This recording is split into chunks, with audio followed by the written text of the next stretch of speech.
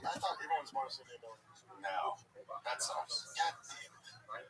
That feels like the time if you're ever going to spend the money, put it on that. Because if Crypto.com put up $1 million and Dana White put up $1 million for the best fight of the night, Just not even fight like all bonuses. Why not? It's a special night. You guys have more money than God. Let's up the antes. You want these boys to put out and put the greatest card of all time? Give them a chance to win $1 million. You're not going to get no Dominic Reyes, Johnny Walker. With $1 million on the line, those boys are going to fight. It's going to be a cockfight. Heavy on the cock. Even if it's $500K and $1 million, that's still, I think that'd be great. Awesome. I thought that's up there. Doing this. How about how could give him the finger over and over again? I love it. Finally, someone interesting in the division. Yeah. Although I have to say, we'll tell you the thing about that. If you're going to fight like that, and you're going to take that kind of punch, You can do whatever you want. but you're going to have a short-lived time. It's probably not the smartest way to fight when it's exciting as shit, and it's great to make your name, but you gotta probably not. You can't back. But he has to do it. He has to make a name for himself. He's the number one talk of the UFC now because of that. So if he went out and just took him down and won by, TKO, we're like, all right. Yeah, I'm trying to blank on that dude's name on the Giants, but he fights like, what's his name? The running back. Steve? I forgot his name. Yeah, That's how he fights. Arizona State. Yeah. He fights, goes in there. They call him the CT kids? Yeah. You ever seen that guy on the Giants, the way he plays? Scavino? He runs through people. It's like Ronnie Lott. Ronnie Lott used to knock himself out. Yeah. Yes. Type in New York Giants running back. He's number 44. Scavino? He's from Arizona State. He was like a 6th-round draft pick, I think. Scatabo. Type in Scatabo hits. Someone says it looks like he ate crayons as a kid. The way he plays. You haven't seen this guy play? No. Oh, wow.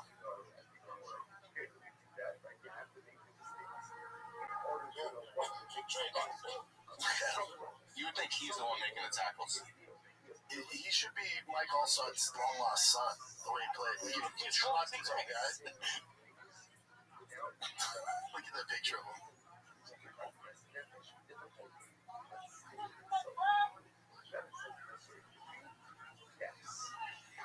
He's a fucking nut.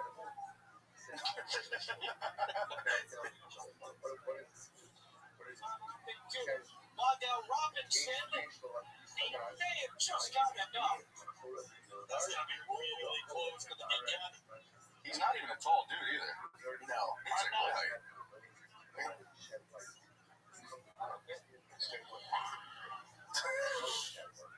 He looks like a good time. Yeah, he's not here for a long time, though. I'll tell you that. Look at those hits. He got injured, too. Yeah. Look how athletic he is. Yeah. Here's the thing, though. Like, this should be surprising. He was such a monster at Arizona State. Was he? Oh, God. He's the reason they won fucking games. He headbutts the helmet. That was it. He needs to whiten up a little bit there, but that's fine. Look at his face there. He's so fun. I'm a Cowboys fan, so The Josh Hogan up there. that's what I'm saying. Yeah. That's it. It's just a good fucking time. Yeah. They're not here for a long time. I was going to say, we're out there. Hogan's going to have to change. Hey, step back a little bit, make some distance, use your jab a little bit more. He's so athletic, he should be able to change things up. Man, he looks good when he's standing. Yeah, You can't, at the end of the day, D1 wrestler, D1 football player. yeah, but you can't lead with your head like that. It was so exciting. This is how he lives.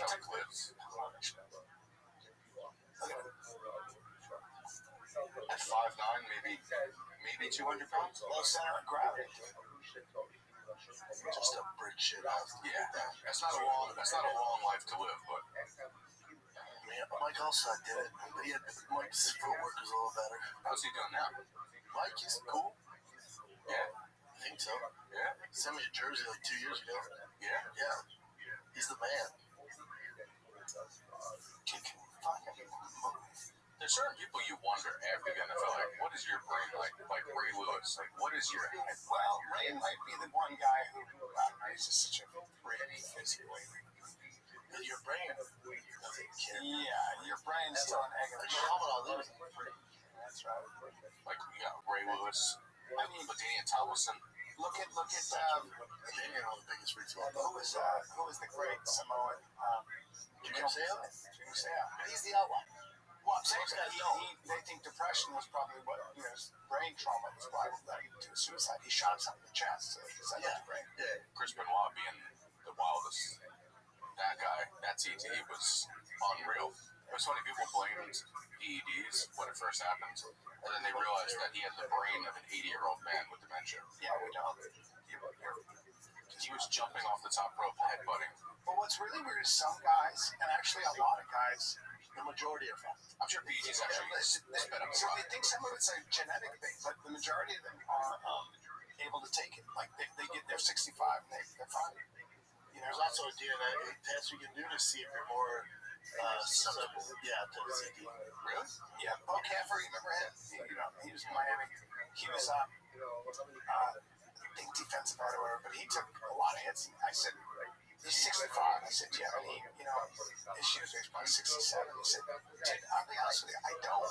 Because I was talking to him, he didn't seem at all. And I said, how about your friends? He goes, honestly, most of my friends are fine. There's some people that Back then, they were not the same rules. It's tougher time. Yeah. Look at Steve Jobs. Look at Tom Brady. Look at Troy Aikman. Right? You look at these old podcasters who are the long That was a different thing. Then you look at Chuck Liddell. That's tough. Right. But his a combination of drugs. Sure. Is it? Yeah, a lot of acid, a lot of booze and acid. Yeah. Chuck was a wild. Yeah. Everything. He was a partier? To Chuck was, he was partying the night before fight. Chuck was smart. That's how much of a guy is. I took, Rogan said the best thing. Rogan said, he's a wolf. I go, what do you mean? He goes, he'll jump in the fire with you and be like, let's see who burns first. yeah. What were you saying, Jay? Yeah, I watch him now and I'm just like, when I hear him talk, I took shots with Chuck at Cheetahs before Smiley Tito. did you? Yeah, it was fucking Not the most recent fight, right? No. This is when he was like on top of the world. Right? They call him the Iceman not because like Dana one time he was supposed to go down to the arena to fight and they couldn't find him. And they went to his room and he's there with 2 chicks like an hour before the fight. Really? And Dana's like, what the fuck are you doing? He's like, oh my bad. And then put his shit on and fuck the guy out. Yeah, Chuck. That overhand right was unstoppable for a period of time. Yeah, he's the man. He's the shit. But his stuff is it's a combination. So you think it's partying, getting punched in the head? Yeah. He used to spar like crazy. And he's the first one, right, that used to be able to take all the shots and not get knocked out and suddenly first time. That's anybody. If you take enough shots, eventually you just can't. Watching his last fight against Tito made me sad. I know, it's terrible, man. Yeah, but this is what happens. You're too tough for your own good. A guy like Hogan is very tough. Think of all the great men. It comes to that price. You could arguably say that he made the UFC what it was at that time period. 100%. He's the most recognized guy. He's on fucking Entourage. He's the face of the UFC. Think about all the great memories he's given you, and then, it comes to that price. Shitty supplements like Science. Yep. Yeah. Science. Remember Science? Yeah. And the UFC bought it. Science. Yep. Science Energy drink. Big piece of it. We're working on it too. Let's take a little break here on Finally Kid. Listen, when it comes to investing, most people think they've got 2 options. Obsess over the market every day or hand your money to an algorithm which hopefully figures things out for you. But there's actually a third option that gives you guidance while keeping you in control, and that's Stash. Stash is a registered financial advisor built right into an app. Stash shows you way more than just your balance. It offers personalized next steps to keep you moving forward in any market scenario, so you always know what to do with your money and why. Join over 1 million active Stash subscribers who are building wealth steadily in the Stash way and on their own terms, with a structure and guidance to back them up. Don't let your money sit around. Put it to work with Stash. Go to get.stash.com/fighter to see how you can receive $25 towards your first stock purchase and to view important disclosures. That's get.stash.com/fighter. Get.stash.com/fighter. Paid non-client endorsement, not guaranteed, not representative of all clients. Investment advisory service offered by Stash Investments LLC and SEC registered investment advisor. Investing involved risk. Stash. When does your show air? My show airs this Thursday. Oh, Yeah. where can they find it? It's going to be on YouTube. Who's your first guest? Can you give us a sneak peek of all the guests that are coming up on your show? Think I can release them all? Yeah. Yeah. Well, the first guest is we got this huge gay guy, right? Huge gay reads. His name Brennan Shaw. Brennan Shaw. Yeah. Who's after that? Then we got Mike Israel.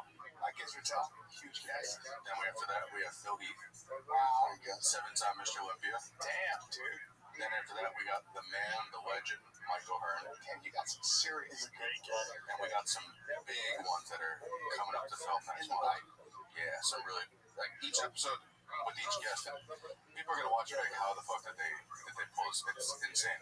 Well, you guys. And like, what I like about it too is like, it's not just like a gym vlog or anything. Like we're actually making it actually funny, but we actually want people to learn from it. You know what I mean? Like, what's been fun about it is like when we worked with Michael Hearn, he was telling us how much fun he had afterwards because it's like we're not professional You guys are fun. You're we're coming in as white belts, making it funny, and learning from. And like I've already learned just from doing the show. My whole workout has already changed. Really? Since I started doing this. Really? Completely. Well, you're dealing with the best of the best. Yeah. Guys like Michael Hearn or Phil Heath, they've been doing it. They're scientists. Do you Have give you me these? seen anything we see? So we know what the hell you're talking about? Because it is a fun show. That's where it's different, especially in the space, man. The space really doesn't have anything like this. MacBook is called Chen Yi MacBook. Matt Burke. You don't know this man. While we wait, Jen's birthday came up 49. Dude, I know, dude. It's so weird to even think that, but 49. you remember how that felt, right? Yeah. I got 59 feels. Yeah. 49. How did you feel between 49 and when you started 50 or 49? Which one was that? 50 was a big time because I was doing so well. I just felt like I just didn't have a care in the world. Yeah. But I mean, other than that stuff, just natural age. Were you like, oh shit, I'm 50? I always felt, look, I was like today. This weekend I was jumping around on stage, and I just felt really good. I feel the same. Oh, yeah. I've always felt text is actually making a difference in your energy. I do. You do? I really do. And the reason I know is because I'm not tired at the end of the night. I'm still ready to go. This is the preview chain? It's one of the sizzles we got.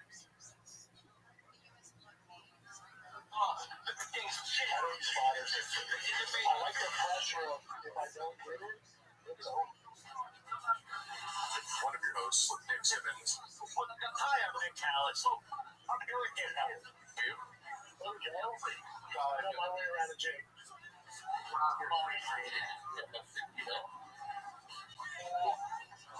You gotta be Jack, you're a comedian. You're doing that same. That's the most you said back. I'm like, no, it's a Jack. No legs. No, it's great. I'm so pumped for it to come out. Even that, as good as that is, didn't even do it justice. Right? Yeah, you get some good. How long is each episode? We're 7 hours. 7 hours each. no, so it's hard to edit. Between 20 to 30 minutes per episode.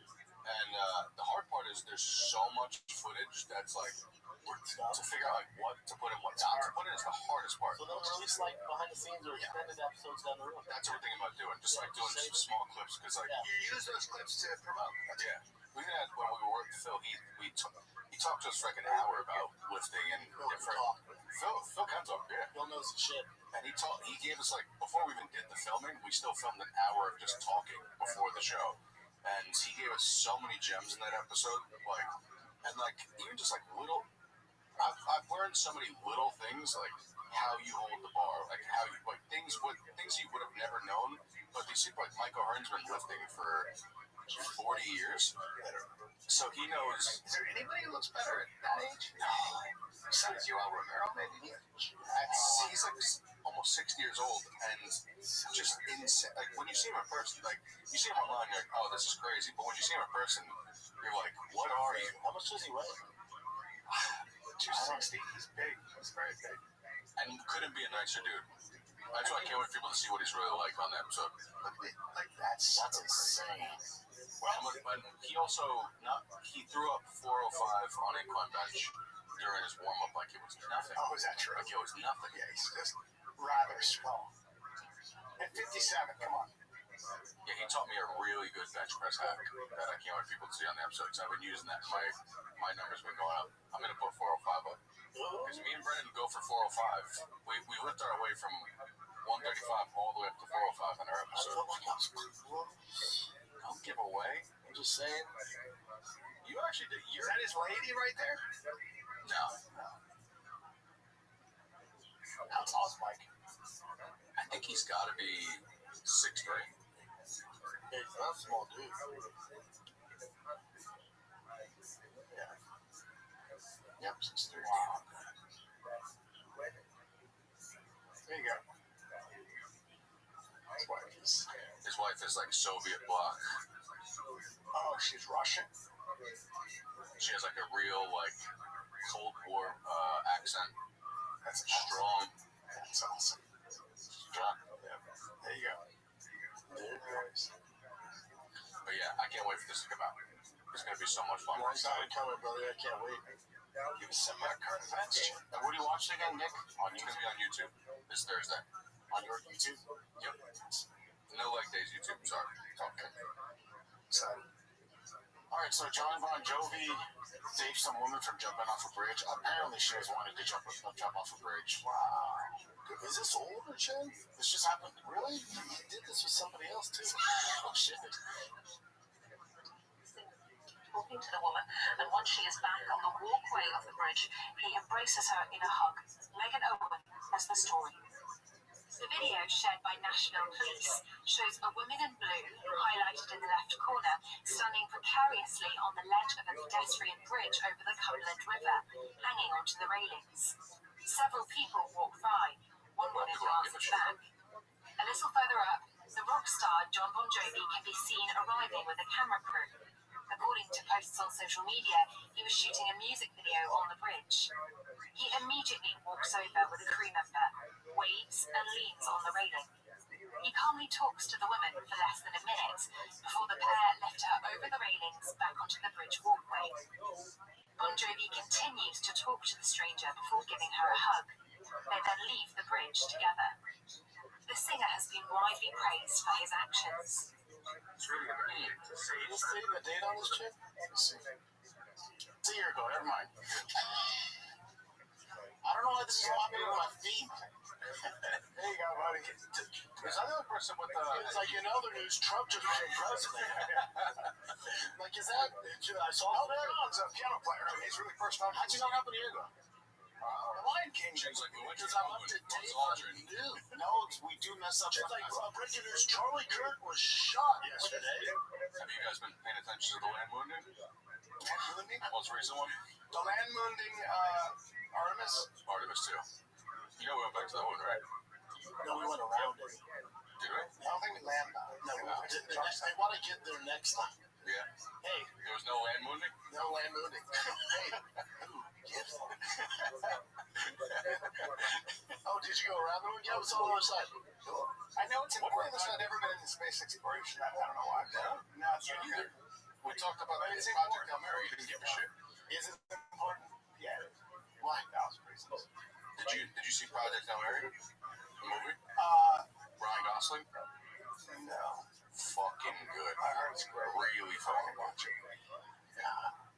You know, space. What about Interstellar? Did you like that? Too much for me. It's not, I don't know, it's my fault. I'm not saying I'm right. Well, it's one of the best movies of No, the generation. Never. It's not my thing. No? What's your type of movie? Horror. Horror? I like slice of life movies that happen on Earth. Slice of life? Like Good Will Hunting? Yeah. That's one of my top 3 movies. Yeah, of all it's time. incredible. Raging. You don't fuck with Good Will Hunting? Of course I do. Everybody does. Everyone does. Good Will Hunting? You're like, come on, yo, we like Forrest Gump? Yeah, we all like Forrest Gump. Yeah, it's a great fucking movie. What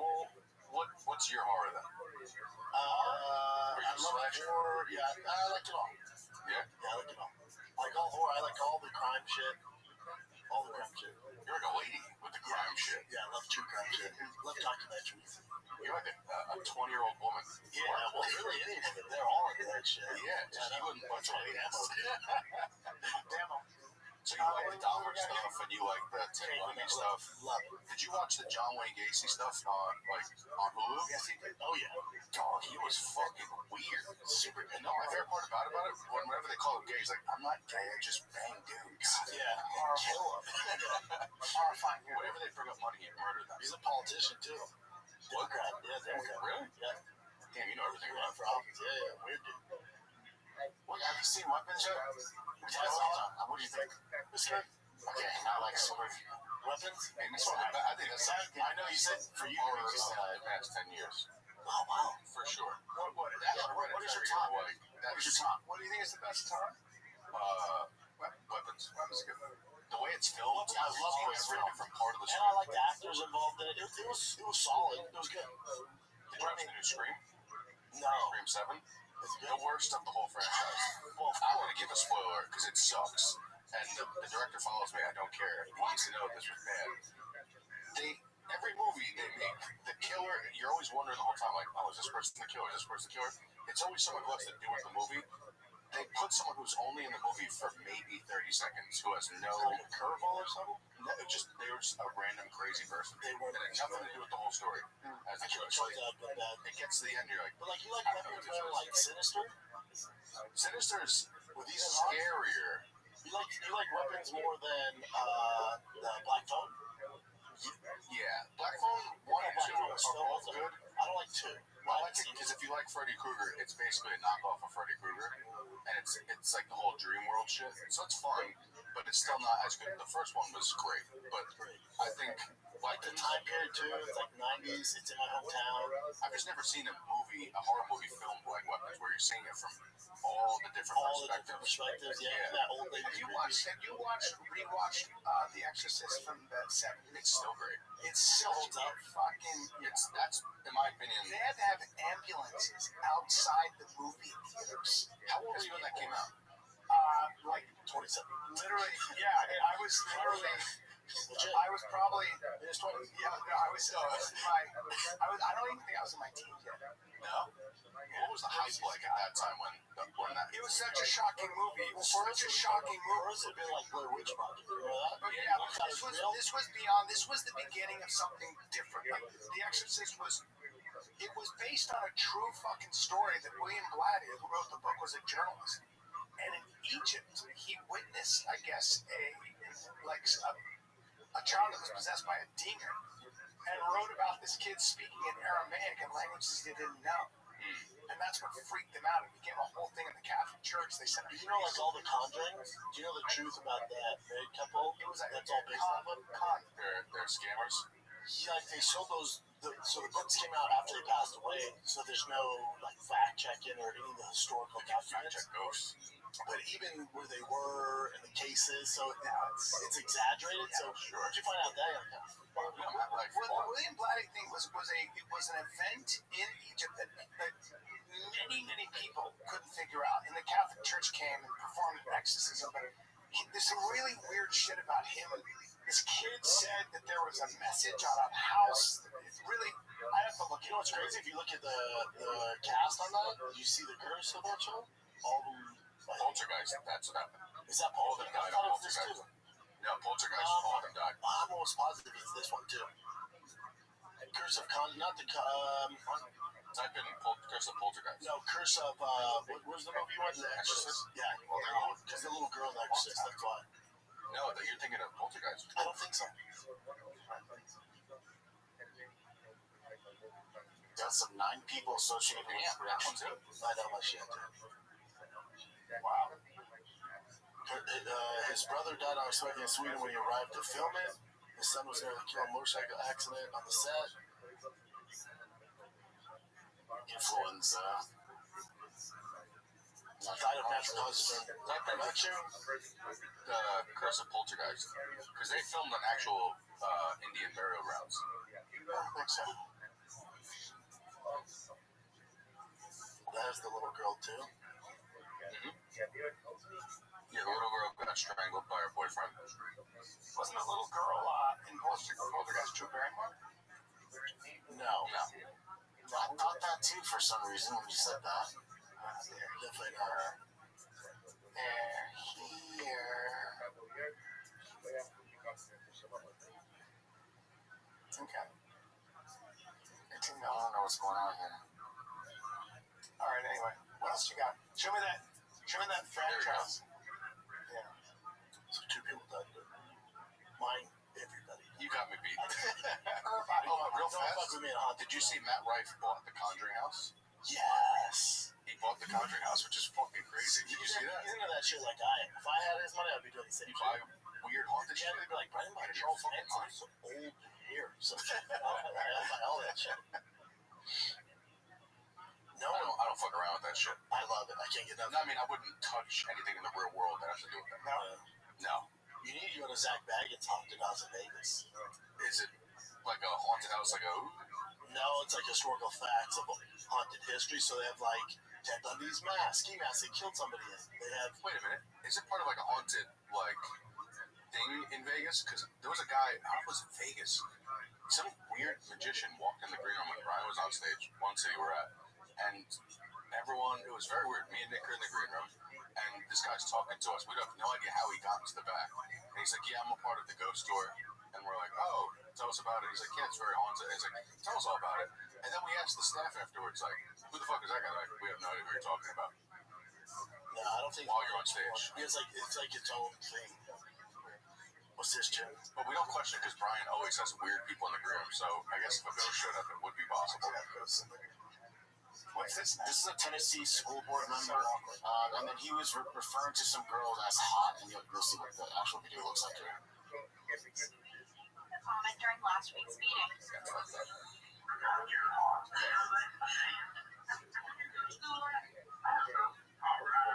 At Wednesday afternoon's emergency meeting called by the chair of the board, parents and community members demanded accountability, asking Urban to resign. And the best thing that you can do as a human being, a father, and somebody that says that you care about this community, go ahead and step on down. Following a heated public comment, the board was given the opportunity to speak. Urban read a statement saying the clip was taken out of context. When I mentioned she was hot, I mean she was on the road. It was nothing to do with her parents. Some board members also said he should step down. So basically, they want to get him fired, but I don't think he's fired yet. Is it taken out of context? Did he show up before? Is he saying you're hot, like you're on a hot street? Yeah, that's not even what he was saying. No. I mean, she was on the road. It was nothing to do with her. I believe, because you would never say that to a kid. No. Watch the video, everybody. David Crockett High School, I was especially proud to learn that's where she fucking stood. Punching her all creepy. Come on.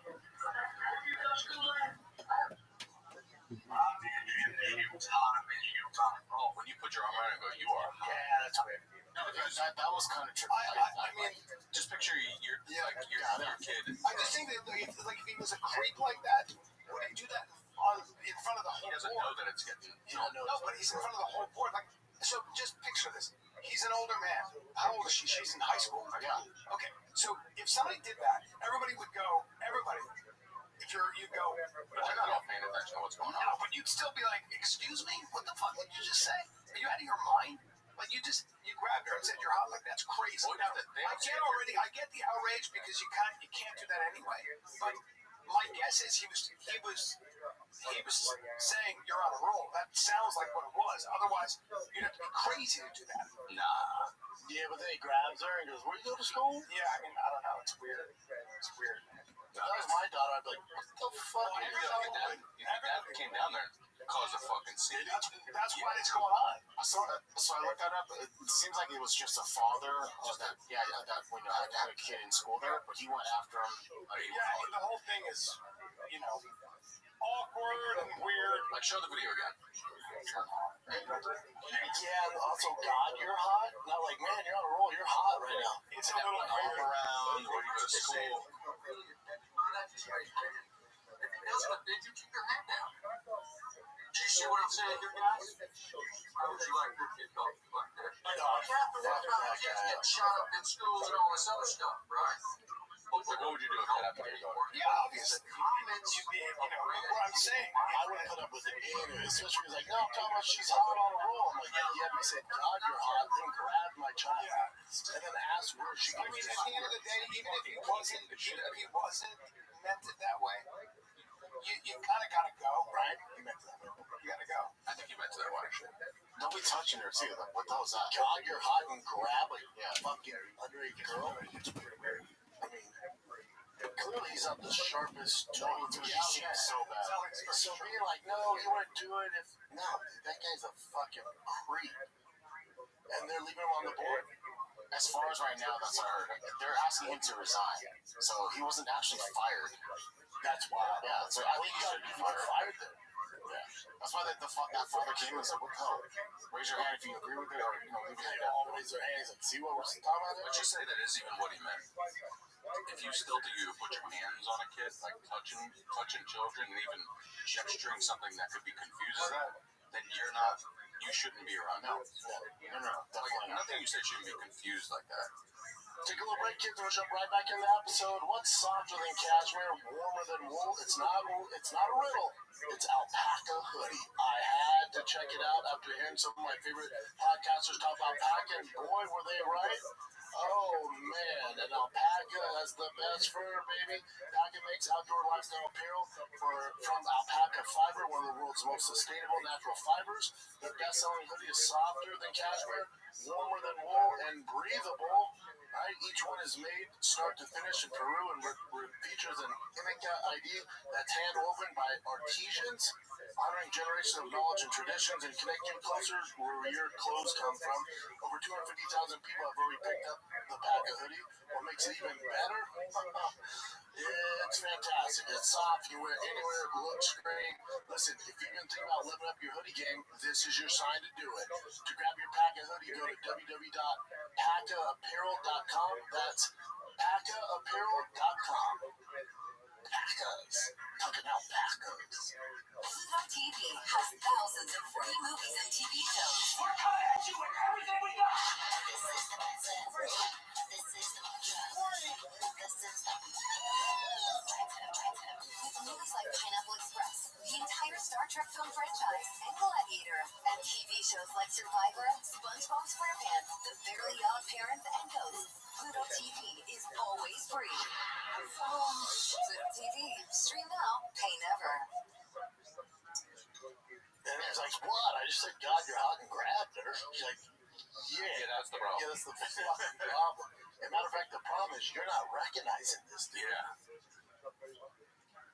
Man pulls fake gun, chicken shop worker. Yes, this is weird because they have footage of this guy's apartment too. So some guy asked for garlic sauce, he didn't get it, so he ended up pulling it up. It is frustrating when you don't get the sauce you want. When you have Del Taco and they don't include sauce, you're like, oh, well, fuck me. What's Del Taco? The LA place? You never went to Del Taco?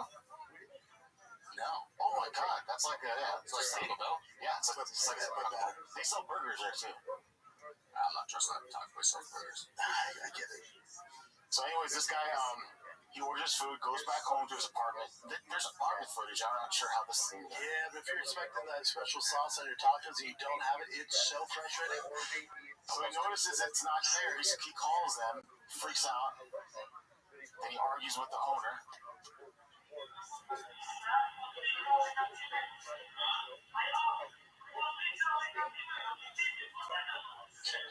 That accent means business.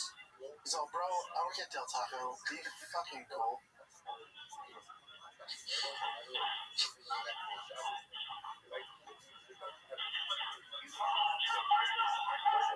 Looks like a real gun.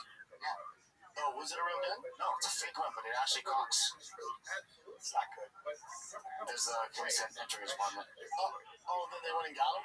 Oh, wow. Sauce. Over fucking... Well, I get it, though, dude. That medium It's sauce is Chick-fil-A, fine. don't give me the buffalo sauce. Get out of my face.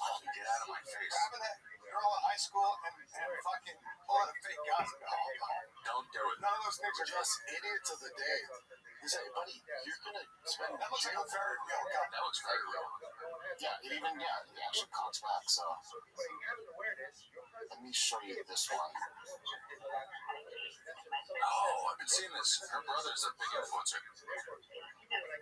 This one's fucked.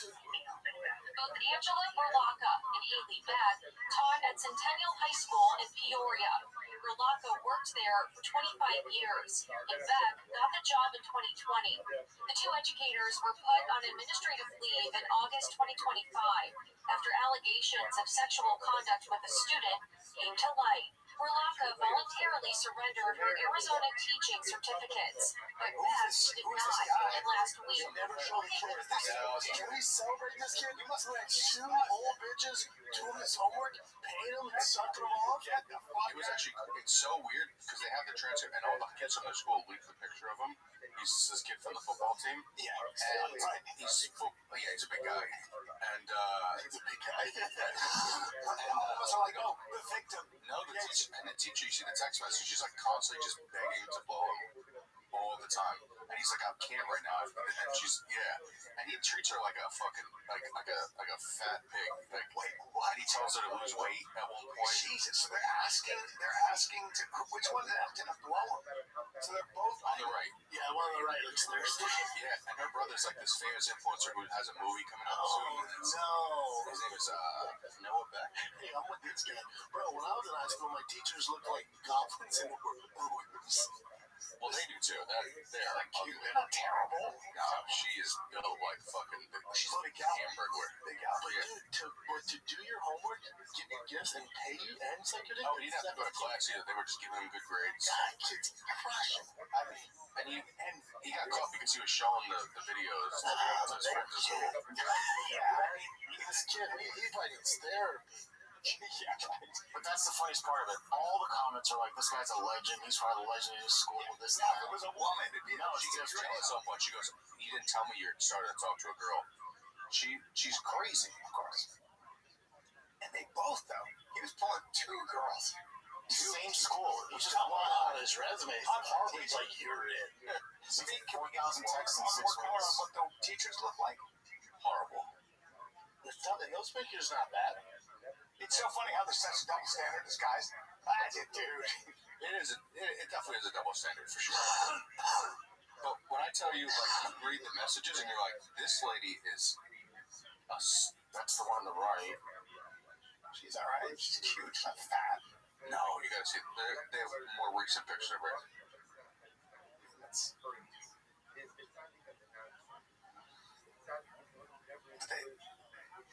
Not bad. Is that the kid, though? No, he's Oh, like that's the influencer guy. he's this tall quarterback, and she's like in the background of all the videos that he's in. She's like obsessed with him. Of course. It was the guy she didn't get in high school, right? So she's working it all out. You know, it's always sad when these girls, like, when this happens and they have a boyfriend or husband that's an adult. Dude, how embarrassing would that be? Oh, my God. You cheat on me? That's her. 16-year-old? Yeah, it's her. Wow. That's her name. She looks different in all these pictures. It's Instagram. That's her brother, Noah Beck. Oh, there we go. Yeah, I'm not. This kid's... It is what it is. Yeah, I went down the rabbit hole of this. It's insane. It knows how it's all women who are like, this is outrageous. The male victim. Guys have never taken an Instagram. They're like, And he wouldn't do it unless you paid him. what? She had to pay him. You didn't even make it money. Dude, this kid. Quarterback. His friend's like, hey, dude, how many minutes all our teachers all the time? He's like, you know, miss teacher. Yeah, there was one text where she's like, I gotta just go eat a burrito right now. He's like, I don't think you should. Oh, that's hilarious. Let's lay off the burritos and suck this. Good.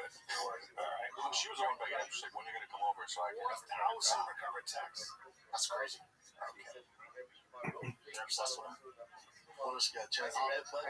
Okay, wait, when's the last time you guys have seen Dog the Bounty Hunter? Yesterday? What? Somebody? Take a look. Yesterday at Blockbuster? Whoa! He just had my eye surgery. That's worse.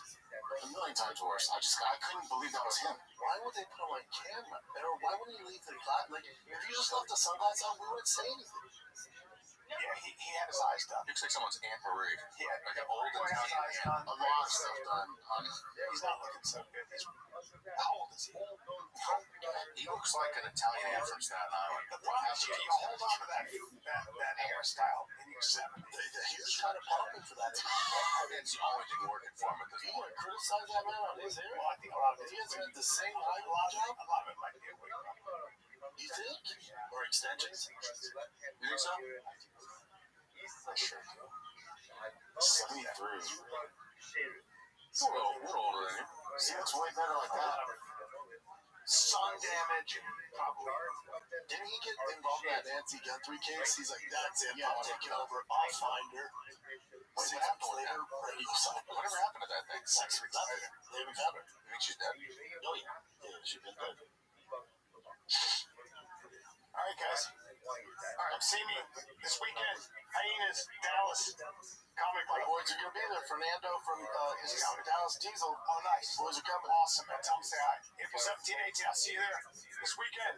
Then the end of the week, then the end of the month, April 30, May 1st, I'm in Honolulu, Hawaii. Let's go.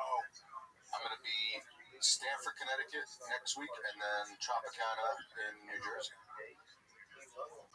All right, kids, and then go watch No Leg Days dropping this Thursday at No Leg Days YouTube. It's a great show. Check it out, everybody. All right, that's it. This is the Fire Kid. We're out.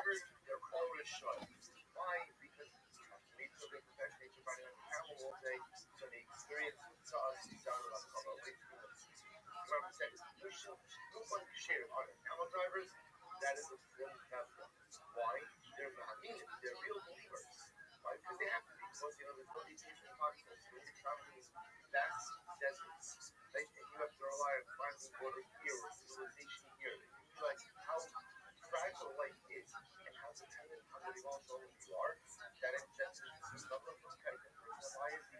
So as the Ashka, so the Ashka says, so what's going on over here?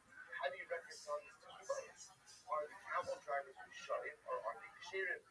What guys are Ashka? Now, Shadvar in himself is the one that comes. The Ashka says it's not a contradiction.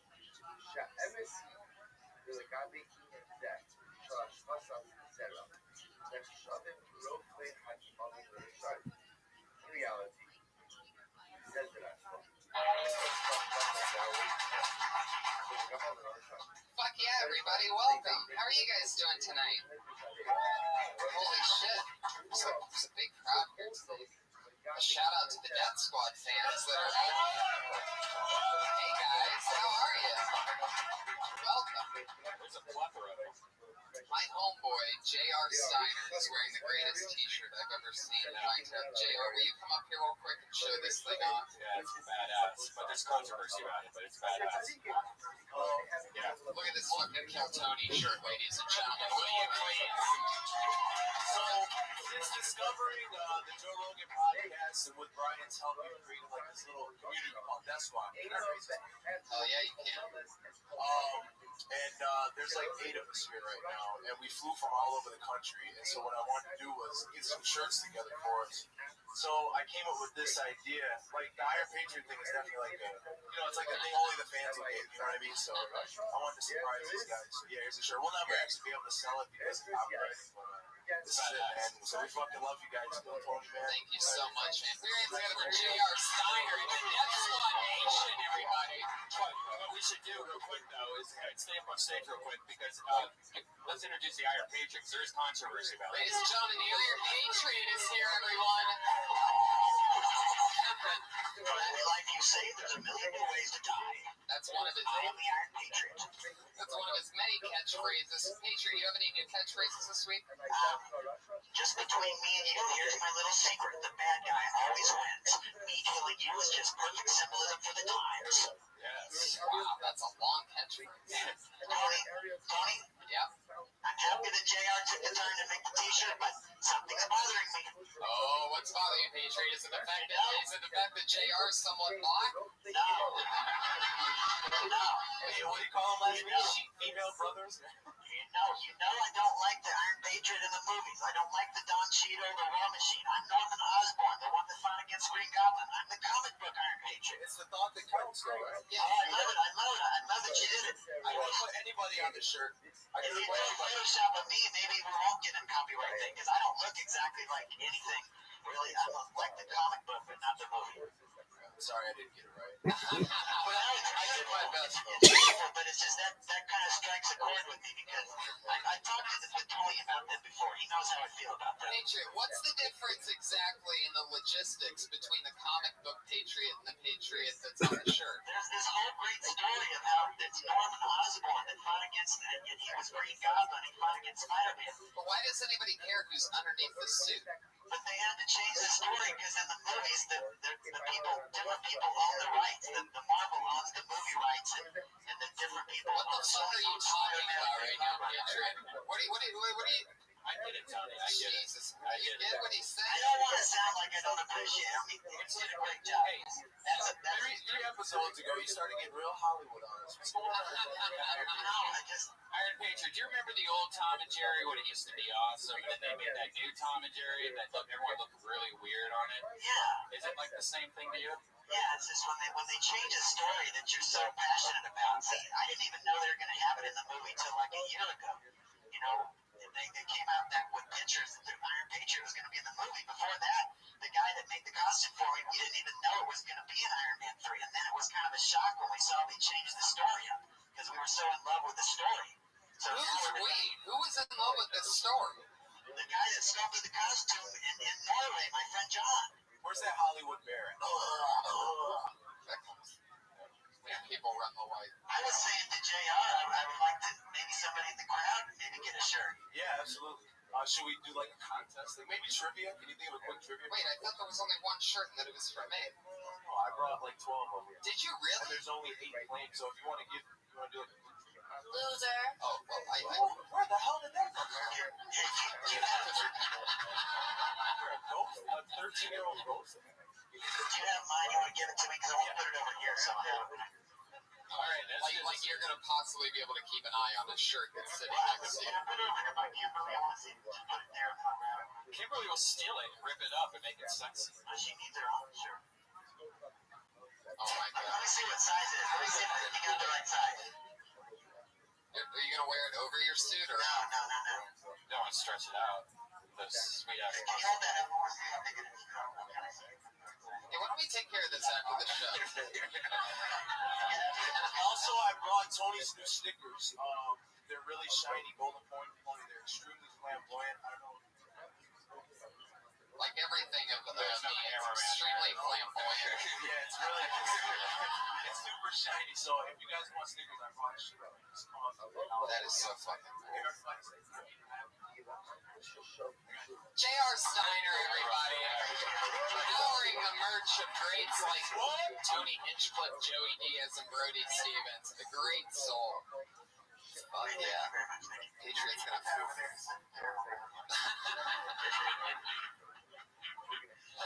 the best when he just gets real. We need to get him one of those fanny packs.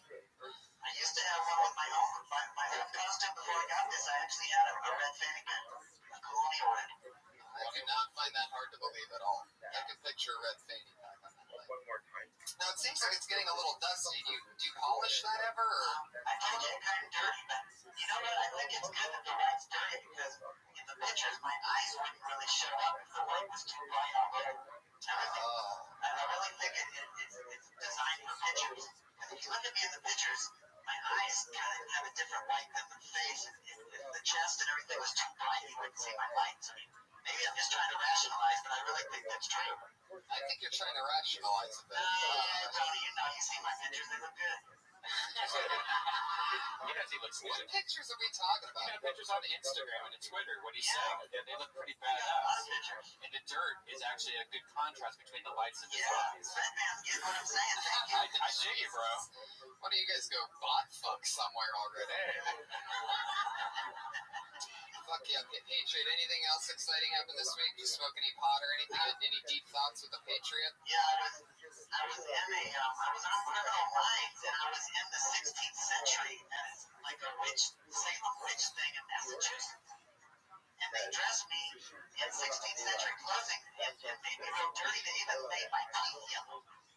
I didn't like it. Oh, for the show. I have no problem keeping my teeth white without them putting that shit on there. What did they use to make it yellow? Just, I don't know, it tastes weird too. I try to tell them that I don't need it, but they put it on there. There were some cute girls though dressed in that 16th century clothing. Really were. Were their feet exposed? No, but I saw their cute faces and I can imagine.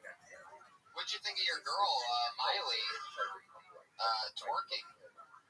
I like to watch her twerk, but I told you the story when I was on Montana. She don't have nice feet.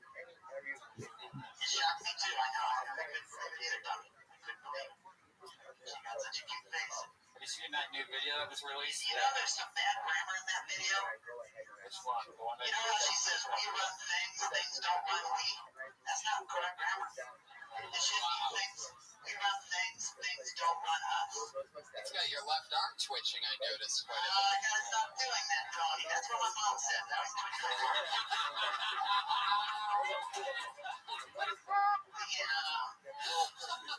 Gotta be fucking shit. You keep telling me when I do that, because I gotta correct that. That's a bad habit. Can't do that anymore. I'm a superhero. I can't be living like a twitcher. But can we just say, honestly, as a robot, it works. It looks like they're kind of like, doing something. Yeah, but I don't want to look like I have Parkinson's disease or something. Yeah, I always wondered if it was part of your robotic type of. I always wondered if it was the suit or something. But now that you've admitted that your mom's always told you that you need to control your arm twitching, Yeah. I think it adds a great element because it makes you so human in a way. Yeah. Hey, Tony, can I ask you about that roast? I was watching that roast on Comedy Central. Yes. It was very hard to watch it because they keep showing this movie Neighbors like over and over, like about 20 times. You see that? What do you mean it was hard to watch? I'm saying, I was watching all my clips of my favorite comedians, Jeff Ross and Sarah Silverman. How do they distribute those jokes? How do you write those jokes? How do they determine which one of your jokes go to which comedian and stuff? It's a very interesting, long process. A lot of it has to do with the comedians coming up with their own sort of take on the situation and what they want to get through that night. A lot of them write it themselves. A lot of them write it with us in a room. Sometimes we write them in a room and just write these crazy fucking jokes that turn into, everybody knows a great one when they see it. So then sometimes they just deal them out accordingly. But it's an interesting, different type of process that never has a rhyme or reason. But good question. Well, you asked me, so you really didn't give me much of a choice. Yeah.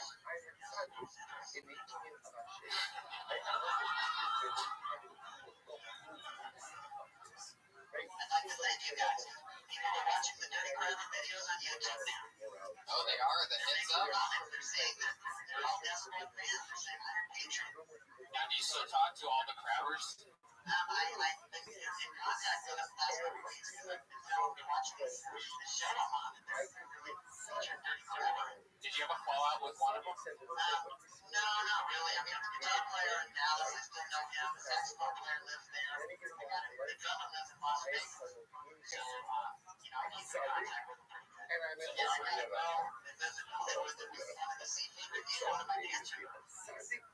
Wait, what did they call? They see me review.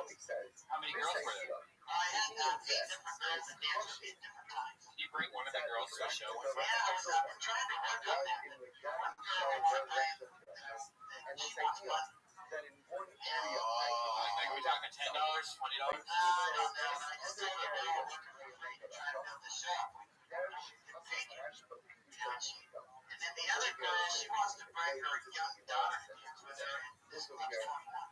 The real secret is she has a daughter. So you've talked with the other 30 crabber members? Yeah, they're feeling the feeling like it can come back. We can bring it back. Dirty Crabber in 2013. When you get to excited, it's when you Yeah. I feel good about my career, Tony. I think I'm going to have a house in Malibu. Oh, we can tell. Look at that left arm go. Yeah. Can you say you think you're going to have a house in Malibu again? Yes. I'll be living next to Rob Downey. Oh, and that would be like a perfect Iron Patriot, Iron Man type of thing. Now I'm trying to get him excited so that he does it again.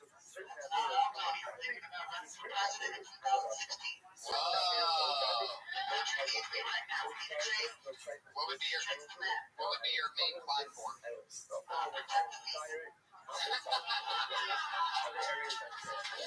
Fuck yeah, Patriot. Who's your vice president, Dr. Schultz?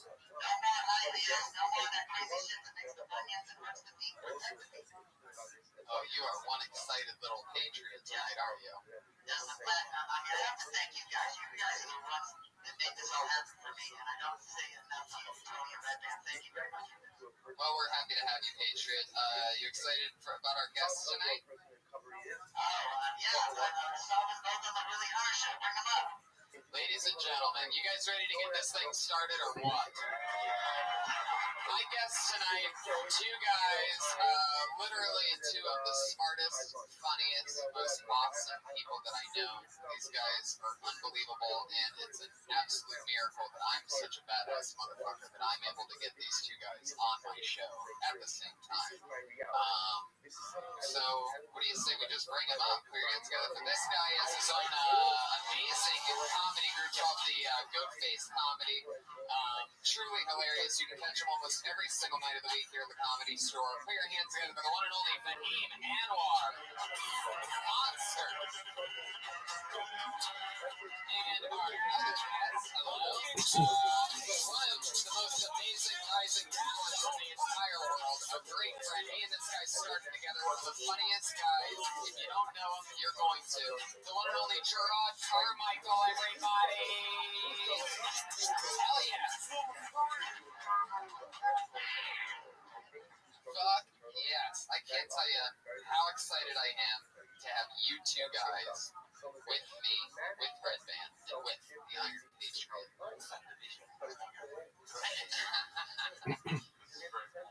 You know about the Iron Patriot, Rob? Something you missed me. I have to ask you guys about. I saw both of you on YouTube today on the Really Hunter show. You did your homework? Tony's got me working every week on this job. But anyway. Right, we have an aluminum Patriot that applied last week. I enjoyed your dance routine. You had long hair, and your name was Lance Stubbles. Now, when did the change occur that you have a new name and you cut your hair? I love that you think that's who the real me is. You have this crazy mullet and a wife beater. It's a character that I play. Oh, I enjoyed the dancing. You're very, very talented. He's like, I like that guy better than this guy up here. Bring him back. I have something to ask you, Gerard. Yeah. I noticed on Twitter that your handle is Notorious Rod. Does that mean that your penis is well known and famous? Oh my god, Patriot. My banana is notorious too. I almost beat the shit out of you for asking that just then. It's with Notorious Rod. No, you don't. You're 0 for 1 with questions with Gerard. The Iron Patriot is our head of security here, Gerard. And, I learned you from North Carolina. yes. I saw that interview. You worked at a shoe store. Oh, yeah.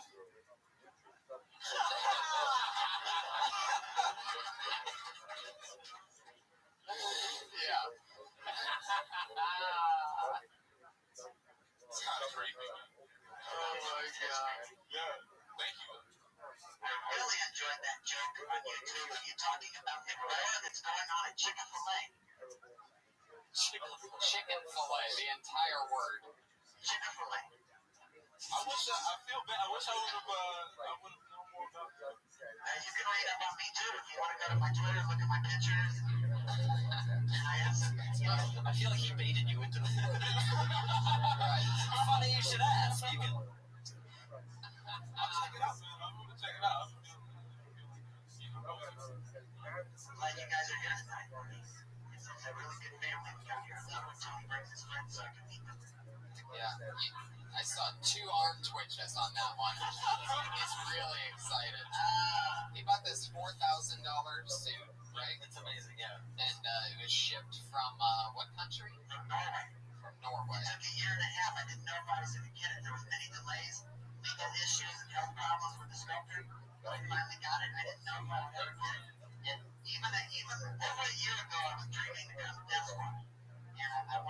meet Redman because I knew he would love Dirty Crabber.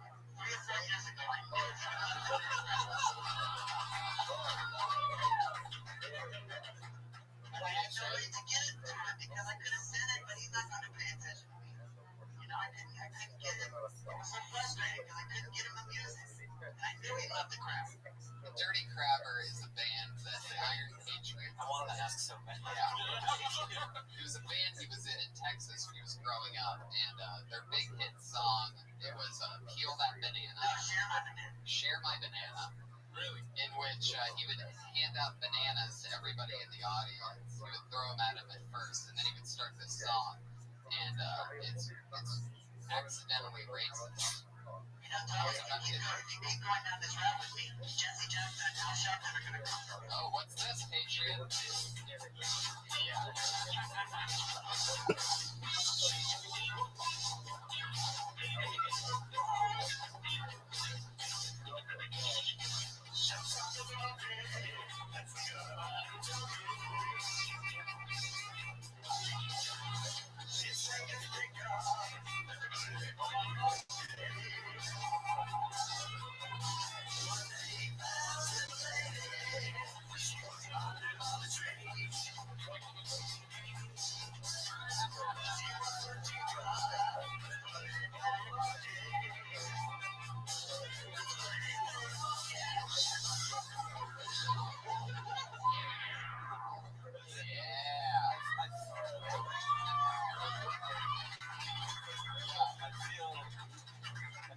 Unlock the cheat code in the video.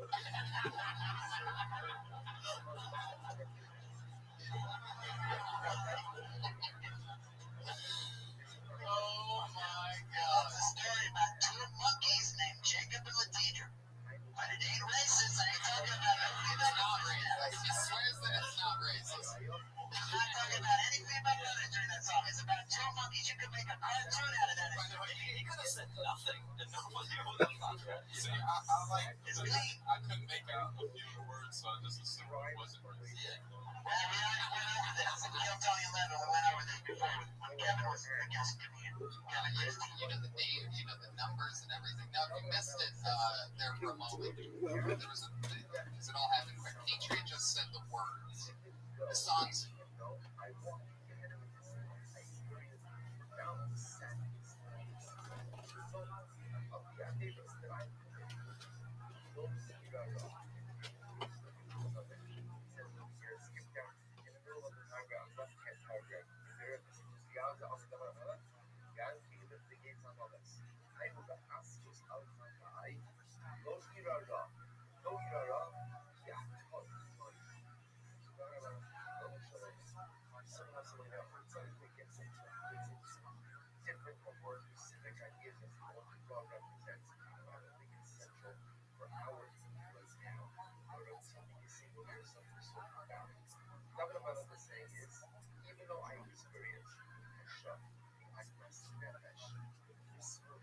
Insurance up a couple. Make me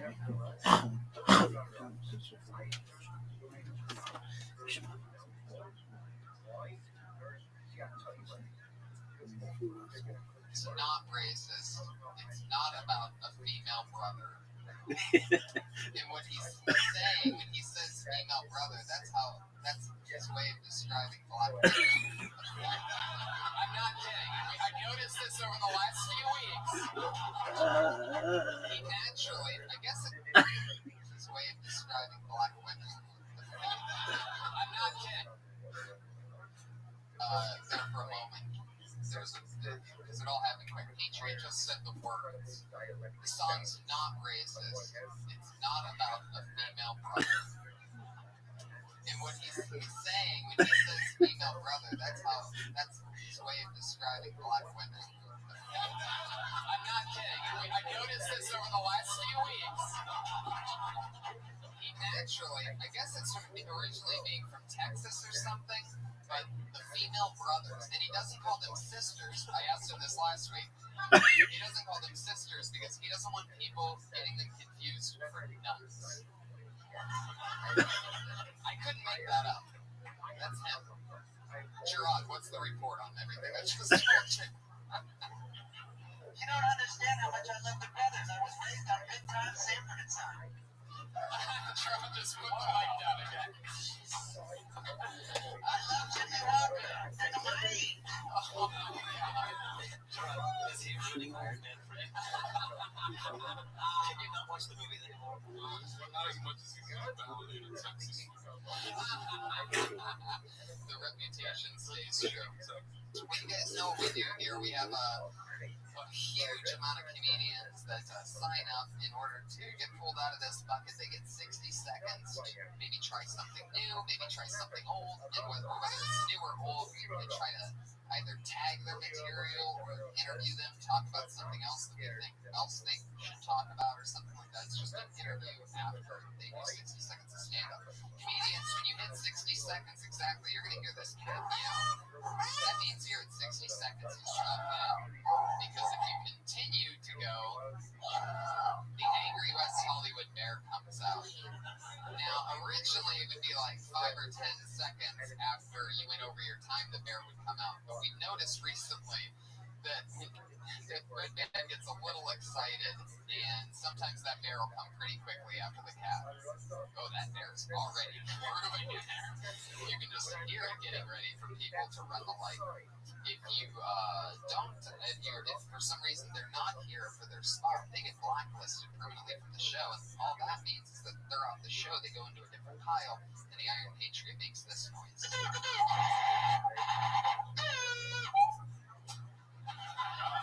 Alright, so what do you guys say we get this thing started, huh? Fuck yeah. Let's do it. It's all happening. Our first comedian tonight for 60 seconds is Rob Russell. Here we go. It's all happening. Rob Russell. Oh, shit.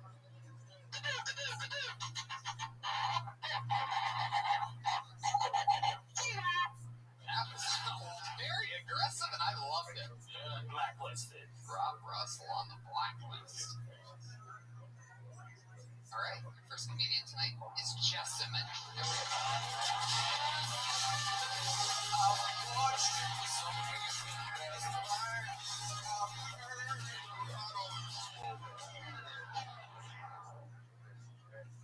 Hi, everyone. Hi. With all that cheering that went on, I would never know it was comedy club. Just, you would never know you were in it. I like to explain myself.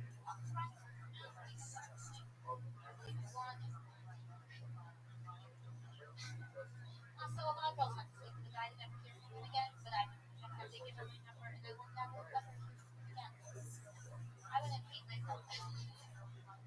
That's okay, you'll have to. I got asked out by a guy and he didn't show up, and I put him to sleep.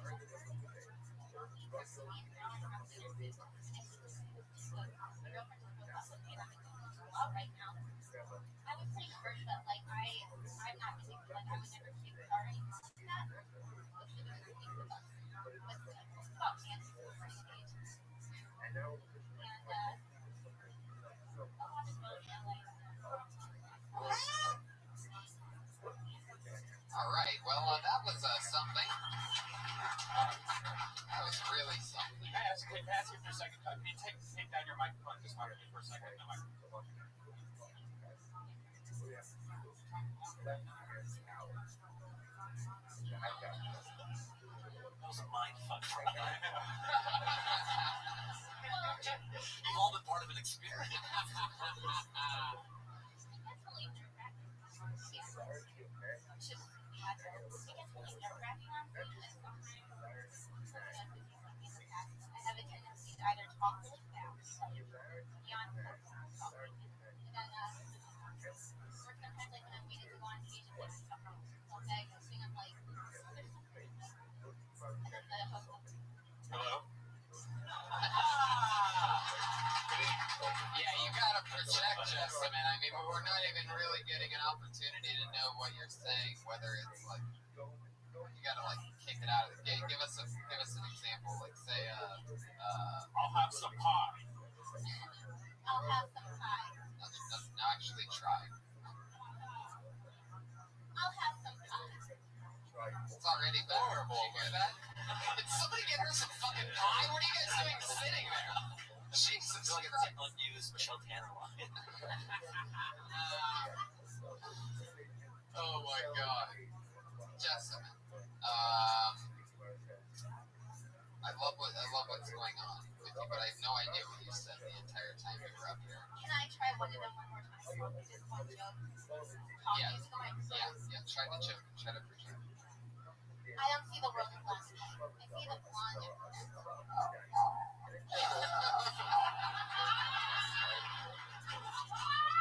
So angry West Hollywood Bear is out of nowhere. All right, no, okay.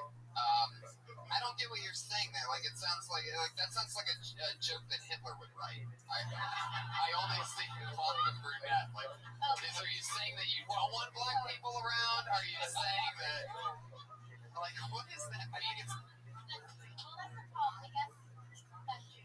It has backstory. So I guess I was thinking about how whenever I've gone to meet up, blonde girls tend to talk to me more than others. Like when I go to meet their friends, they're all blonde. I feel like when I first meet them, they kind of look me up and down, kind of like, yes, something more. So that's where that is. Well, there's more here in this than just that. You know, you go deeper with this.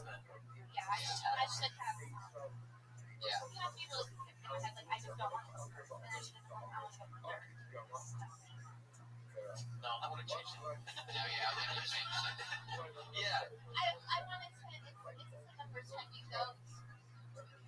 But I totally agree with what Fahim was just saying. Conversationally, when you were just explaining that We got more insight into you with that than just, you know, because anybody with a corporation could come in for a billboard or So something, it's, you know. I get that. Because I guess like the one thing I've always wanted to just get better at with stand-up is if you have a story, how do you get, you know, your fiber story into that really concise Well, something to think about too is like, we know nothing about you or the way your mind works. Really, like anybody could have done like what you said. It's interchangeable, you know.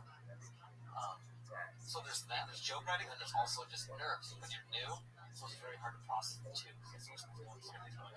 So it's just stage time to wear up those nerves. Just be you on stage. Have you ever considered wearing an Iron Patriot suit? Just kidding, Patriot. Jesus, that death glare you're giving me. And that left arm so solid, not twitching at all. That fucking thing is a wall right now. I guess I like my clothes, so I'll stick to it. I know what you mean, but I guess. Jessamine, I love it. You gotta project next time, okay? You gotta really push it. Gerard, what do you think, Jessamine?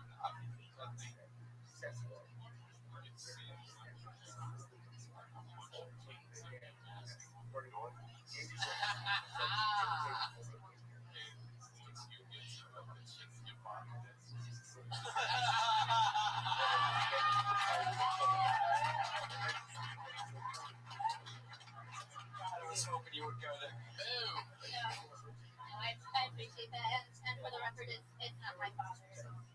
Your uncle. No. It's somebody. It's just nice, but thank you. Heck yeah, Jessamine, everybody. She's on Twitter at @realadorable. Real_adorable is her. That's her actual Twitter handle. Gerard Carmichael nailing it from 3-point range, everybody. Fuck yeah. Jessamine's got the mic and the mic stand. One more time for Jessamine, everybody. Adorable. Real adorable.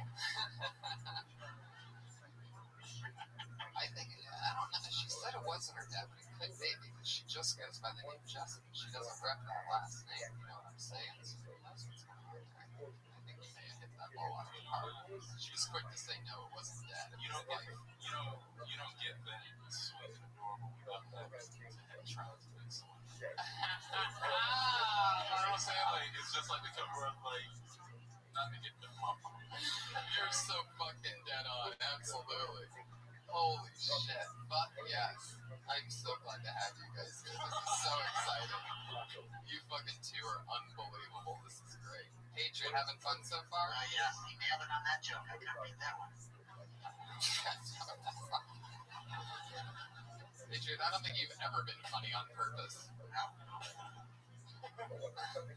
Put your hands together for your next comedian. It's Pete Christian Hessing.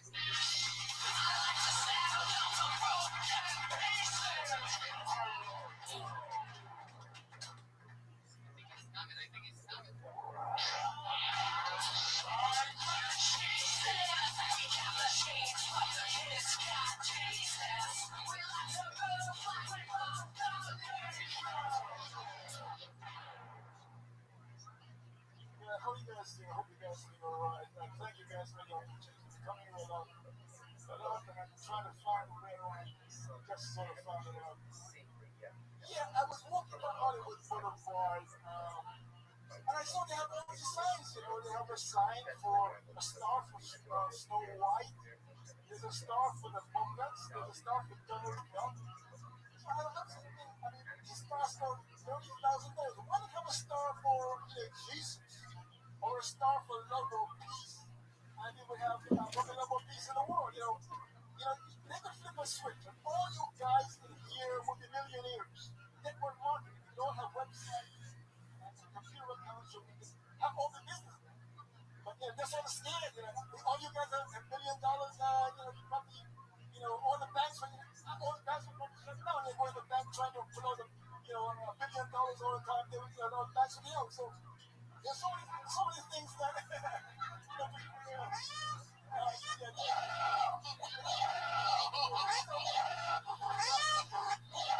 right, Pete, that's your time.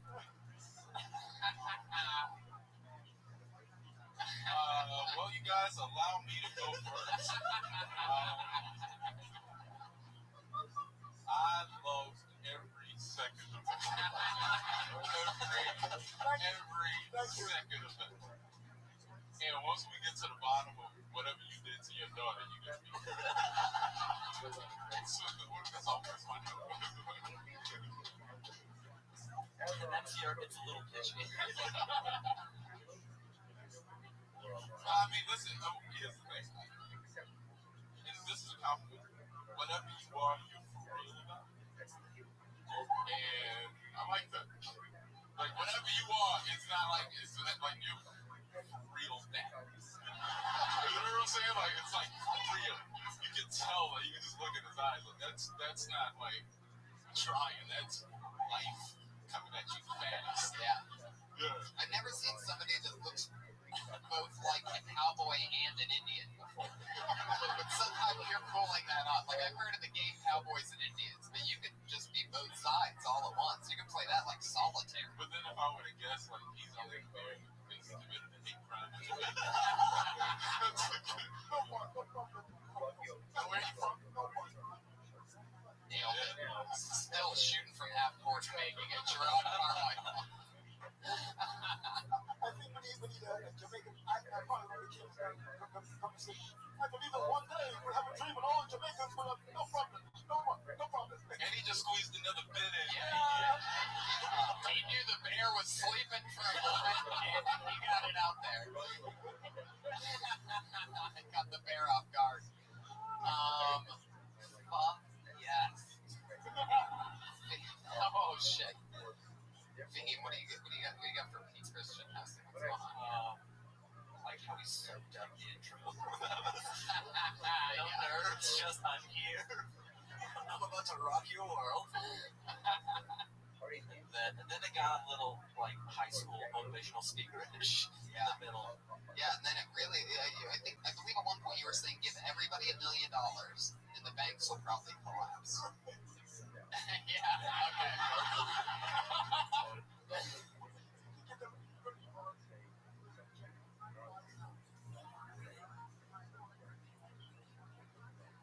Why is nobody not taking financial advice? I know, absolutely.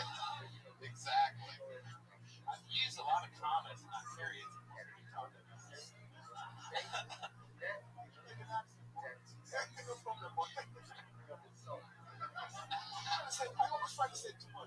Is the clothes like you or for stand-up?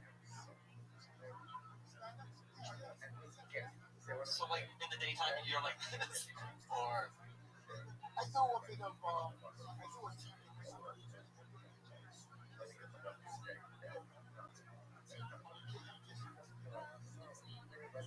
wow, that's radio station with 14 letters. I asked if he wore that in the daytime, and he told me where I could see it. Yeah. So you just take off the undershirt. You keep the jacket and the scarf on.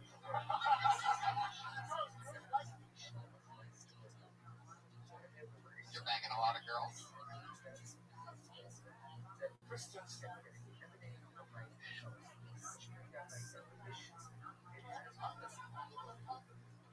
If you have the condoms, they can go. That's an interesting motto. Give this guy a condom, he gets confidence all of a sudden. All right, well, I like your style, Pete Christian. How long have you been doing stand-up?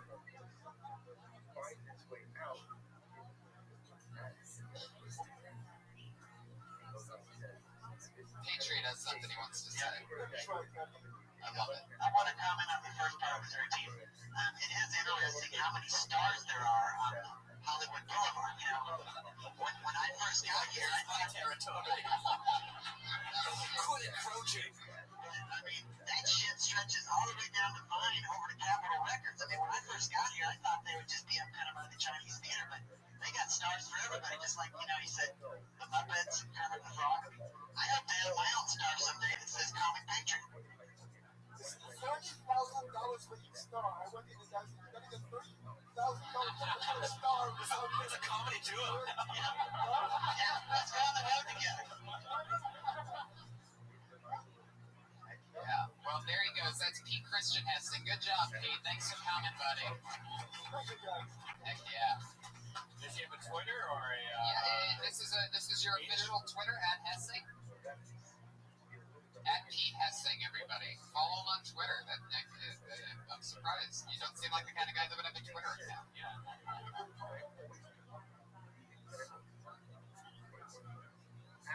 Well, when you always forget your password, you have to do that. That's part of forgetting your password. Let's call it silencer. Right. It's a conspiracy. It's 160 characters. Oh my god. I fucking love it. He also doesn't seem like his name would be Pete Christian Hessing either, right? Doesn't that sound like the name school shooter? The wallet he found. Yeah, the one that he found. First day here in the newspaper. It goes signed Pete Christian Hessing, the obituary. Alright, fuck yeah. He said, what I love, another thing that I love about that is there's 3 spaces on these things when comedians sign up. A lot of them don't fill out the third because they don't know what they're going to talk about, but the third one is the topic. And what Pete Christian Hessing wrote for his topic was weddings, economics, and something else. There's an and logo, and then his handwriting was too big, so it got really small. No.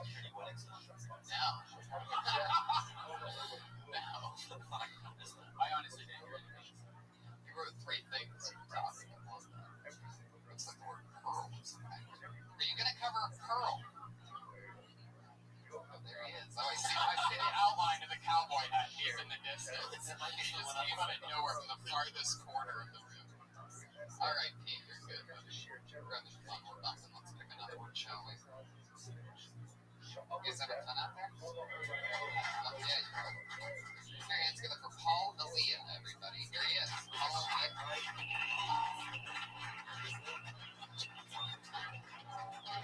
What's up, y'all? You guys, they're going to make a Fast and Furious 7. Not one time in any of those movies have they ever stopped to get some gas. You guys just... Where are they getting this fuel from? The 7th one, those motherfuckers walking. See, Vin Diesel kicking a can of Pepsi. It's like I told you, motherfuckers, we should have went to a Chevron. Damn it. You can't get a girl without a car. That's all I'm saying. You know what bothers me? I hate when I'm at a red light. I see a hot girl to my left, and I look at her, and she looks at me, and then she slowly starts pulling forward. And the light's still red. It's just like, she's saying no to me with her feet. You know what I mean? So what I like to do is I like to pull up next to her and take it one step further. Right? I like to pull up next to her and just be like this.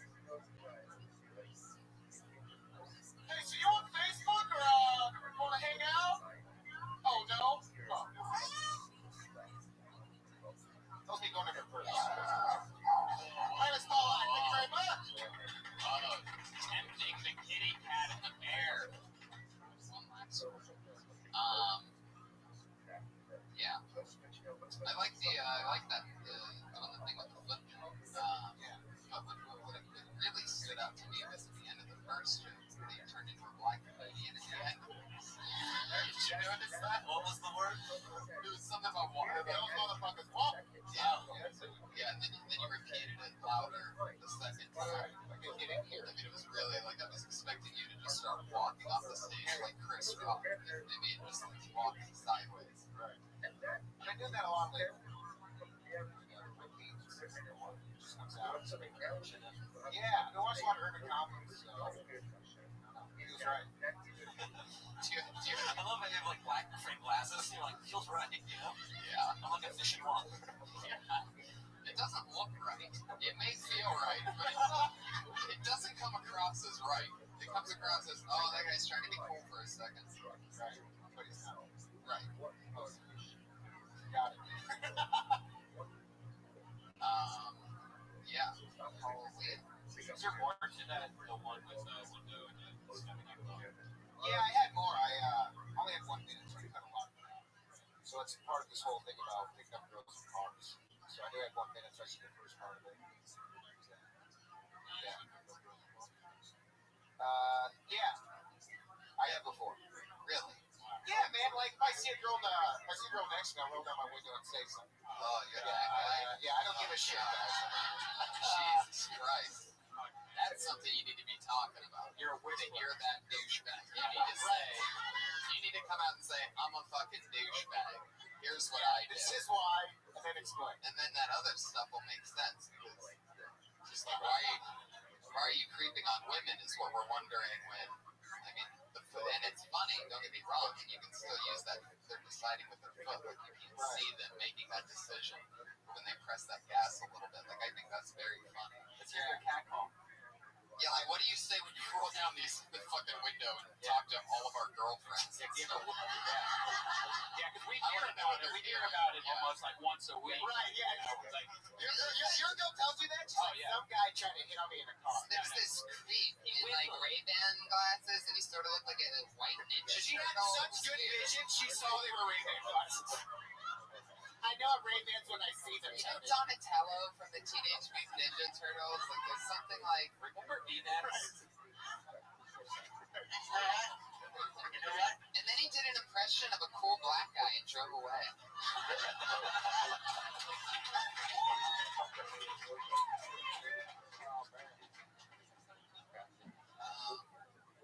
Yeah. I don't think you should waste time even talking about Facebook. Just say, I live down around the corner. Let's go back to my place right now. Why did I talk about Facebook on a page? Yeah. You stopped at the corner and then she was pulling ahead. You're trying to get... Oh, right.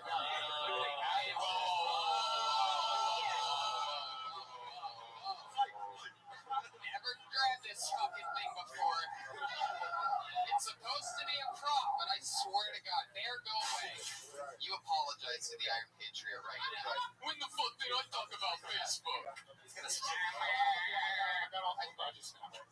You made his arm twitch, bro. I accept his apology. He's a cool guy. Thank you, bro. All right, Patriot. Yeah, you be nice to him. See, in the bit, I wanted to say something to the girl in the bit, so I tried to think of something to say, wow. What do you really say? That's what we're asking. Hey, how you doing? Where you going? You see how that summons a reaction from people? That's what you want. You want to get those people growling like that on your own when you're talking about them. You can do that. Does it work? Yeah. What kind of car do you have? Nissan Altima. Oh, that's a fucking miracle. You're picking up fours on four wheels. I love that. He's pulling up next to a girl on a bicycle like, hey, what's up? What are you doing? You want a ride? Throw it in the trunk. Automatic trunk, thank you very much. On a bike. I thought you were forward. It's all the romantic music, is he? I thought you called his car before. I never heard car was like girls. I've never seen this. I'm saying the girls that he's doing for parking out of the Nissan Altima can't be any higher than a 4. Couple with Down syndrome. If you're gonna do it, no, you can't. If you're gonna it is A 4 is just it's 6 with Down syndrome. if you're gonna do it, you have to waste it on a good-looking girl. You can't waste it. Because we line it off. It'll hurt too much if it's like a 2. Yeah, if she's bad, she starts driving away, then it's like, oh, fuck. I drive a Nissan. There you go, Paulo Leo, everybody. There you go. Paulo Leo 123 on Twitter. If you want to tag any of his stuff out there for you listeners of the podcast.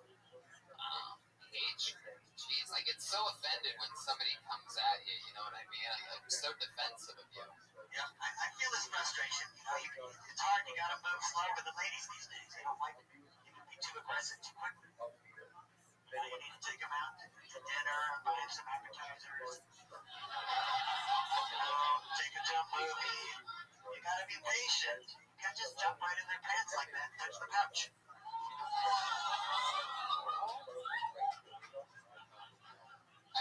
I just got dizzy for a second. You can't just jump in their pants and what? Touch the pouch.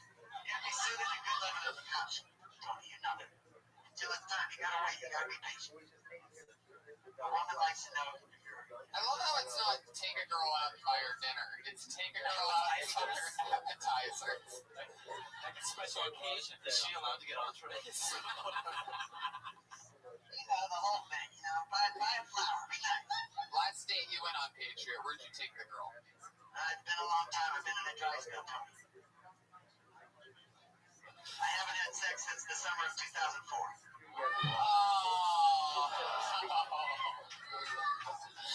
No, Patriot, no. I hate to kill your image of me, but hopefully now that I'm in the Death Squad family, things are going to change. Yeah. Definitely.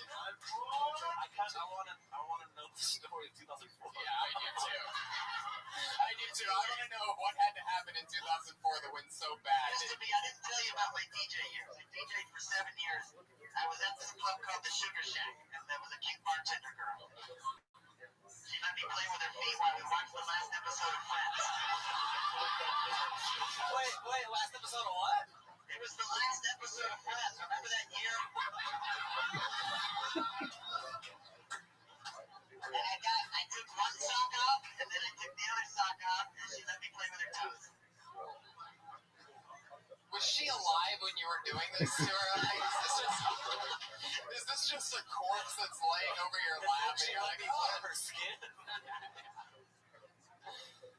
I'm not ugly, Tony. You make me out to be like a creepy ugly. If you look at my Facebook, I'm a decent looking guy. It's just, I've been here in LA for 5 years. It's tough to meet someone here.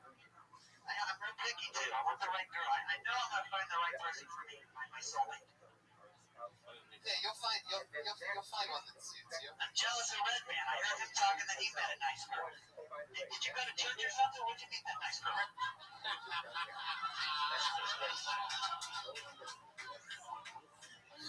Church. Maybe church is chicken, but sure. You're better off finding a good girl than a church is chicken. Honestly, you might be good going to church and going to meet a nice girl. Yeah, but I don't believe in God. I believe we're all God. So, don't pay attention. Yeah. Look at feet, look down like you're looking. Feel like there's a tear right now underneath that helmet. Short-circuiting everything.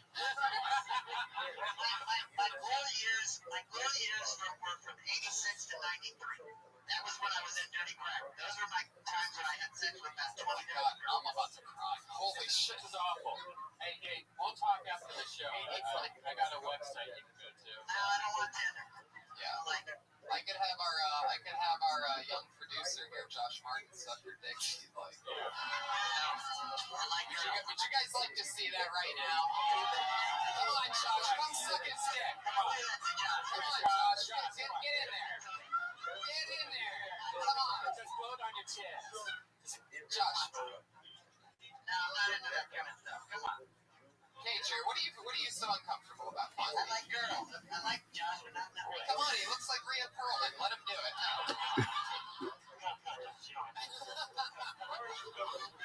Josh, you're taking orders from the pastry. Now get your ass over there and suck this.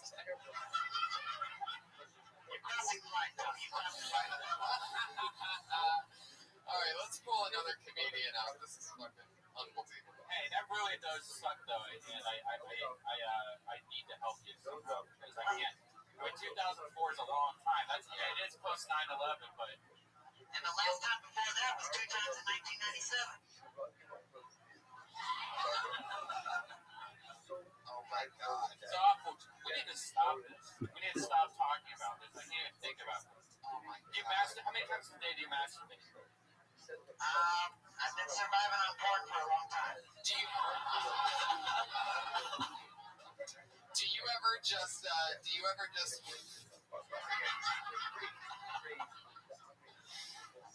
just lay on your back and put your left hand around your dick and make yourself nervous and fuck your hand like it's a top?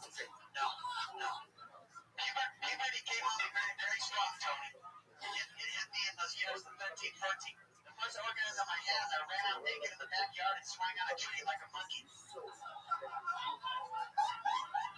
And I came, the wind made me came. I didn't even touch the wind. Because all this shit shot out of my banana. And 2 years later, I did bestiality with my Cocker Spaniel.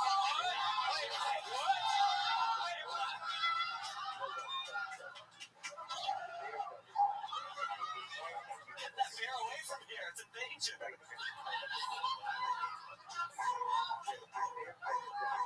I put Hershey chocolate on my banana and the Cocker Spaniel licked it up.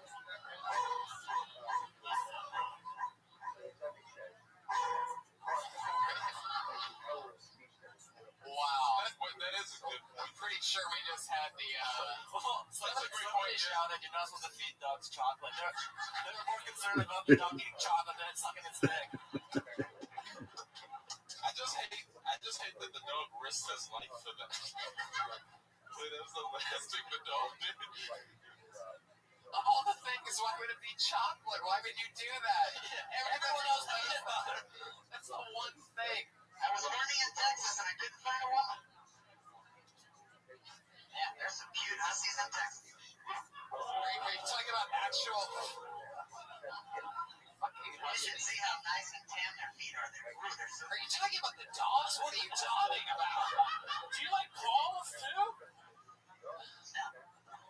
I know you're going to think I'm creepy and weird now, but it wasn't that big a deal. Not like I tried to... We're not going to think that. We already think that, Adrian. You just... Cocker Spaniels are adorable, so I see what you're saying. Yeah, and they'll eat anything. I mean, they love it. All right. I didn't do it again. It was only one time. It's not like I started doing it on a regular basis. Okay, so now I have to ask. I mean, I already pulled a name out of the bucket for some reason sometime before that. However, I got to ask a couple more questions. One, did you finish when the dog was eating the chocolate? I can't remember. That's a yes. Okay, he has a steel trap memory, especially with the Facebook comment, and now he can't remember. Right. You know what I also did? You know at the car wash they have those vacuum tubes where you vacuum your car? I put that on my banana and sucked it dry. It was great. I did that about 3 times.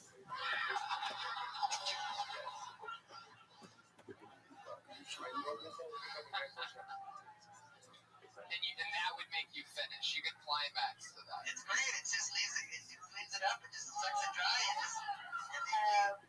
I only did that a few times. I was pretty crazy back then. I'm a lot more normal. And you started fucking the vacuum.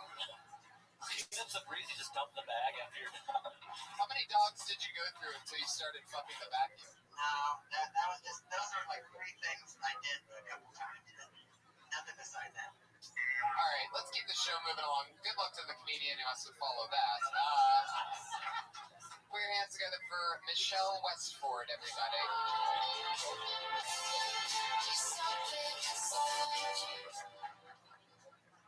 All right, guys. Recently, I'm celebrating something. I got engaged. 3 years ago yesterday.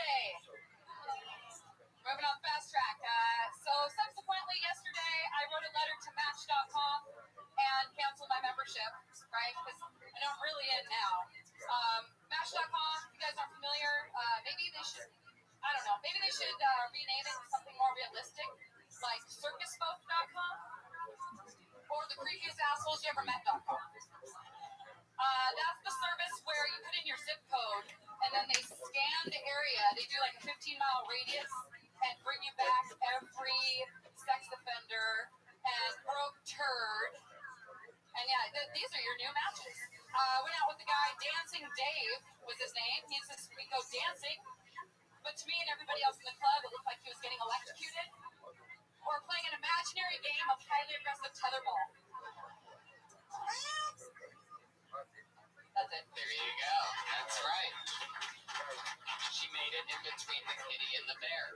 She nailed it. Great dismount. You have great stage presence. You can hear yourself. You seem very comfortable on stage. How long have you been doing it? Have you really been engaged for 3 years? I have been engaged for 3 years. Yes, I have. You started comedy right on it. One dream dies, another one lives. Exactly. Something like that. But then you open with being engaged and you talk about dating. Is it because you met him on a website or? Maybe. No? We met at Starbucks in Seattle.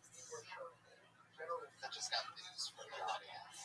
Okay, we met on Match.com. I'm on a podcast now and we never told her that, so. Really? You could just not post the link. Okay. No. Yeah. Yes. Unless you're famous in Seattle, which is you'll find that usually go without a show was found. You don't know me, right? Yeah. Then I'm not famous. How'd you know he's from Seattle? Because I'm from Seattle, I know it's how it's from Seattle. Damn right. Vicky Manwar, everybody. I love her stuff. She's like a real vet, and That sounds like someone's getting sick of that fiance. Going from Starbucks to Seattle's best, if you know what I'm saying. That's a coffee joke, everybody. 1 in a million. When in Rome, do as the Romans did. Thank you, man. Fuck yeah. How long have you been in LA? A week. Are you staying here? I'm going back home on Wednesday. For a week. did you stand up there? Yes. In Seattle. Did you get up like the underground? The underground. Not Parlor Labs. Okay. Tacoma. Does Tacoma. And the different casinos and corporate stuff. I would give one note. Ian Edwards actually talks about this too. Like, Ian's such a good writer. But your stage presence is great. You're not nervous up there. You can chill perfectly. And then the jokes, it's like you're scratching the surface, going from the easy, almost. You can dig a little deeper. You know what I mean? So try to scratch a little bit more. Gerard, what do you got?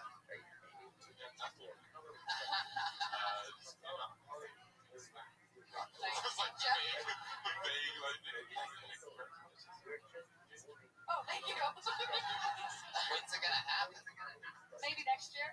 Really? We don't have a date yet. So what's the point of being engaged? You just kind of seal the deal. Super dating. Yeah. Do you feel like a sense of security knowing that No, I'm not like that. I mean, I never was one of those gals that was like, yeah, I can't wait to get married, do a wedding, and do all that type of stuff. I just have to meet somebody. are you delaying? I'm delaying it a little bit. No, my circumstances and stuff. I'm doing comedy in Seattle. I'm trying to make money. I want to be more, you know. Just get married while Yeah, I could. I just want to be. I feel like you can be Seattle. What does he do? He works at a oil refinery. Okay. You can't make it sound like you're supporting him with your comedy. That's what you're supposed to do. No, I'm just waiting until I feel more of an. I'm 33. I want to feel like I'm more successful. In what? Stand up? Yeah. How it goes? Yeah, exactly. I got out. Yeah, it's not gonna happen there.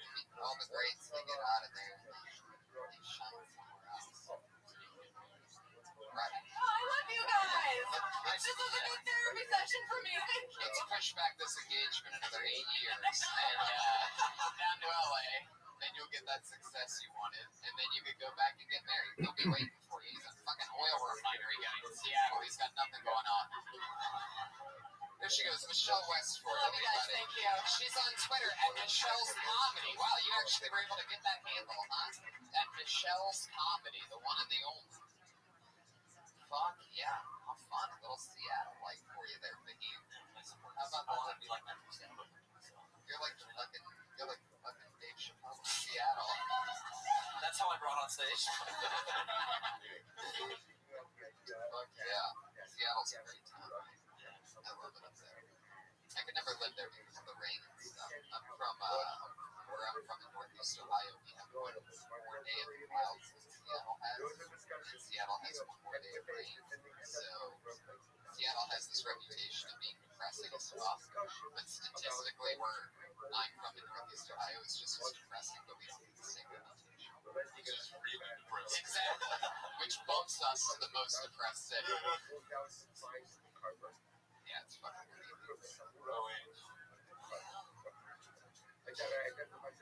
Our hands together for Kevin Farr, everybody.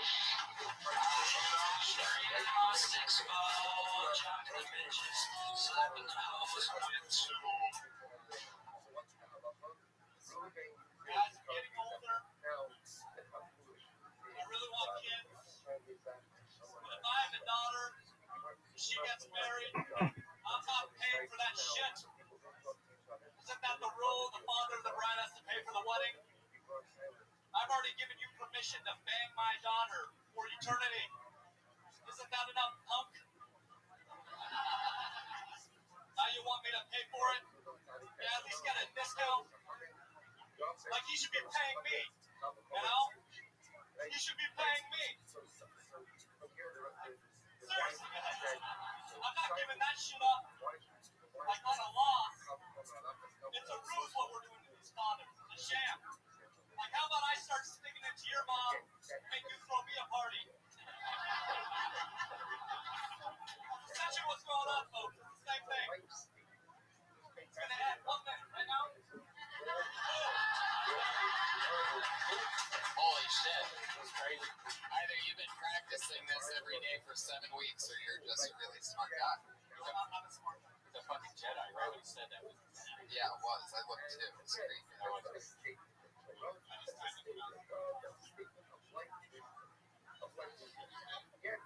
There you go. You should have ended sounding really smart. Then all of a sudden we found out about the taco at Keto Moss. And now there's something very Pete Christian Hessing about eating a taco at Keto Moss, knowing exactly how long a minute is. I see that cowboy hat creep up. It's just a light. From where I'm sitting, there's just like a silhouette of like dreadlocks and a cowboy hat way up there. There he is. Cheers to you, buddy. Fuck yeah, man. I love you, Pete Christian Hessing. Oh yeah. Great material. Yeah, definitely. It seems like you have a take. How long have you been doing stand-up? 2 years. Wow. Yeah, it's great. A lot of your stuff is like just going with it and sort of. Or a lot of your other jokes like not real to you, but goofy like that. Yeah, well, I mean, I went to a wedding. Right. Right. I'm curious, like, obviously the way you talk now, the way that you talk on stage are different. That could be inspired, or did it evolve into it? It evolved more into it when I began this. Right. That's great. It shines through and it gives you your own sort of take on it. Sort of like a movie voice or something.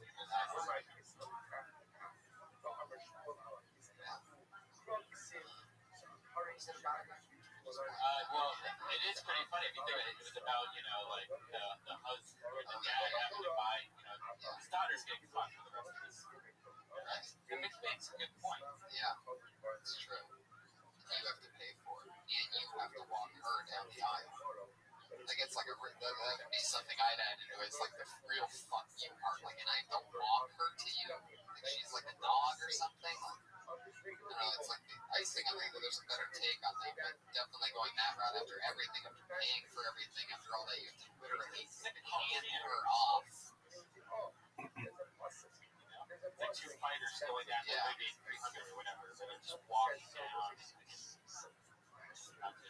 fight almost. Dad's dropping off his daughter to the tiger. It's gonna fuck this shit up.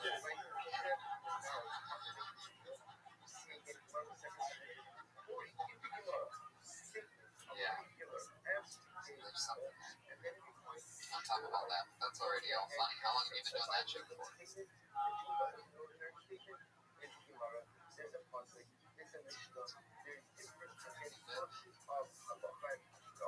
long have you been in Hawaii?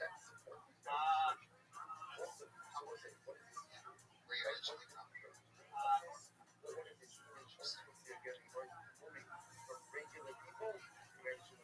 What nationality? Oh, I see. There's the ID that you guys keep on your arms. As somebody who's Afghan, the Korean, I like that in the minute you didn't address the fact that you're Persian. Because that's not, that's the minority. Hey, I have hairy assholes. Right. Yeah. No, you don't really have to. You have to keep your hairy asshole in your back pocket, but not the chest. Fuck yeah, those are some really hairy arms. Have you ever tried to shave them or anything?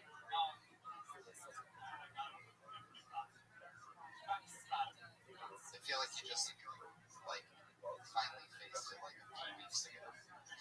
By the way you said it. You have a lot of chest hair. The biggest guy in the room wants to see your chest hair, so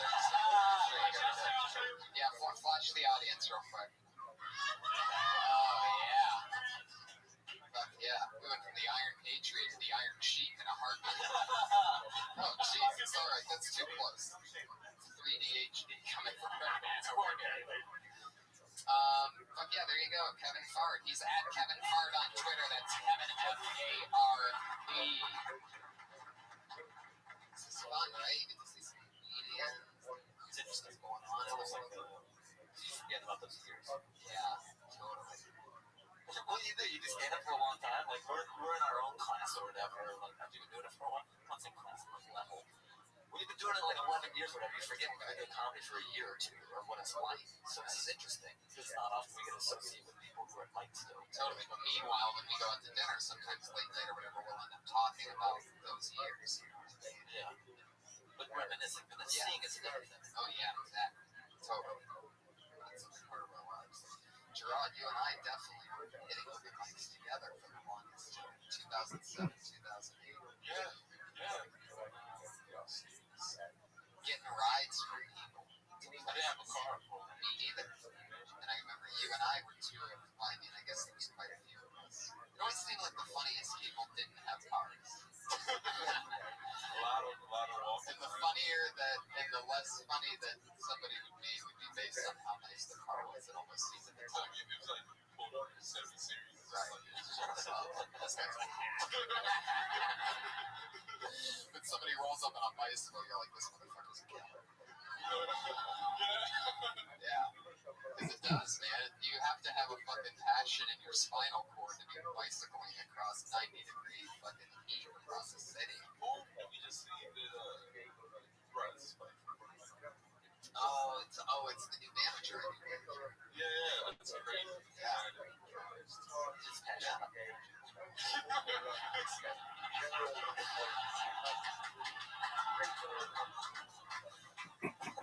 I did that a couple of times though. When I first moved here, I didn't have a car and I lived in Burbank. And I remember the first time, especially, I was thinking like, that Cahuenga Pass. It seems like there's no elevation.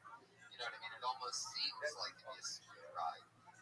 I almost fucking died a couple of times. I mean, almost getting hit by cars. But the worst part was going down. because it was forever. It's like an hour and a half uphill. Which side did you face in the traffic? You have to, right? Well, no, I went the other way with traffic. Yeah, because if I went against your, and thank God I did, by the way, because I would have gotten hit head on, because your brakes mean nothing when you're going like that. You're just riding your brakes the entire time, and you're still going like 30, 40 miles an hour. It's embarrassing. But you live and you learn. I survived it. You know why? Because God loves me and He wants me to succeed. Yes. Your next comedian's name is Aaron Marsh, everybody.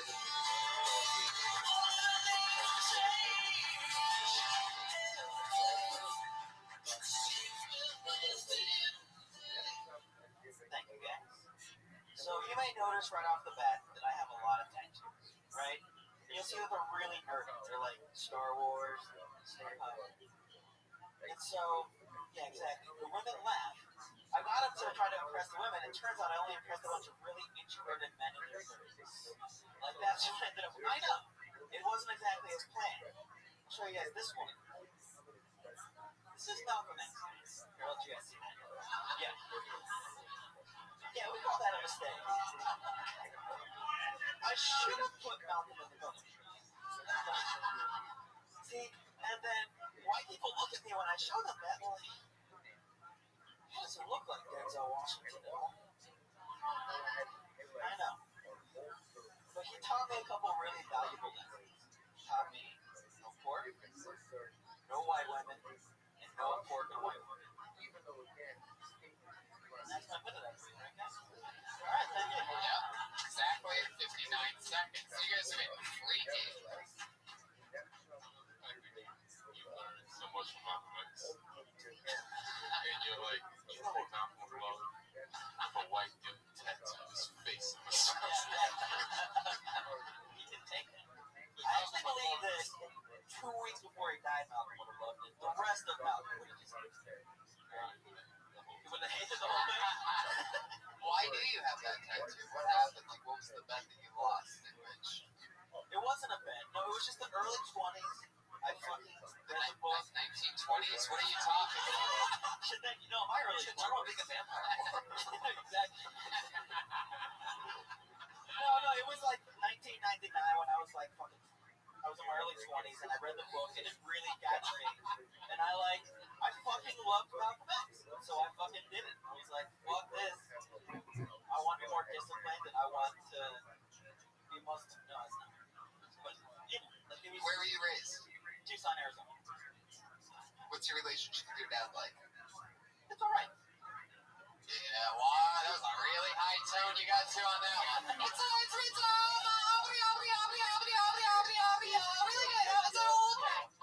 Let me ask you this final question for my psychology test. Dad, what does he do for work? He's an engineer. Obviously. There was a discussion, you know, and when they end up when they were placing No Clue is the name of this undercover operation. No Clue. This is like real life. This is like people that identify with you. I'm from Seattle. He has a Malcolm X tattoo and one of the name on the other breast. When I say breast, you know what I'm talking about. Anyway, You don't have a poem published about black people? huh? I didn't see that. Can I tell you legitimately? Me too. It's true. Wait, you do? You have one published in the book? That's what you When said. I was a child, I wrote this poem, and somebody says, like, the teacher sent it to somebody, they put it in this book, and so I published it. It says it all. Do you remember what it was? Story. No, was it the same book? That'd be crazy. I'm pretty sure our accidental racist, the Iron Patriot's puking in his helmet right now.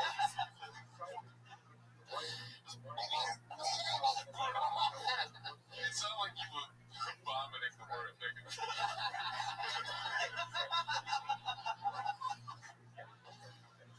Nature, what do you think about him having a tattoo of Malcolm X? I almost had sex 2 years ago.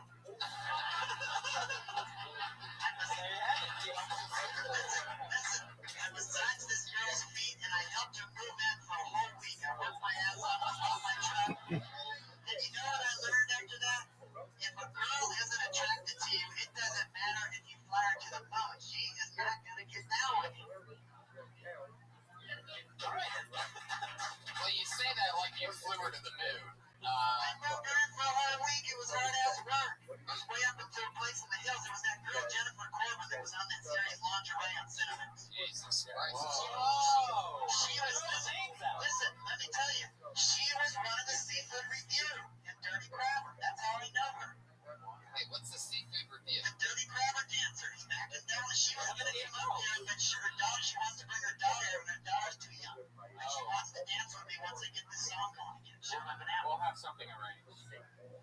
Share my banana. I feel like he just keeps promoting himself. Like every hit counts for this video called Share My Banana out there on YouTube.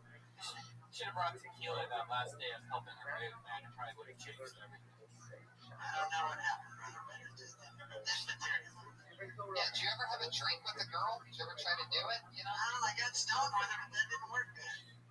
Like what was that Kill Tony we were talking about that the red band said that you don't want to. Oh, that was Kill Tony 6 when the rock climber that was trying to impress the girl. Oh yeah, I remember that. Aaron Marsh, everybody. Put your hands together for Aaron. Aaron Marsh. That's Aaron is 5'FT2. Aaron is 5'2", abbreviated foot. Aaron is 5'2" with 2 A's in the Aaron.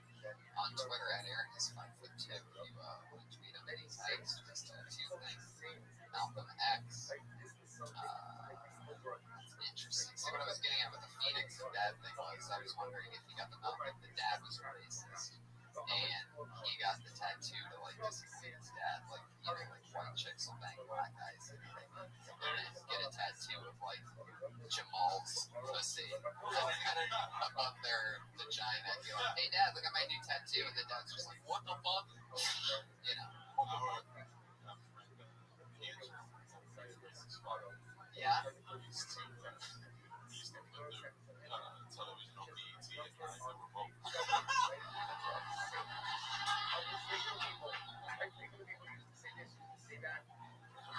That is so Angelo.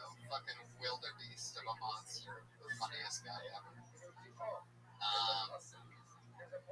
Yeah. Well, this is the part of the show where we have our 2 regulars come up. Thanks to all the comedians who signed up, who didn't get up. Keep coming back. Hopefully you'll get on next week or something like that. You guys are always awesome. It's exciting to get a lot of new people up tonight. I'm always happy about that. But this regular part of the show, we have 2 lovely young ladies that have been doing a new 60 seconds each week since the show's inception 15 weeks ago. This is episode 15 in a row. And so here they are again, going one at a time. Starting with, as always, she was on episode 1 because she was the only female in the entire room at the time. And this thing was just getting kickstarted. She's here for you again. Put your hands together for the one and only Sarah Mostajabi. So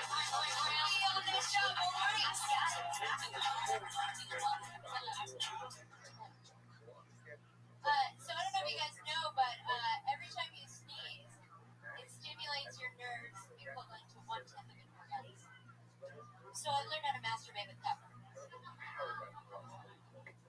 I spent an hour at a strip club last week because I don't know which way my dick swings, and I guess having money pisses me off.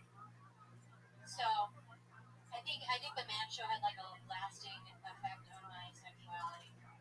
I'm not good at talking to girls. I don't know how to fucking tell a girl that I'm into it. I've got the game of like a 13-year-old Jewish boy. It doesn't fucking work out. I accidentally told this girl she was really hot. She gave me a pre-lemonade, so you can say it's going well. Where's that one?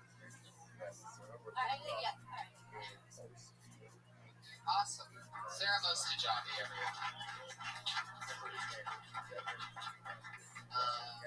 Do you have any initial thoughts? They have lemonade history. Oh, they don't. That was a different. Okay, cool. I connected it off the show. Take the journey. Oh, yeah. Yes, you're definitely jumping from no, there is something there about, there's some good jokes in there, first of all. I like the pepper thing. I see what you're getting at with the lemonade thing, but the reason why, and I'm with you on this, John, the reason why it seems a little mishmash is because your segues into a new thing are coming across as you're talking about the same subject, but you're not. You're sort of jumping around.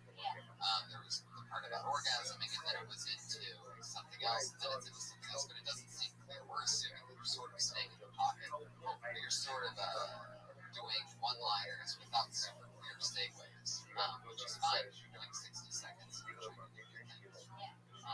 But it's not clear when one thing ends when another thing starts. So be aware of that, because the setup is always just as important as the punchline. With the pepper thing, I think that it's sort of tag-worthy. Like, I think that that's a good premise, to stay in the pocket and with something.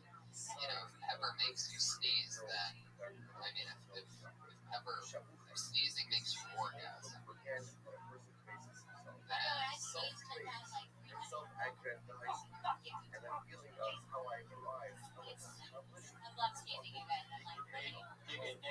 you're spending twice as much money on Kleenex. So let's say, so again, the idea being the 1 point Twice as much money on Kleenexes, but you're saving. But you're saving. Wait, what? What'd you say? Just repeat it. So wait, what was You don't know what you're talking about. what do you say with the man? Oh, Kleenex. You said buy more Kleenex. It's more Yeah, that's a different thing altogether. But you can say that you save money because you're off your allergy medications. In this fantasy world where sneezing is giving you an orgasm and you're talking about that too, I would get more into it. What else would you do? Sneezing really gave you an orgasm. Hang out with, just fucking cats. There you go. That guy just yelled feathers. So now I go to PetSmart just to blow a load. You know what I mean?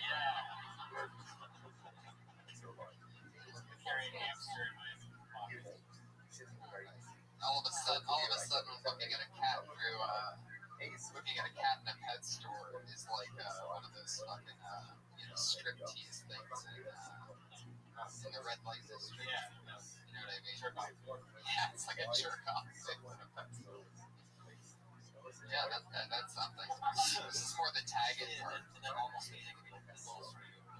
Right. like 3 days. I did like sneeze up to like 6 times. And I was just I know where I am.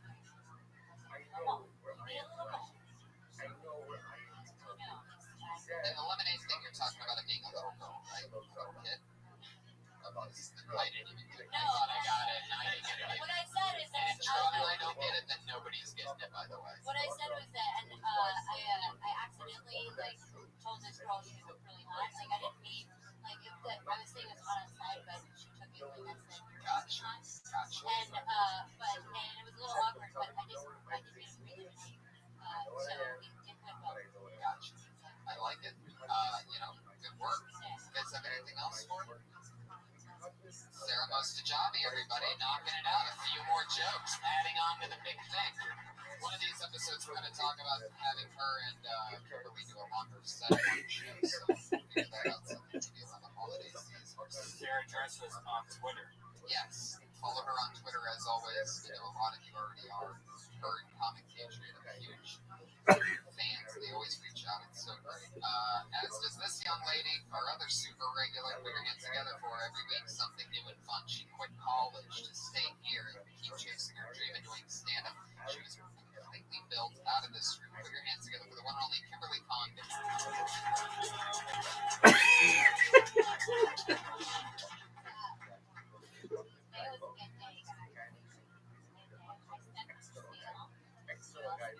Like the person who acts in most for every other people.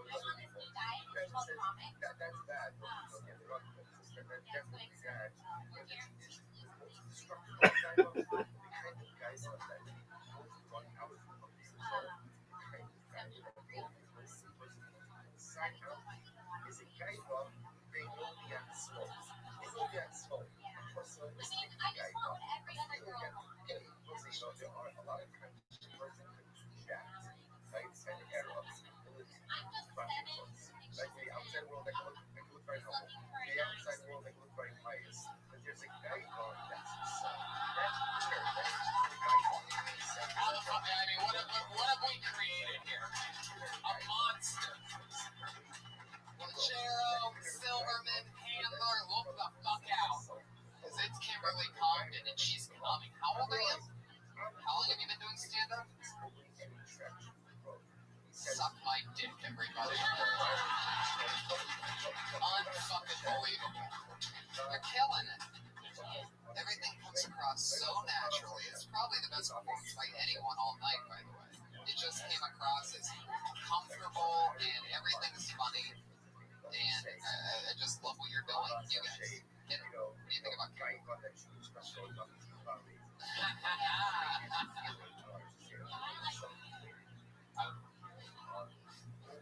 I have to add the word legit. Nice to Yeah. Plus, sometimes we think that people think that it's a misdirect with a big joke at the end. I like you. But I'm going to be honest. No, for real. There is. There's a door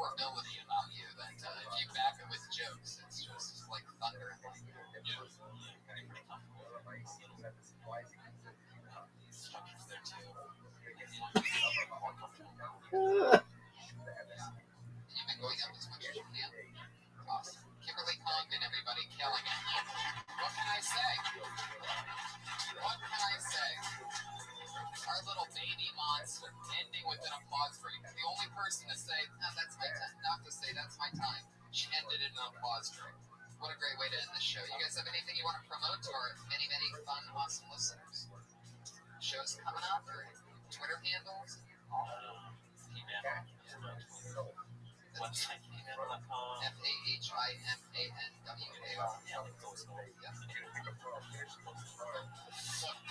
Let me tell you something. I'm from the Midwest. In Ohio, you don't know how to spell things. Yeah. I learned that out here. Yeah, just my sketch group, comedy.com. That's about it. Awesome. Gerard?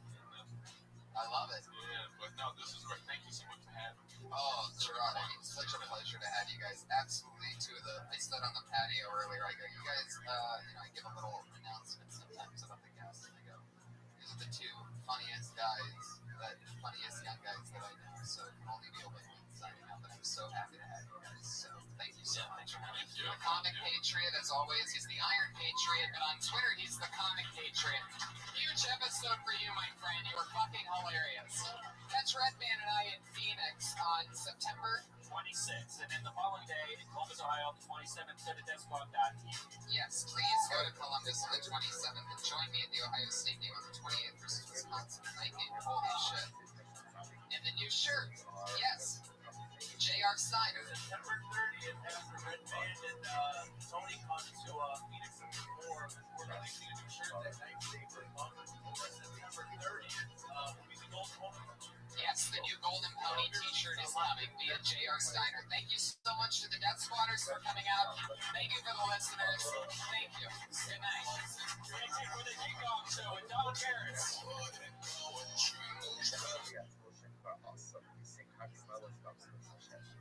When a person begins to think to himself that he has already become in his service on Rothschild, understand that a person begins to feel something accomplished. In a Yiddishkeit, it's kind of weird, you know.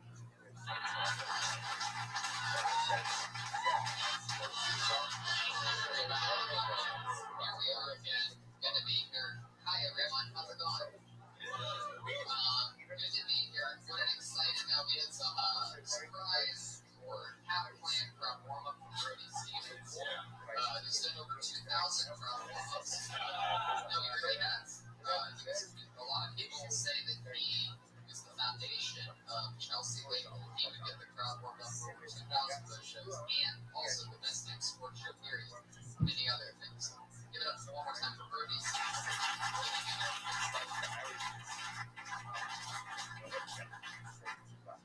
Dude, how many episodes is that this Was it one or two? Yes, two. One was written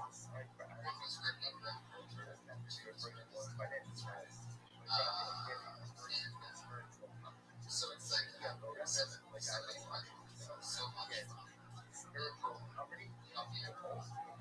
Really, really smart and funny.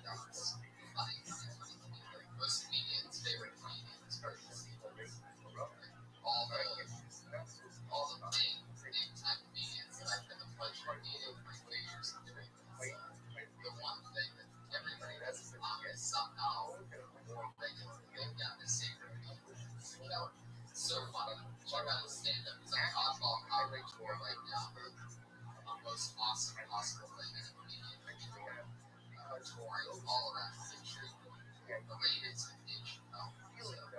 That's just a taste of what we're in for later. Now, say hello to the one and only attentive security. The one and only Iron Patriot.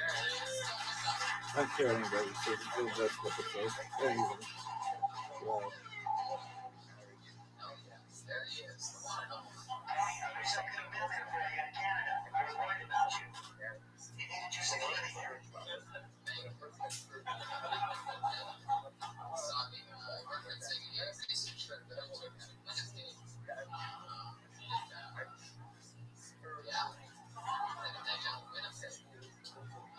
Yes, I did do that. Really, sent me a line. Give me a topic.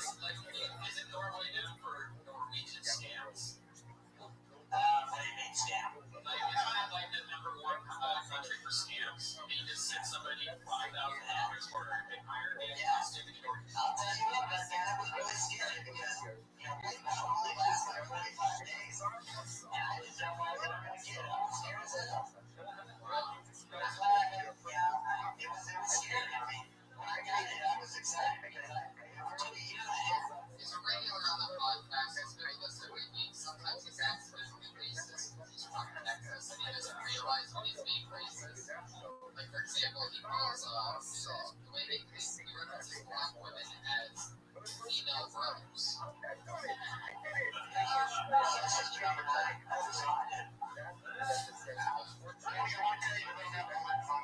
I did live in Texas for 28 years, but I lived there for 9 years, and I also lived in Chicago from 9 to 12, and I visited Oakland one time. They come up and say hi.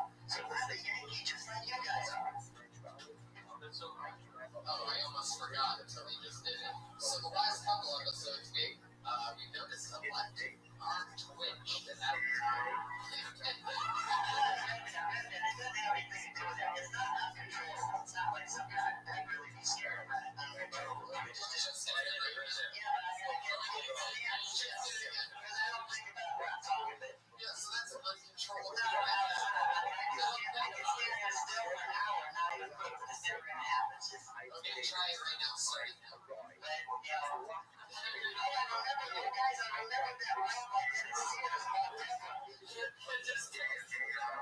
Hey, Rabbi, can you give me a beat? Can you do a cut beat? Can you do something like that? What are you going to do? Yeah, it's just a short run with the Denver and Sears. I remember it last week. Just do it real quick. It's real quick.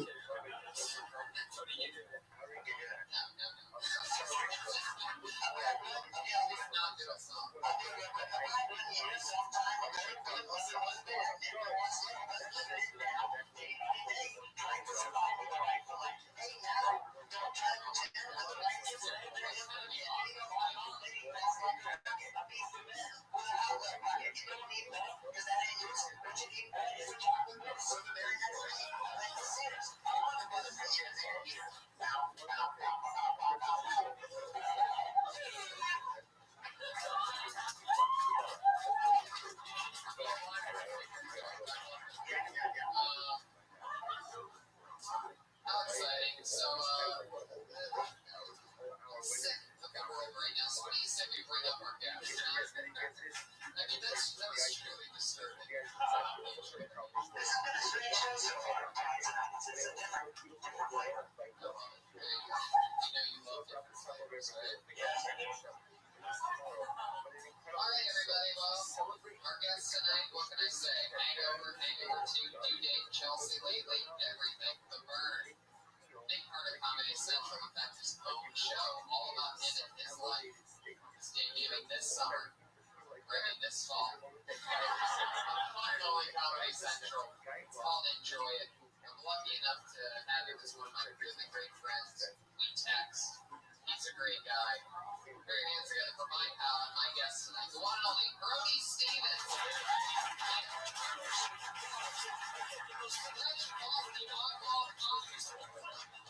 Taking a break from telling tens of thousands of people to be with us here tonight again. I'm back. He's back. I was on the first. Was it called Kill Tony, the first podcast? Actually, it was still called Hinchcliffe's Notes. There you go. Hinchcliffe's Notes, because we were adding and helping out. It's the same show. Yeah, it's the same It's show. involved. Yes. That's a different title. Easier to spell. Gotcha. Kill Tony. Easy. Boom. Yeah. Hashtag it. Hashtag it. You know, Comic Patriot mentioned that it's a different energy here. I think it's probably because of me. Big guy. Back home here in the belly room. I'm wearing shorts, glasses, and all access badge. The Oddball Comedy Tour will be that road Thursday. I mean, is that just amazing or what? You are on what seems to be the coolest comedy tour currently on that has probably happened in, I don't even know since when, right? Yeah. What is that? How does that feel? Feels Part of good. the traveling Woodstock comedy. Feels good, to be honest with you, going to the venues, knowing that there's going to be, close to 15,000. It's 15,000. What, last night you did that, right? Maybe more last night. I think Irvine holds more than that. But yes, it's kind of cool, the enormity of it. You get there I get there early, 4:30. Gates open at 5, and they're out tailgating in the parking lot. These are comedy fans. So they're right on it. They're listening. They're supporting everything. And it's kind of like I would say it's a Lollapalooza. If you went to that growing up, it's kind of that feel of one of these amphitheaters. All the amphitheaters, for the most part, are pretty. They're all the same. They all blur together, but some look a little different than others, and that's what's kind of fun. Getting out, walking on the lawn. I'll go out with Jeff Ross. He'll host the show, and we'll have intermissions. We'll walk around. That's a great thing. You're around 15,000 comedy fans. They're all, into Dave Chappelle or Flying the Concords. They're all equally, or more so than others into the different acts. So hopefully the shows will keep going. There'll be another tour like this, and I would highly recommend getting your tickets. It's something that you'll have a good time. It does feel good to say, you're a part of something that's, historic. How many shows do you have? There are 4 more shows. We have Denver on Thursday. Tickets still available. Denver on Thursday. On Friday, we're up in the Bay Area. Saturday, Las Vegas. Sunday, Phoenix. So it's, you kind of just do the show. For example, we'll do San Francisco. I'll fly up to San Francisco Friday morning. I'm going to shuttle down to San Jose where the gig is. Do the gig. Gig ends at 11. I'm there from 4 to 12. It's all day thing. I get there at 4. I've done it 12. After 12, take me to the hotel. After the gig, maybe a little after party, hanging out with the comedians. That's a fun little thing if you're on the road with these guys who just like to run. So do that. And then you hang out, and then boom, you're up the next morning. You gotta take the shuttle. They're very good at transportation. San Francisco, boom, fly to Vegas. Get to Vegas, shuttle, airport, maybe have what time you get there. All right, you know what? I'm trying to give you some of the most graphic behind. Well, I think what you're telling us is absolutely perfect because you know the format of the show, everybody. We're right here in the heart, the throbbing heart of comedy, live from the world famous Comedy Store, where so many people come to get their careers started or continue in stand-up comedy, and the privilege of so many people signing up tonight. I think it was 32 or 34, something like that, which is a record, by the way. That's good. Congratulations for that, guys. Are they all in here?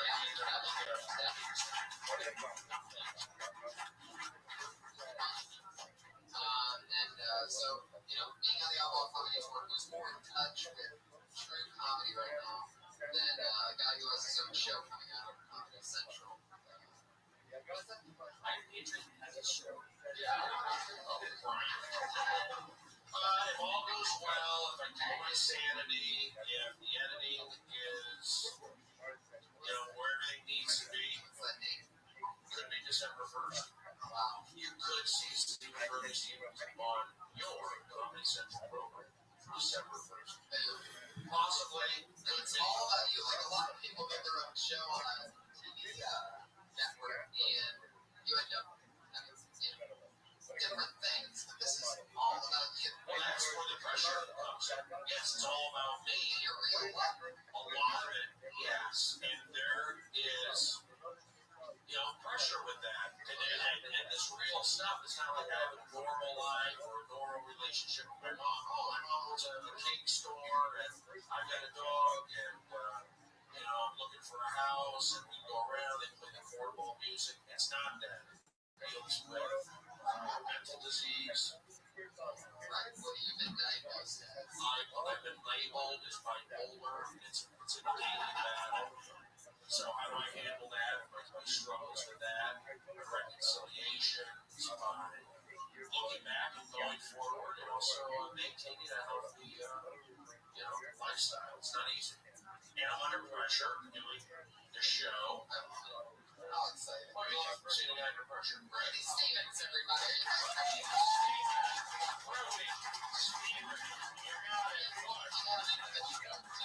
Pull out this big magical black bucket, and you get 60 seconds. 60 seconds, you hear the kitties meow. That lets you know your time is up. You should stop right there, because if you keep going on, you're bringing out the angry Australian bear that has already snuck its way into the show multiple times tonight. Because people, Can I ask one thing, Joe? Is there anybody willing to go to Coffee Bean to get me a vanilla latte? If you're not, I'll give you my show. No, I'm kidding. I would like one and I can't, but if you don't, I mean, if you want to stay and watch the Diet Circus, Josh, you want to make that run?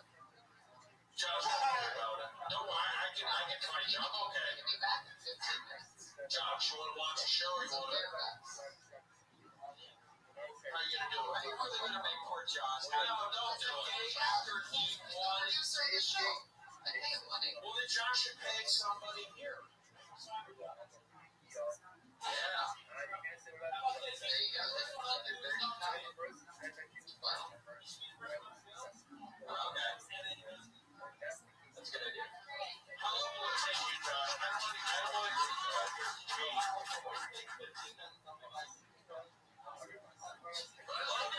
Can I go with you? give it up for Shelter, you producer. Thanks for not laughing at me.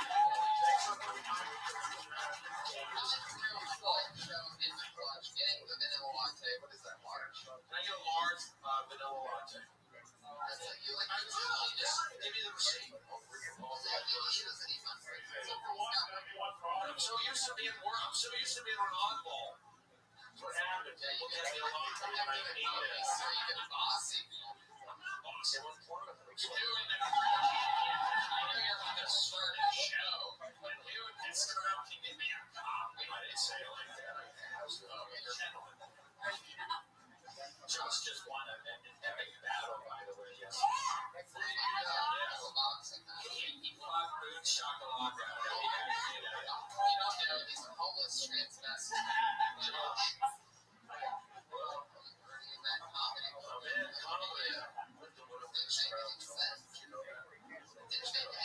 He said he's going. All right, let's start bringing comedians up here. Yeah, we know how it works. You guys ready to get it started or what?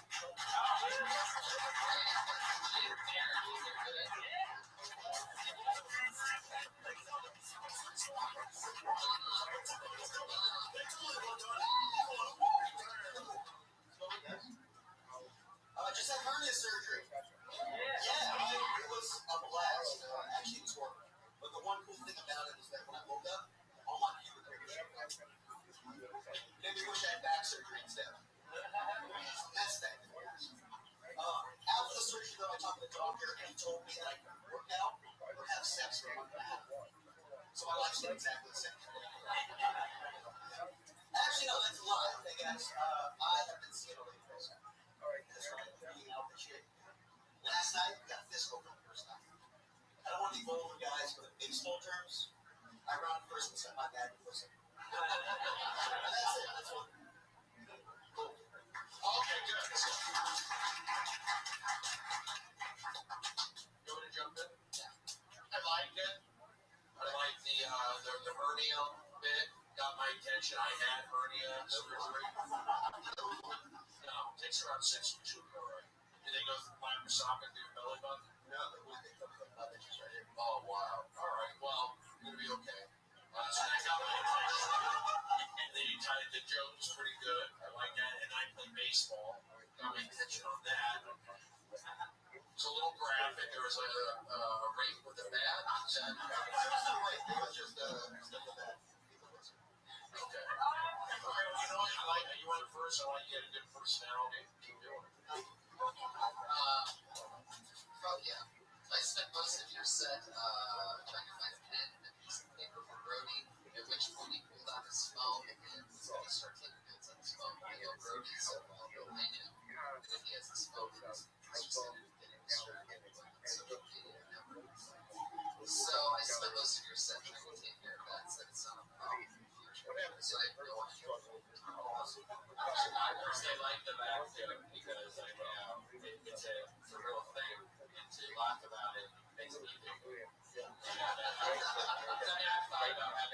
take on the side just to shake my head. And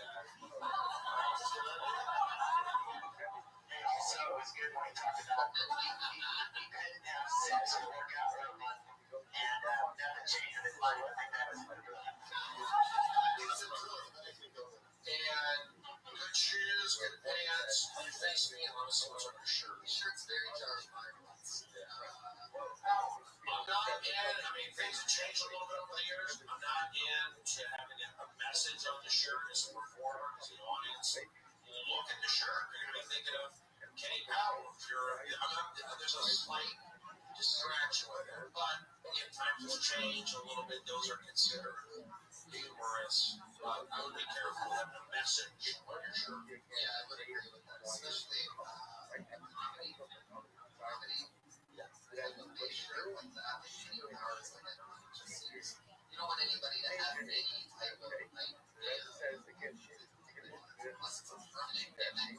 They always think that's sort of important because not having any distractions, but especially in comedy where maybe then people think they're like Kenny Powell. They're going to think, oh, obviously this guy's a fan of Kenny Powell. I bet he's going to, you're setting their expectations for something. Where really, I feel like you want to come in with things. But anyway, yes, that's something for you. That's Jake Marin, everybody. Jake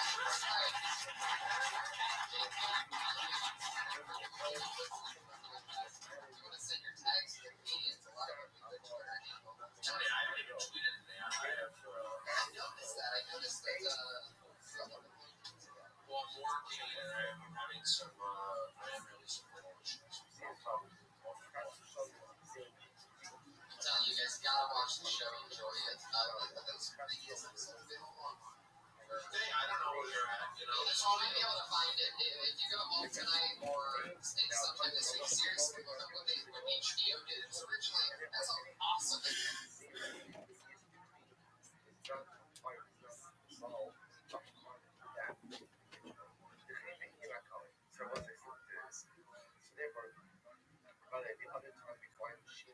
So again, by Chola, if there is a decree against a certain person, hopefully by changing the name, you go ahead and change the decree as well. Or previous decree no longer applies to this person. Where else do you find Shimei Hashem? The Rambam in Hilchos Tshuva. Right? The Rambam says in the second chapter of Hilchos Tshuva that this will be also it's actually in footnote Shin Stamech Thought. Rambam from Tshuva, bless you. Paraphrase Halacha Dalit, bless you. Second chapter, fourth Halacha. Midarche Tshuva Rios Hashan Shane Shmo. The person does.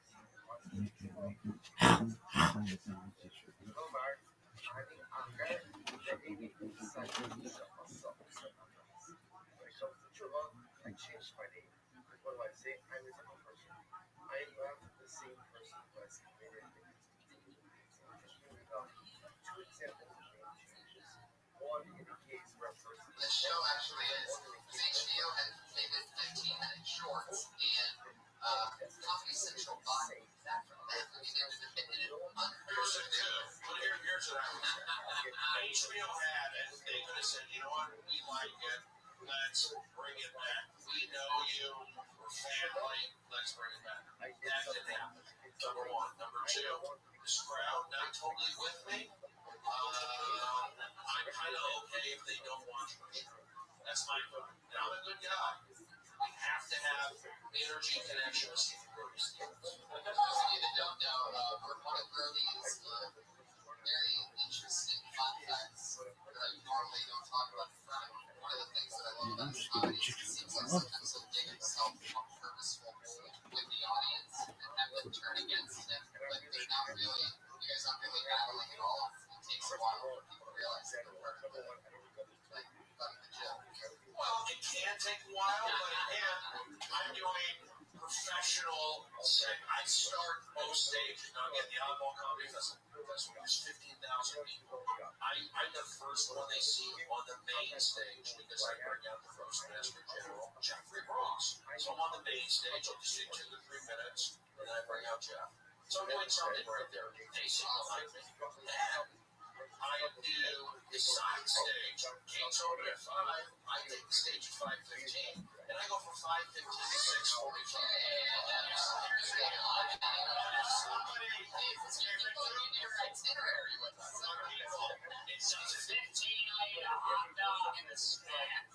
doesn't take people time to loosen up and get to know me because I wouldn't be doing these shows if that was the case. So You're the man. That's what I'm talking about. You're the man. so that's why I am gonna They're into it. give me some energy, guys. Let's go.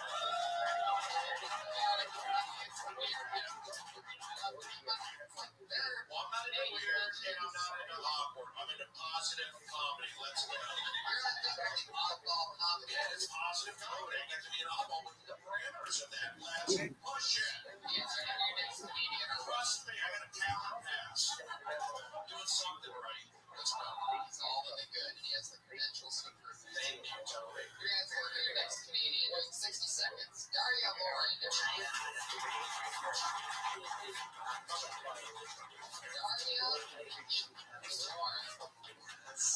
When people don't show up for their spots, we have a permanent rule in which they get blacklisted.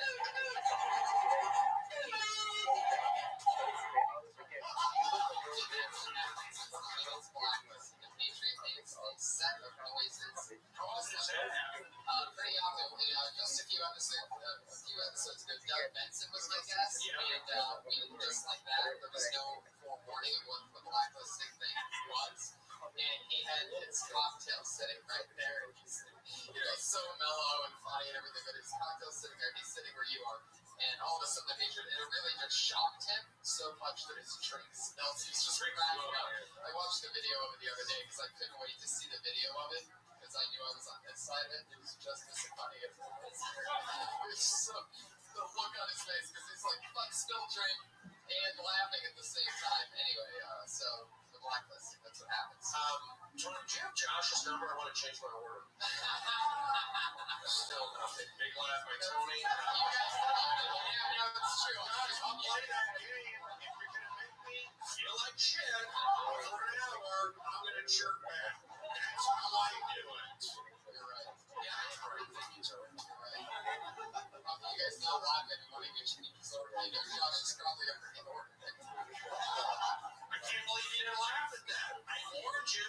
Now you got an angry There's Brody. no accidents here. Everything Brody says is hilarious. Thank you, Tony. You just have to find out why afterwards as you're already laughing. It's good. Seems like a new name. Shaq Bronson, everybody.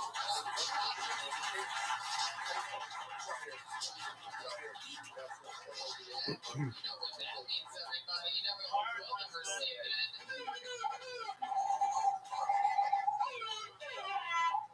So far, blacklisted people in action.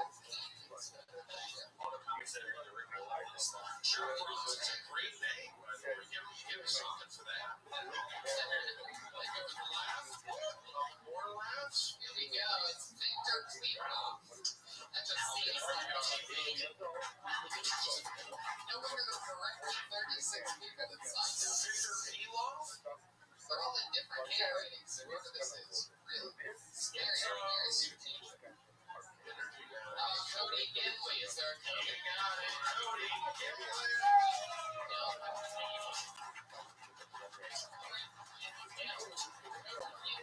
Cody, get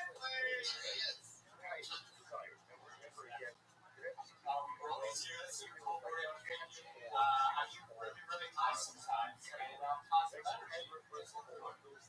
Thank you.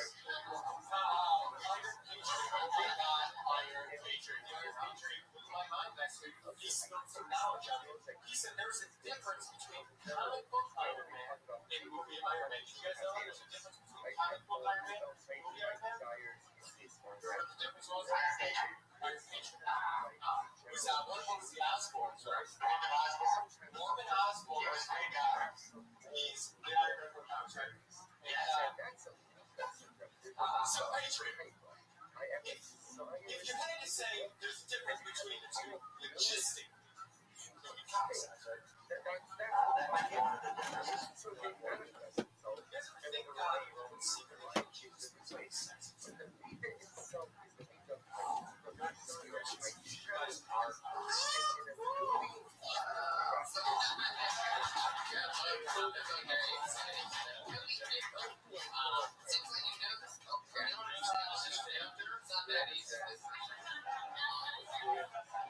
Step up to the How's it going, man? How long you been doing stand-up? Just probably about a year, maybe. Just a very Who's we did you say first time? Oh, it's Oh, I like that. I like everybody likes that. Seems like you know the show. You've been here before. You've been here now before. What do you normally talk about? Like, you know Brody. You do the positive energy. That's one of Brody's slogans. By the way. It was a nice gesture. Like that, that was a good move. That's a professional move. You look like the comedian. You're dressed. Are you from the East Coast originally? No. Okay, on the way to the East Coast. Okay. My technique, I like it. I mean, it's different. You know, you have to come up. I understand that you did this, but just make sure you're not. I'm not big into the guys who do that. It can work. You can do whatever you want, but for me, it's good with the mic so you can see my mouth. So I mean, you're doing that. I think it's just be aware of that. But I mean, You got a good style. you just keep building over the years. Yeah, how can you do it? I mean, you started a year ago. I started a year ago. I usually go up and I have a set. Up for one. So we're saying, well, how many times a week? We'll say at least I try to do once a week. I mean, I'm old. So you do it. Are you a hip hop guy? You like hip hop? Okay. I can tell. I see it. You got that room. That's what's in New York. And I'm like, what part of the Midwest are you from? How many you lived in LA for a year? What do you do? Get to talk. What's that? Not audio video. I think you just keep doing it. That's my advice. Yeah, so you don't want to get into your even sure you got to know it. You get to learn that if you start a conversation with nature, it really does. I said that every 60 seconds. So, you know, well, hopefully keep signing up, and hopefully we'll see you again, and we'll get to maybe talk about what you're doing up there. What do you get later?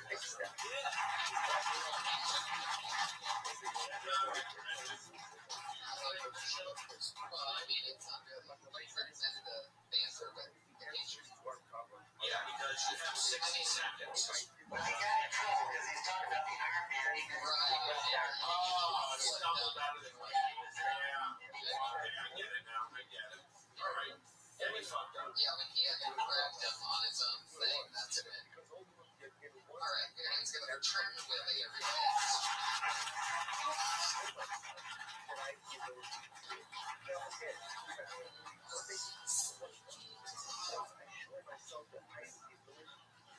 So, I want to tell you about my wife.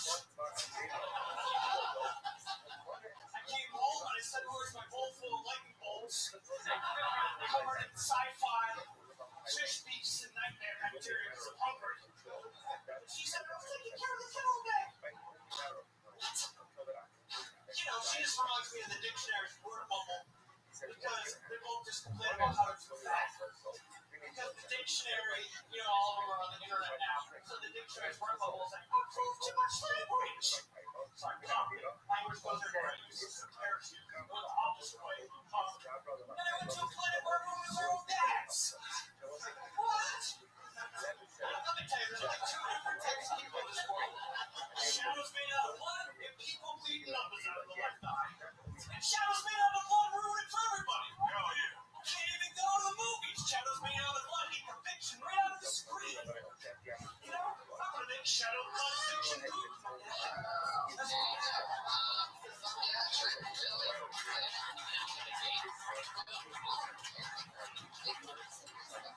How long have you been doing stand-up? 2004. Are you on mushrooms now? I'm living inside of a triangle.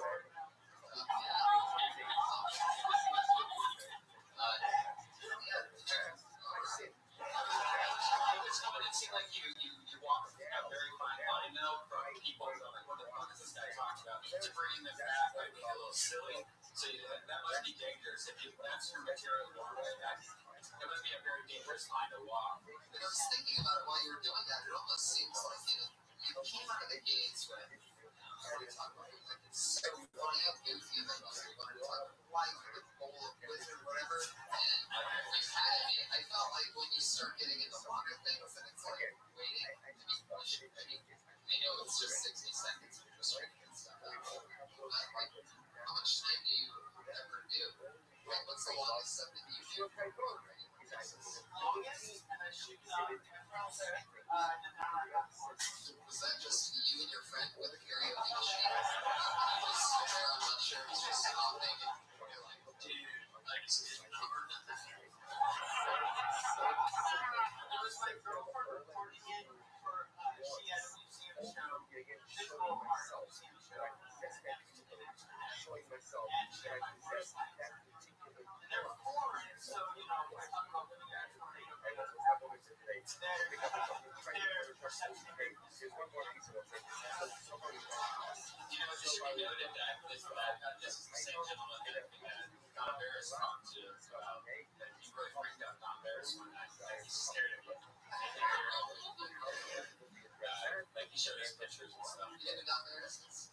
I saw him, and the only question I said is, do you feel at all guilty for making a movie where you exploit somebody who's trying? You know, maybe, but then he said, no, he's an asshole. I don't know if you guys know, maybe. Oh, yeah, we definitely know the movie when he's yeah, amazing, huge cult classic. Again, it's another comedian's. Yeah, sure. Wait, no, John, go back. I didn't get a chance to talk, right? Hold on, right? Okay, watch it. No, I can't get my coffee. I'll tell you why. Because you forgot to say soy because you're allergic to milk. Well, again, let's just go back to this. I'm a good person. I'm hosting and running the Oddball Festival. Okay, well, you're getting promotions. This is podcast. So this is what I think. Now you're running it? When I saw Butcher Cody, when I saw Cody take the stage, the first thing I wanted to say to him, Josh, where's my coffee? That's a funny bit. I want to bring Josh out here so people can see exactly what's going on. Stand next to What do I know about coffee?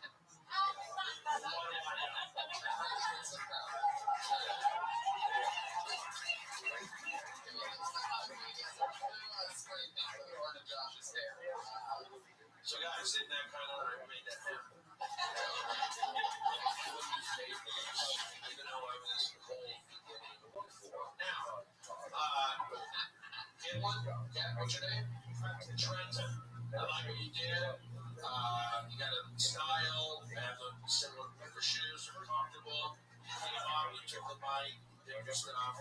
I keep doing the material, I understand all how that works necessarily. Your demeanor, your look, your confidence, it's all good. So just keep doing it. Talk to Tony, you know, these guys like that are writing more jokes, new character. I mean, you should be building commercials. I don't know if you already are. I mean, I see you doing commercials. I'm looking at it. I look at the guys who are up here, the overall. So confidence, you seem to have it. Luck, you have it. Look into commercials as well. There you go. I was in a hangover, so we know. Yeah, you should definitely try to get a commercial. Yeah, he's got a good look. Just got to do work in this town. It's true. People with faces like mine don't get beer selling commercials. Your watch is freaking me out, by the way. That is a crazy watch. I'm so excited about this. I have this new obsession of, I guess I'll talk about it. A new obsession of going on Amazon and trying to find the coolest watches that I can find for under $10. And this one here, it takes like 3 or 4 weeks to even get these things because they're so made in China. They come in like 7 different little boxes. It takes like an hour to open it. And then you end up with this watch right here that is the time. The Chinese time, which I'll never use, on that bottom left dial. Bottom right is a compass, and top left is a thermometer. You can actually tell what temperature it is just by looking at it. Crazy part is that it's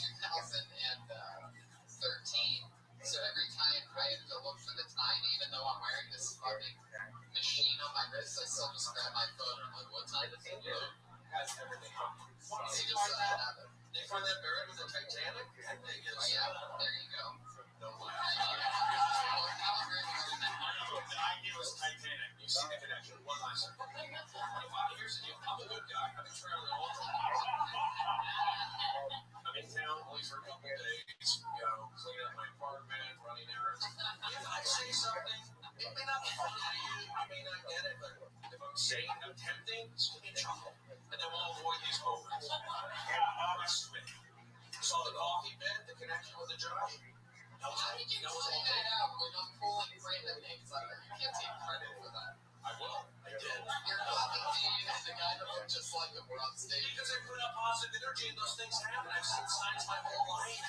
I'm a learning disability over Rosina, but somehow I cannot work in this town. Steven, Brody, Steven,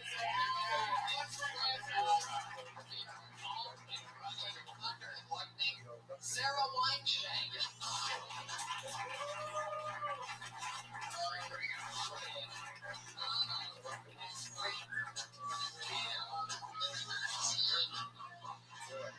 What's up, everyone? Guys, I'm going to talk to you about how I think ranch dressing people are the worst. Sarah's got to let everyone know that they're a ranch dressing person. Excuse me, waiter, order pizza. Can I get some ranch? Waiter, order fries. Can I get some ranch?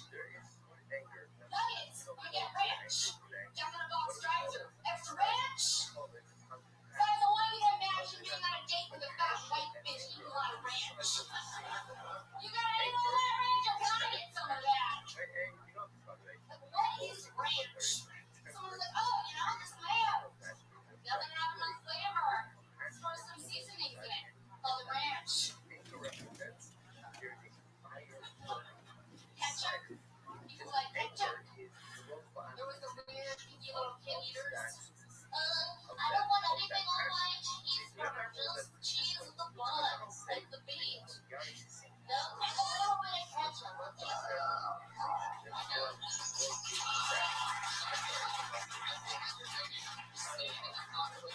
I love that. And I feel like it's almost one of those things. Very rarely on this show do I see something that Ian's talking about as like an exact topic of something that I once wanted to talk about. But I actually thought that with your ranch dressing. Like, it seems like the type of thing that someone could have. Like, it just feels like a premise that would be this crazy joke. Like, people know you about.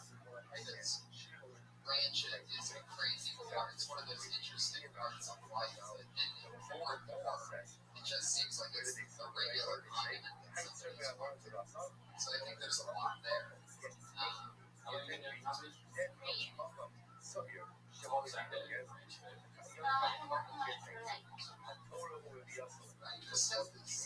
It seems like the beginning was good when they went into that, like chicken nuggets and all that. It seemed like really long. Like I would just take that whole thing out, just say make it one sentence. Like, you know, when they get like ranch for chicken nuggets, fries, and I'm thinking all one thing's still happening out. Those things like seem kind of lost like that. But then you got back into it right after that. That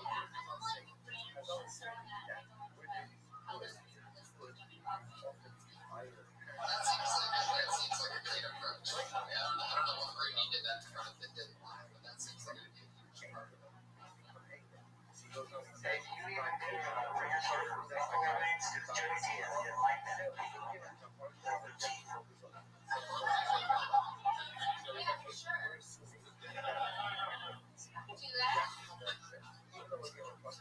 Can I talk? You don't have to ask permission to fucking talk while you're a guest on the show. Will you stop that?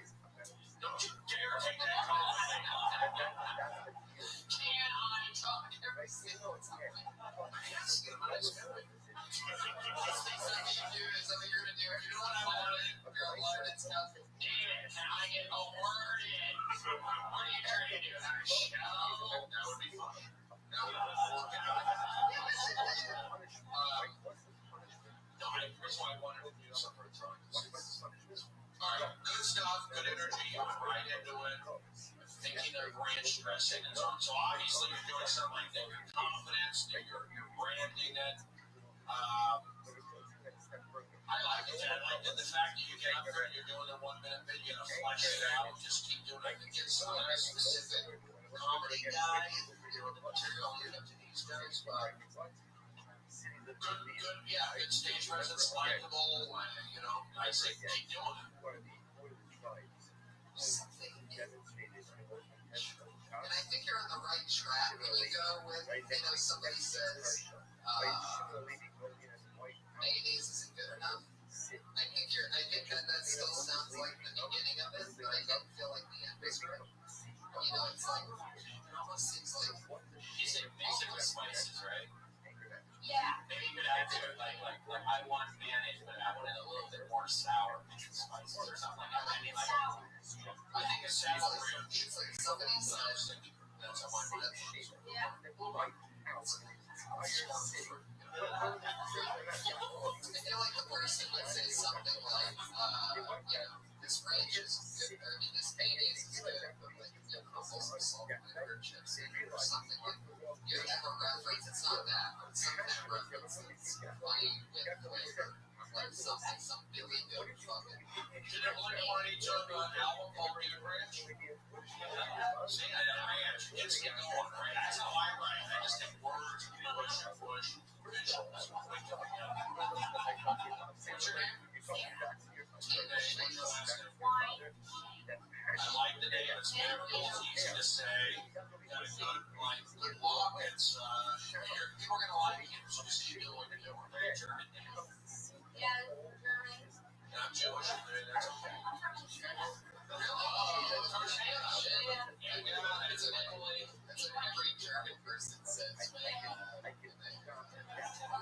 their Jewish person when they've been targeted. It's alright. That's where we are. It's a German name, but she might be Jewish. Yeah, my dad's Jewish. Bingo! I was gonna say, it sounded German, but there's also something very Jewy about it. That was my joke. She said she was German. I'm like, holy shit. It's interesting. It's like, it is because it's one of those names that sounds very Jewy, and it starts completely Jewy with the wine. Yeah. The wine of life, it's so terrible. And it means German. Yeah, Jewy. That's racist. Oh, no, it's Jewy. I've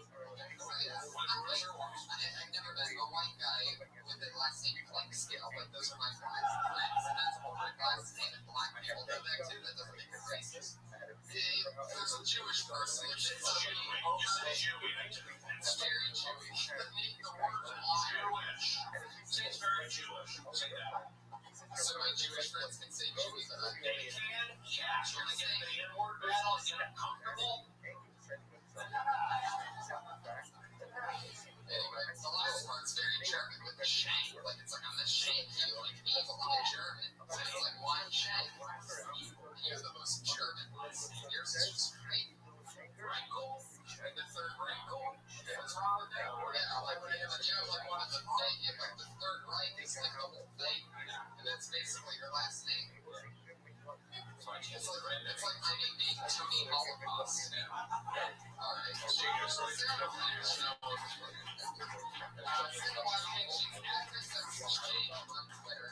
I say, it's one of those things where you can shorten it, and it's so bizarre. You can shorten it in some places, and you can make it longer in others. I say stay in the ranch dressing pocket. They try to find the perfect huge thing of ranch dressing. You can be the condiment comedian. Ketchup after that, mustard juice, just like, hey, what's up with this mustard? It's not just a guy on clip.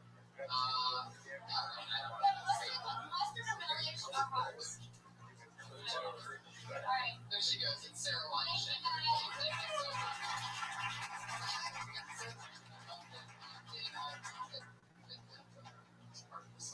It says ranch dressing and Jimmy Buffett.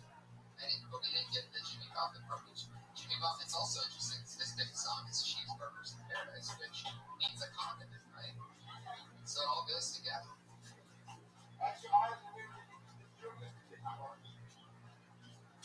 Wow.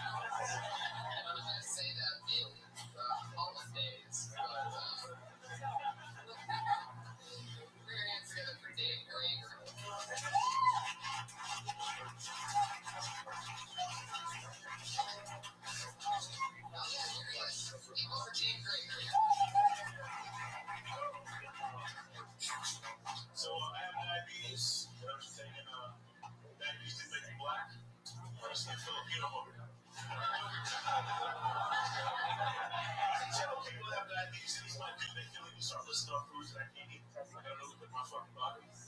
And oh, dude, you got diabetes? Hey, this sucks, man. So you can't eat anything. You can't eat carbs. You can't eat lollipops. You can't eat bacon. I don't know why you can eat bacon, man. I think I'm just telling, why the fuck they do that? Do you listen to blind people?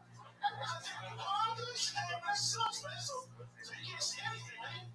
You can't see colors. You can't see rainbows. You can't see bacon. So annoying. I think that's it. I've never drunk more than 2 years.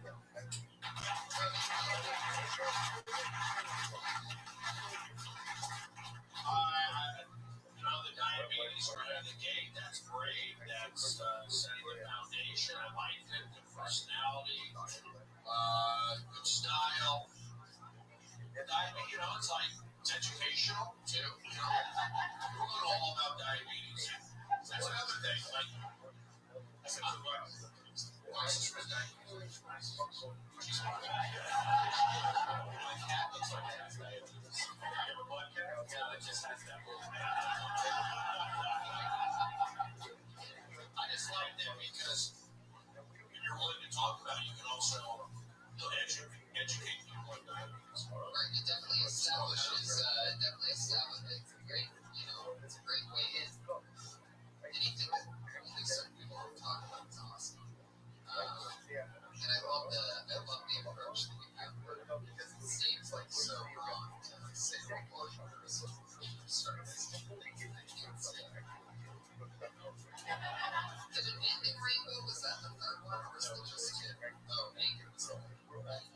I actually switched to list random. I don't know why. What I was going to do was list the foods the second time as food you can't see, as opposed to measurement. Right, that's what I was just thinking. Have you tried it that way before? I've never tried it. I was able to know what it's doing. The second time was one that you can't see except like sunsets. And you can also leave that being the third one on the food one. It can be the same foods. You can eat bread, you can eat pasta, or whatever the thing is. I don't know. Because luckily I don't have diabetes. It's really good. Coffee and a brownie cookie. So, I'm probably going to be asking you what I should be eating in about 2 weeks. Women have diabetes, they like non-stop meals infections. Like their pussies are very much lovely. I always wonder I always wonder what the girls say shit I can find out. I never really experienced it.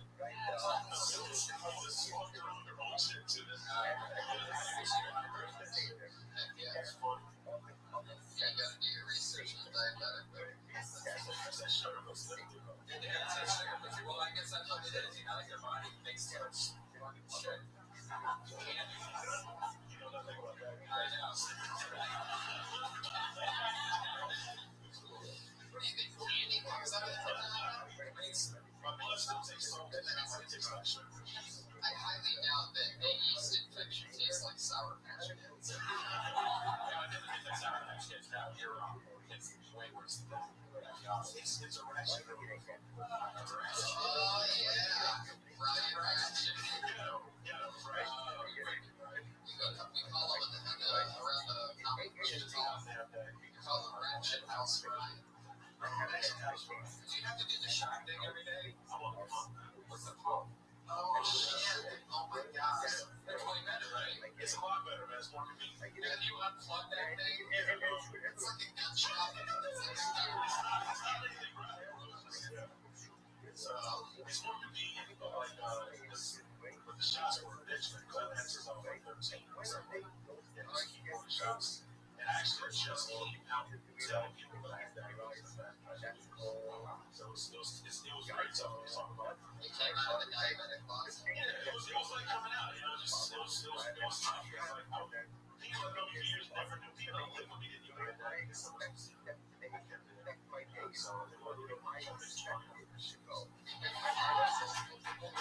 You get rid of diabetes? You get rid of type 2, and there's theories you can get rid of type 1. But essentially, type 1 is where the fingers doesn't work anymore. Type 2 is where the fingers does work. But the body's not guys, accepting. that's Or the instant body. and then we get to know some anger is controlled by Wow. I have type way. writer diet. And then Type writer diet. so Spit it up. Work on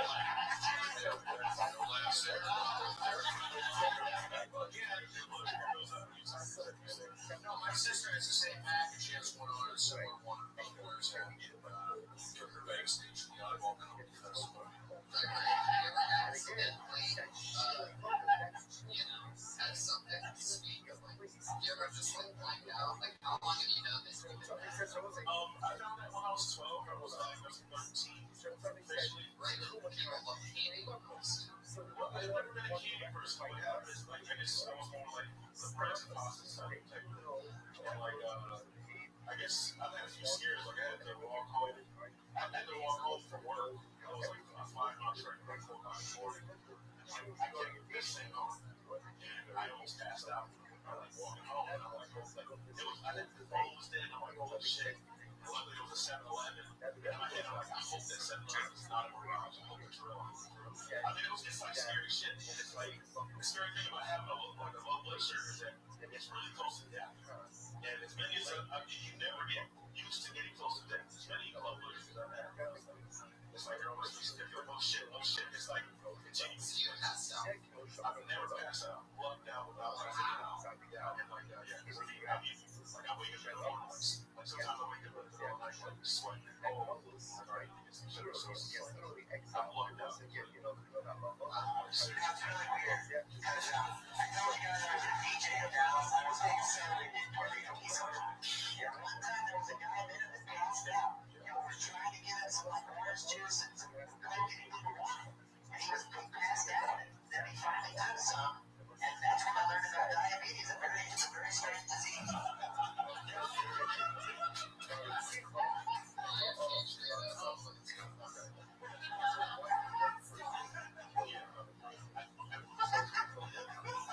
I do an impersonation. I wanted to do one because I saw his. Of the Iron Page there. No, it's a Optimus Prime.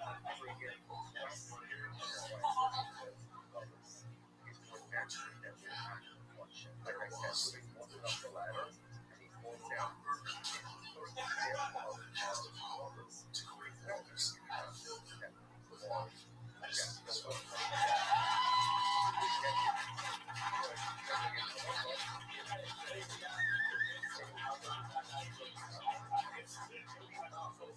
That's awesome.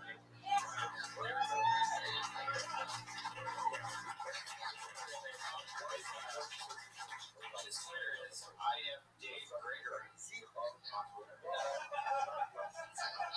Gregory. Like a diabetic Dave. Diabetic Dave. So you guys like what I'm being like that? Is that what you want?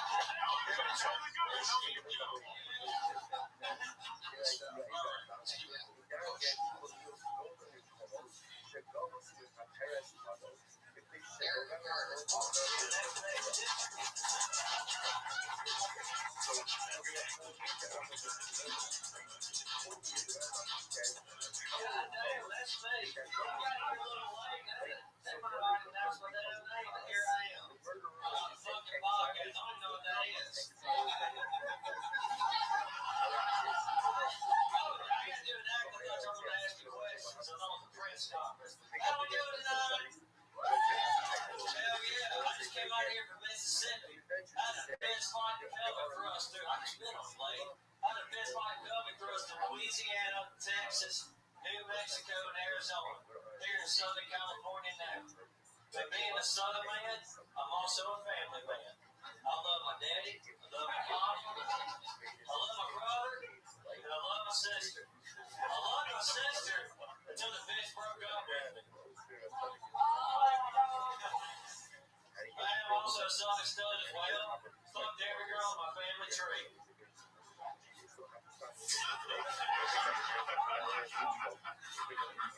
But you know, I live in red states and I live in blue states. And I want to educate you on this. Alright,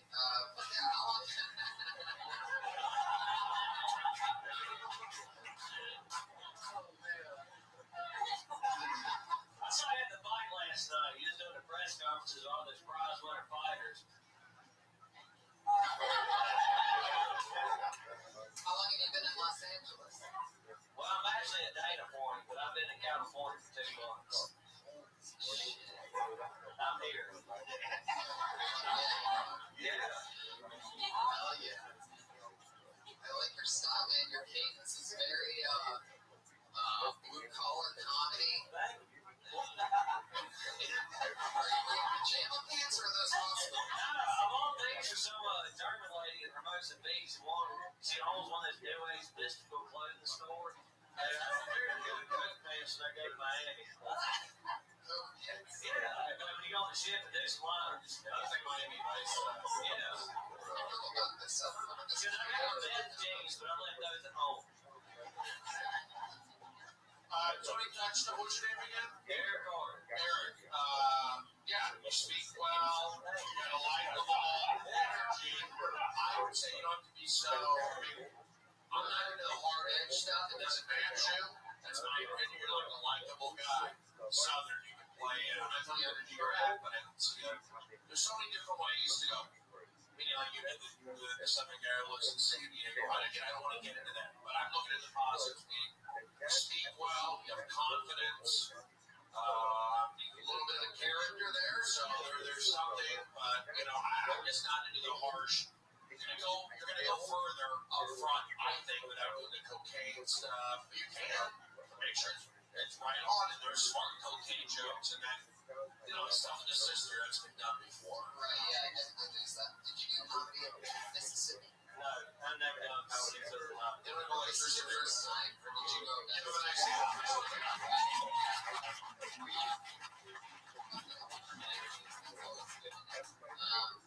Oh, yeah. First time it's not bad. Right, and I wouldn't do that set again. Yeah, about 5 minutes. Right. It's 5 minutes longer than we remembered. But, what's nice is that, you have such a style to just Mississippi business. It's unbelievable. It's priceless. People wish, I've met so many people starting out comedy that wish that they had a viewpoint like that, like just somewhere to jump off of. Like you can play that Billy Goat bucket, you can play idiot for the rest of your life, or you can try to be like other people and fucking you'll be one of those people that's out here for 19 years before you book an extra casting role. You're gonna end up in some fucking play the idiot. You got here a little bit late because they already cast it and filmed the last season of Breaking Bad. I'm really looking for that. I mean, there's gonna be something that pops up. You know what I mean? And so it's good that you're in the game. It's much more fun than being in Mississippi. Oh yeah. What are you doing? Like, how do you make your money out here? You just got here 2 months ago. No, my brother served, but I never served. I just drifted out here, man, and left the trailer park and said, fuck it, just hang out in California, and I done this to do. Wow. Here I am talking to you. Keep it real. Yeah, right. I don't know what the hell I'm doing. But Something going there, something going on here, and it showed up. nobody knows what the fuck they're doing the first time or after the first time. It takes tons and tons of time. But I'll tell you, you're already ahead of the curve because most people they have things figured out after the first time. And the fact that, you're smiling and not taking it too seriously gives you a huge edge over people that, get nervous and don't believe and trust your instincts. So good luck with everything. I'm so glad that everything's starting here. Please come back, sign up again. That's Eric Carter.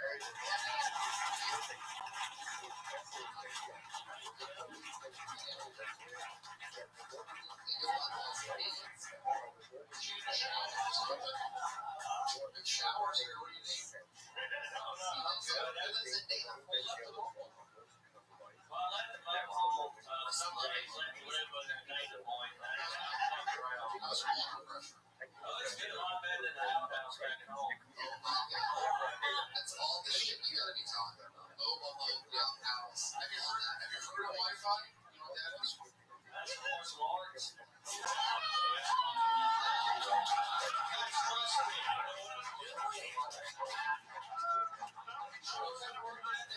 Starting out, there were nothing that going on. $3 million matters a lot. That's what I'm doing. You're a good job. Just keep doing it. That is the perfect one, by the way. Take the Wi-Fi thing, you know what I mean? Say, somebody asked me if I know what Wi-Fi was.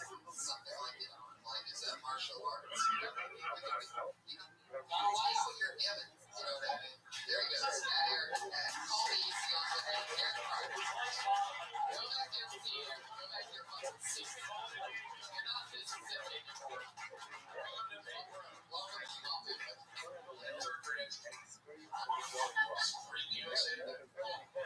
I never got an answer. I never got an answer of what you did for work, right? I know it doesn't matter. So probably works at a beach shop or what do you work? Yeah, coffee house. What's the last job you had for money? What's that?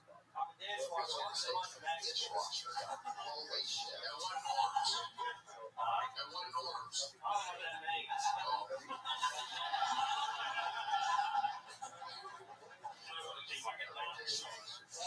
Taking a job from a Mexican. How dare you? Alright, everybody. You know what? We should probably move on to our final segment of the show for time, right?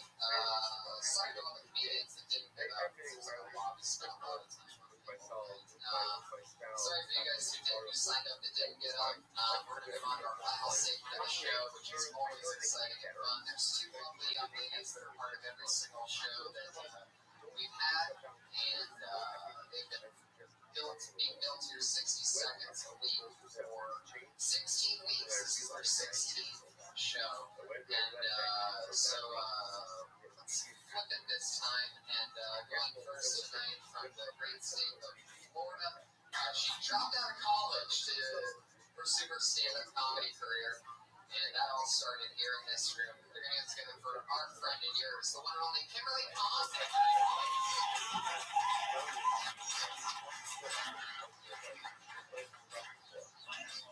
So, I recently started dating someone new, and I'm really excited about it. I think that the best part of having a new boyfriend is pretending that I'm sane. In the beginning, I'm like, oh, you got blacked out last night? So funny. Oh yeah, your friend Kate's so cute. I want to go down on you. But realistically, like 2 months later, phone rings because he's fine. I'm like, who's mom? I met your little friend Kate, mom. It's because you drink so much. It's like, because we have to go down on you? But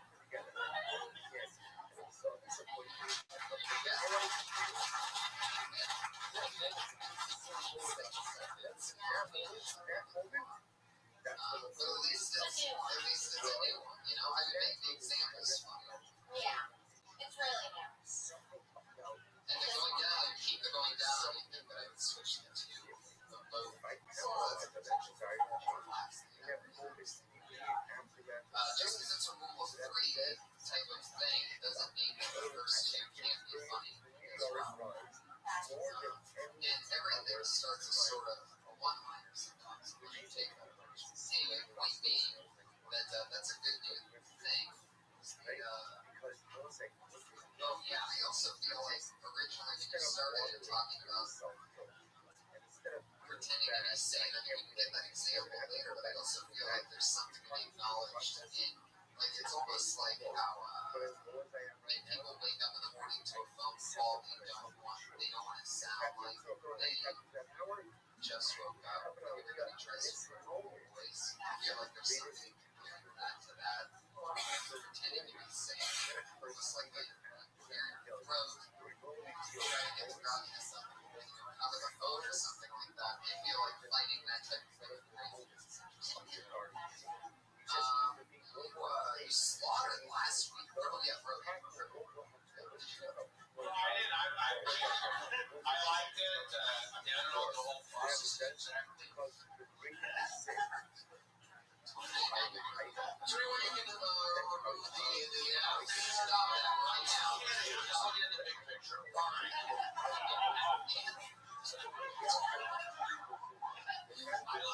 I mean, I know it's a big thing, but just like overseeing it all, I felt like, yeah, there was a bit there. So there was a beginning, there was a middle, there was an end.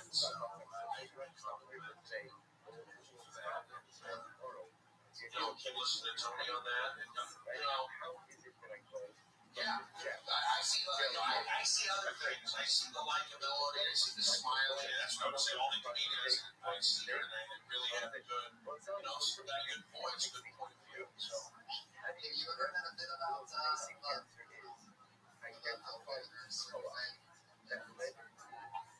I know this show I talk very much about. Well, I'm a human, so not really. No, I don't view the men and the women are a certain way and this and that. I'm just kind of like in the moment. I'm like Johnny Manziel. I played baseball. I was a failed pitcher. So I kind of do it that way. But yeah, I mean, there's so many different forms of comedy. Yeah, there's different, the guys versus the girls, this and that. I just feel. I've studied so much on comedy, I always tell the new comedians, it's stage time and jokes.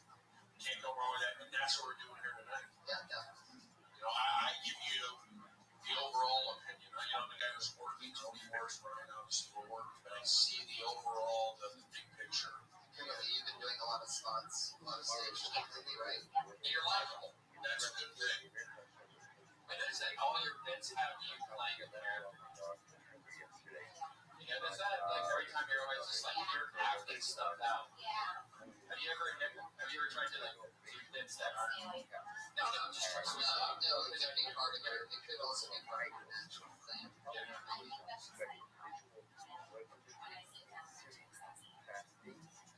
I mean, however, it's a show, which is perfectly fine.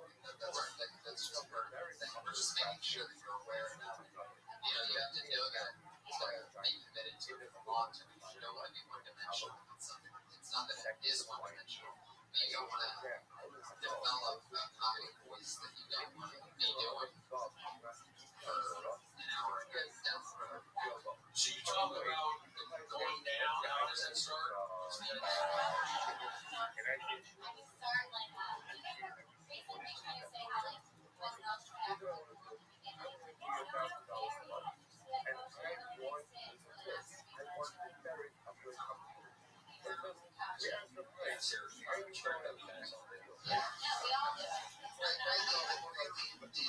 wouldn't try to make it easy. I would use examples that you actually know about. You know what I'm saying? Like, it almost seems like you're playing to everything. And that part's sort of been done.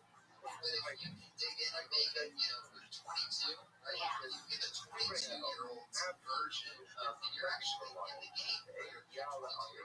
There's millionaires around all that you can probably just con over at any given point. Guys that have their own television shows coming out this year.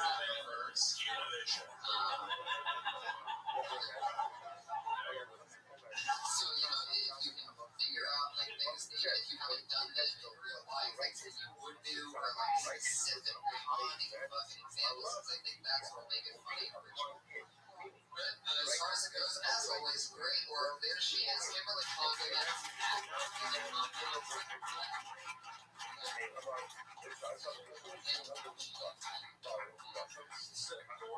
She really is. And as always, our other lovely lady we've been constructing here, always interesting to see what she's coming up with each week. Here she is, Sarah Mostajabi.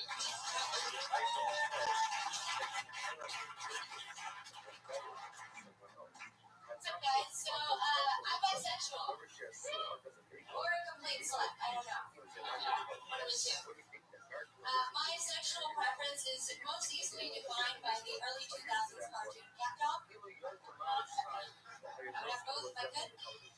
I actually went out with this girl last week. We used to go out last year. We broke up because this guy came in the picture and gave her a bunch of things that I could in the house or a dick. And we went out, and what sucks is that I've been on both sides of the street, and so I've done the tricks, I've been the trick. And we were walking around, and everything's great, and I'm holding hands and kissing, and it's going so good, and then I get the, I'm so glad you're here for me. Speech. I'm like, well, I know, he's not, and then he goes, you're not, all right. But immediately she falls the strip club. And I said, I love your feet. First started with the bear and then went to the cat. I immediately get that bear going. Okay. Well, other than the fact that you just made the bear come 10 minutes, 7 seconds. Like your nipple shot. Yeah, that's something you gotta look out for, man. We have this repeating problem with you. You guys are just so fucking turned on by me that it doesn't matter what I wear, what I do. It's too fucking much. It's not my fault. Your nipples are popping out of your Well, they're not, dude. That guy's in the back of the room for you listeners on the other side of the world. You're not gonna fool us. You said this. You really wanted to get into it, and you don't want me to bring it up. The camel toe incident 2 weeks ago. First you said there was no camel toe, and then you admitted later that there was a camel toe. No, I just said I wasn't wearing panties, so like maybe it's all the outline. Of course, man. Underwear, so you didn't have yoga pants. Yeah, no in the guy in the back of the room that night, too. Like, it was a whole thing. You don't want distractions. And then, okay, in my opinion, I got dressed today, and it was Stop. And the fact that we're covering that and not the material, which isn't bad, is a huge thing. So what you're left with is a common sense situation of you don't want to have a camel toe, you don't want to have your nipples showing. These are common sense things. What would suck is if we're like all of your jokes are fucking terrible, but instead you're building and you're doing something and you're still trying to. Or if you're not trying to, then you need to find a mirror. T-shirt and a Welcome to Hollywood. You need a full-size mirror in your apartment. Can I raise my hand? No camel toes in Hollywood. I have no problem with the camel toe. I have no problem. Gertie takes the I want you to fail approach. I don't want to fail. You asked Kimberly to take off her afghan. That was a joke.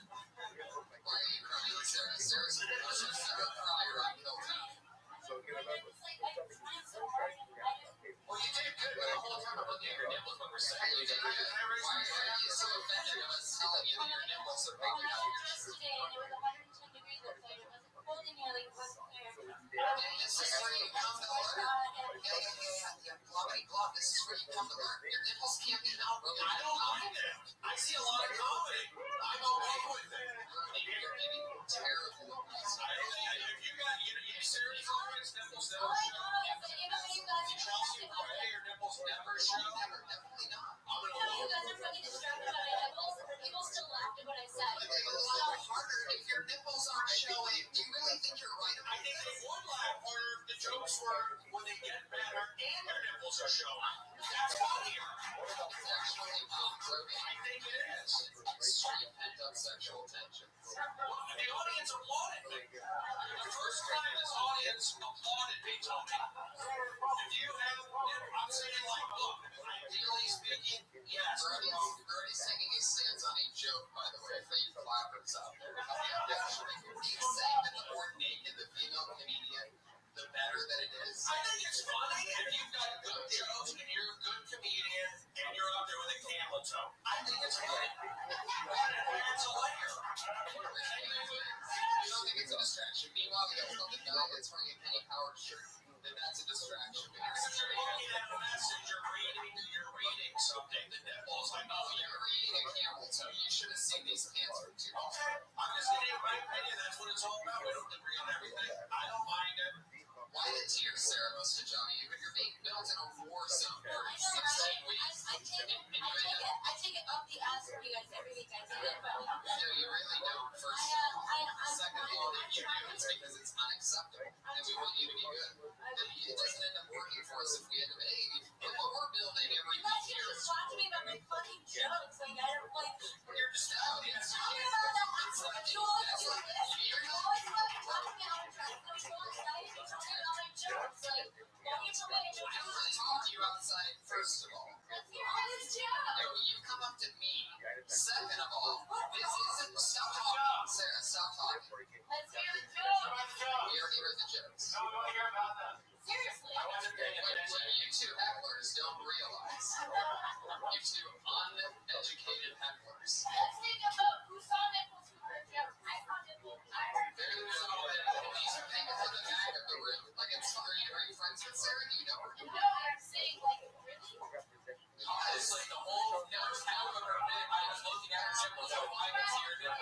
The reason why it's not good for a female comedian's nipples to be shown is because it is a distraction to the overall stand-up comedy. Whether it is to you or not, it doesn't matter. Their jokes and their persona is fine. And if those are getting strong, if those are getting troubles, then it would kill different nipples. Well, I don't know about that. That's It's going to be a hard road. You're going to be yourself. I said the bits are good. But then why I don't have to write tags every week for you. I don't think you understand what the show is. It's us hoping you get better at the overall thing. It's not about just jokes. And with you and Kimberly, it's an entire thing. The fact that she smiles and is likable and doesn't have nipples showing wouldn't be part of something that we cover with her. I hope you have nipples and the camel toe. You also jokes. You know, but this is all for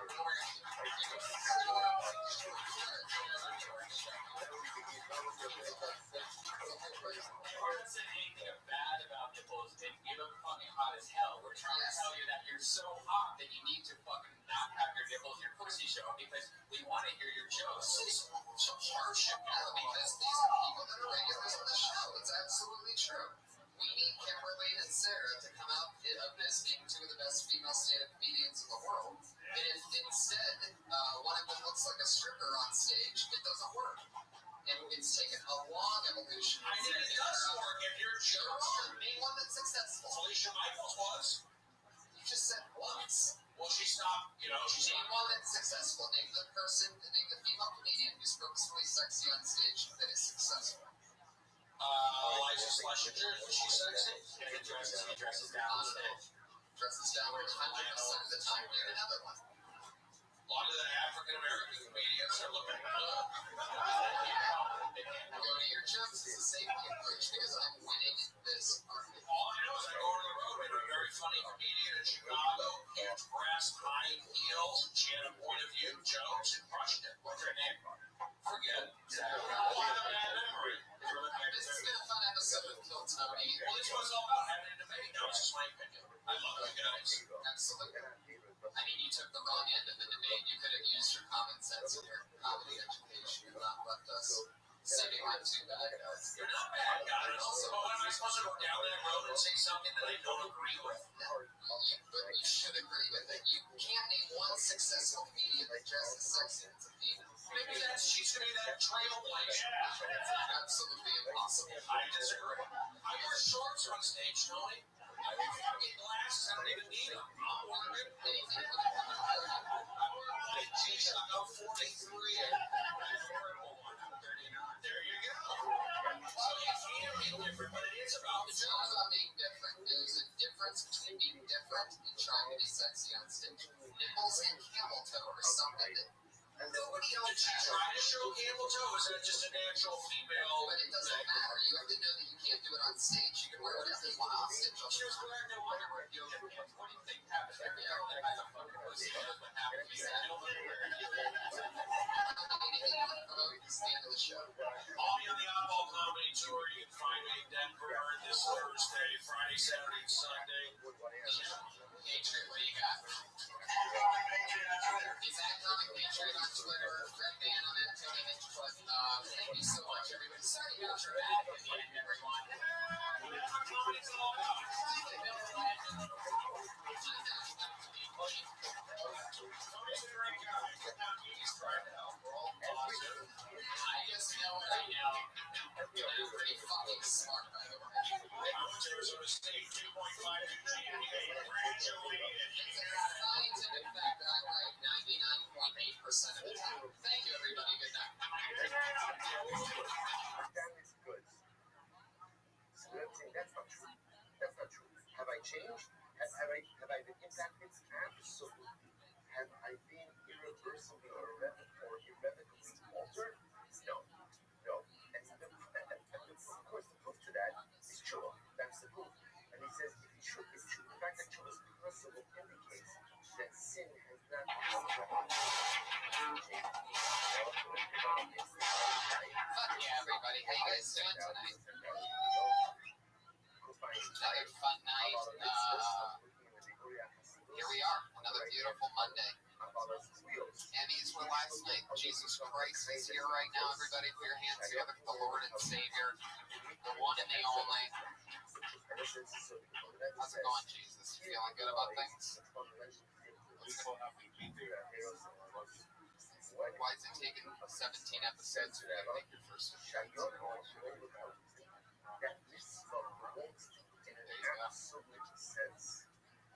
You guys welcome new audience members. How do you guys feel to be next to Jesus Christ, the Lord and Savior? There you go. It's all happening. Welcome, Jesus. As always, we're here with the one and only, the loveliest of lovely co-hosts, head of security, the one and only Iron Patriot. Everybody is here. He needs to be in the flesh.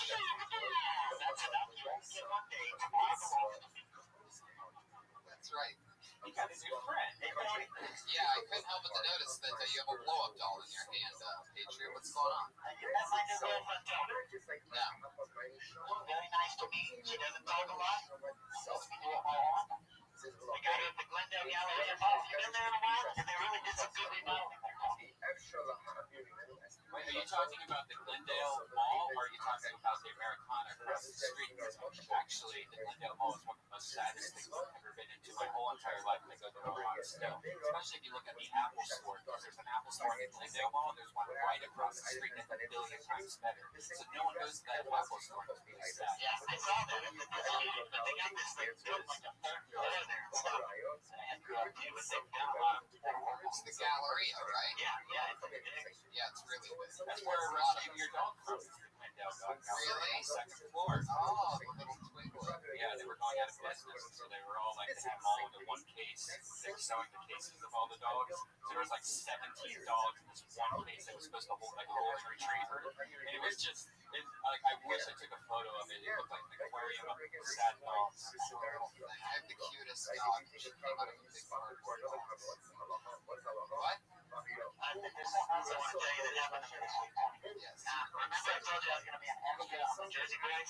Sure, I can remember that. You were wrong about something because you said that they weren't going to let me get close to Clint Eastwood. But I did get close. I got a few feet from Clint Eastwood, and not only him, but Christopher Rothschild was standing right there. And I overheard a conversation. It was funny because they were talking about that famous old cowbell skin that Christopher did on Saturday Night Live in 2000. Do you remember that? Yes. And it was just funny that they were talking about that. And I was just like I was at a backyard barbecue, just standing right there. Yes. How long did it take for security to get you away from them? Well, I didn't try to say anything. I just kind of sucked up what they were talking about. We had the cemetery scene, but you know, All right. Why are you holding a blow-up doll again? I just figured it out. He's a ventriloquist. listen, this is I've named my new girlfriend Maria, and I'm about to perform a song called Maria that I sent to Rabbi. Oh my God. So that's why I have Is it on the song? Yeah, sure did. I love how you guys always surprise me with this. It's great. All right, you want to do this? Yeah, let's do it. All right. Here's Iron Patriot with Maria.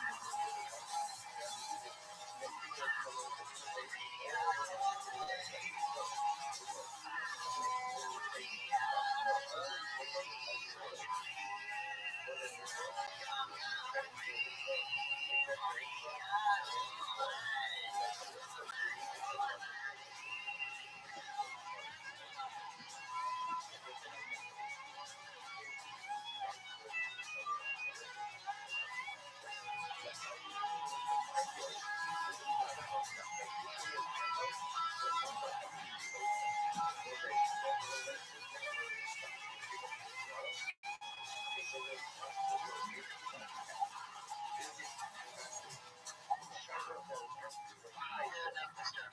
my god. Wow. For some reason, I feel like you actually used that before, that doll. I checked it already. No, I'm glad it wrapped up. Say hello to us. Why didn't we do that on the show? So, let me ask you something, Patriot. Like, did you write that song? Yeah, I wanted to show that I like the female hombres too. Like Eva Mendes, Selma Hayek, and Eva Longoria. But her feet, she has the cutest feet. Her toes are all straight, nice arch, tan, and really cute. So you're saying that your blow-up doll is a Latina? Yeah. Yes, Maria, that's why I call her Maria. Well, Maria is also an Italian. I like the song a lot. I thought it was amazing when you held up and started eating it out the blow-up doll and exposing the butthole to the audience, especially since it was a big gaping butthole. And let me tell you, I stuck my finger into it with trust that you said you never used it, and I smelled it and licked it, and you were right. Wow. You have a lot of guts when it comes to licking things. I heard you with Jerry Diesel, talking with Jerry Diesel. You guys are lethal together. Well, I trust you. That's what I'm trying to say. I know underneath that armor is a heart of steel. Yeah. No, it's fun to do that. It's great bringing back all these Dirty Crabbers songs. I really like that special thing, man. Dirty Crabbers is an old band when he lived in Texas. And they played music in the grunge era. And he said to us, yeah, that my band played in the grunge era. And I go, that doesn't sound like grunge at all. And he goes, yeah, we weren't successful whatsoever. That laugh is so creepy. It's my new favorite thing. It really, I loved it. The first couple episodes, we had the Patriot as head of security, or as I call it, the head of insecurity, on. We didn't have a microphone for him. We didn't realize how much brilliance was going on under the 60 pounds of armor.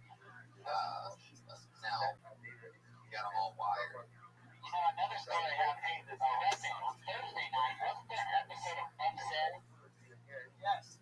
Yeah, I watched that. You guys are watching that trailer of Dawn of On that's coming out with Joseph Gordon-Levitt. That looks fucking badass. I was in that concession stand scene where they went to the movie. Did you see that real quick? Oh, you're in that? Yeah, I was in that. I mean, I was an extra, but it was funny because I was in that concession. We knew you were an extra, dude. There's no, what would be the lead role? Yeah, I know. We know that. No, but all extras are almost more fun because they're like Easter eggs and you know them. So you'll be sitting there and be like, oh shit, there's the knee in the background of fucking Sister Act 2. You should make a compilation. Thank you. The guy with autism helping me out with my words. Wow. In a rare, that's like seeing a shooting star inside of a comedy showroom. Is the autistic guy correcting the obsessed fucking wordsmith? Anyway. And I was playing a video game and waiting for the scene to start, and then Scarlett Johansson just walked in and just was standing right next to her. All right. Let me ask you something. When you're working in Hollywood and Highland lately, now that you have this newfound... First of all, I got to acknowledge, I love the fact that your penis flap is broken today. And his butt flap. Yeah. Right. Sometimes you gotta let the banana hair out a little bit. So those two things are obviously, now that I see it, they must be connected to each Yes, other. and underneath there's like a Velcro strap in it. And that attaches your butt. Yeah. That Velcro strap is basically your gooch. Yeah, it's in my crotch. When I was walking here, it must have come undone. I felt it go loose. Did you have a pretty exciting weekend? Are you swollen right now? No, I don't know why. You know, there's just always something goes wrong with my costume. It's very challenging to wear. It's just always some kind of thing I go wrong. It's a miracle I made it down here for like 16 weeks straight. It's incredible. I mean, without anything going wrong. Absolutely. And, you know, I'm really looking forward to going on my first trip to the podcast festival on the road to take my costume in the car. Between your penis flap and your nervous left arm twitch, I can't keep my eyes off your costume. For those of you that don't know, a couple weeks ago, we also caught on to the fact that his left arm twitches every time he gets really excited about anything. Does it ever happen when you're writing, like does a letter for me have like a lot of like high stock market stakes? When I'm out of the costume, it doesn't happen. I mean, I used to do it when I was out of the costume, but now I haven't got rid of it. But it came back when I started putting this costume on. I guess I don't know what the deal is, you know. When I start talking, I mean, I can keep it still, but I just take my mind off it. Patriot, that's a great and long explanation. That doesn't make any sense, I know. I'm glad that you're here every episode, Patriot. Put your hands together for the Patriot, everybody. Hi, Patriot on Twitter. I'm very excited about tonight's show. You guys know the format.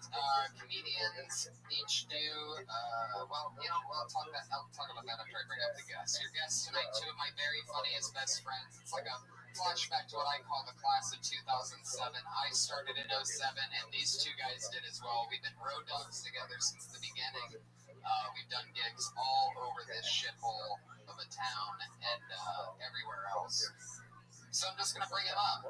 My first guest is the opener for rock and roll bands like Guster and Fun. He's the official tour opener for Curb Your Enthusiasm's Jeff Garland. But most importantly, he's one of my best friends. Put your hands together for Matt Edgar, everybody. Here he is. We started during the same week.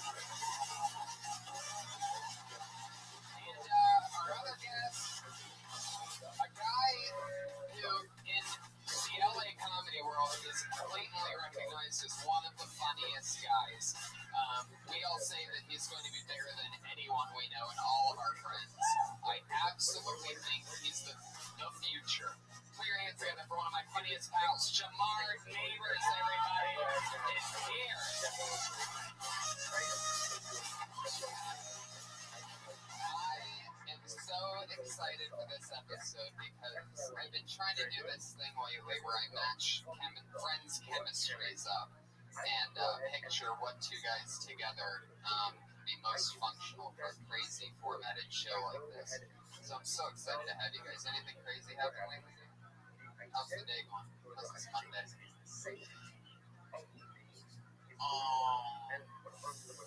Josh Martin trying to fix his speaker over there. He has no idea. I bet you say Josh Martin a piece of wood around and is that what that is? Josh, good that is. There he goes. Josh Martin, producer of Kill Tony, the silent assassin, which is good because he has a speech impediment. I recognize him from a couple episodes ago when he did his infamous cereal joke, which I heard getting compliments last night on the front patio from audience members.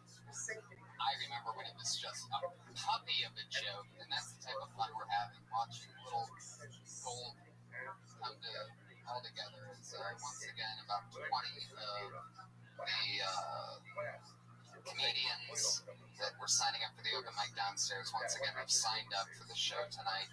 And it's always fun to see what happens. You guys ready to get this thing started? Yes, sir. Let's go. Everybody gets 60 seconds. You know that your time is up at the end of that 60 seconds because you will hear the meow of the kitties. And you better get off soon because you go over your time. That angry West Hollywood bear comes out. It used to be a few seconds. If you ran the light for a bit, the bear would come out. But I don't know, Red Band's getting pretty excited with it lately. He loves just... See? That bear gets angry quick. So, what do you guys say we get this thing started, huh? You ready for another crazy fucking... Are you drinking red wine over there? You're so classy. All right, everyone. Put your hands together for your first comedian tonight. And we sit down the mics and when they're performing. Anyway. Put your hands together for Ziggy Klett, everybody. Ziggy. Ziggy! Whoa, if you don't show up, that means you never get to do the show again, and you get blacklisted.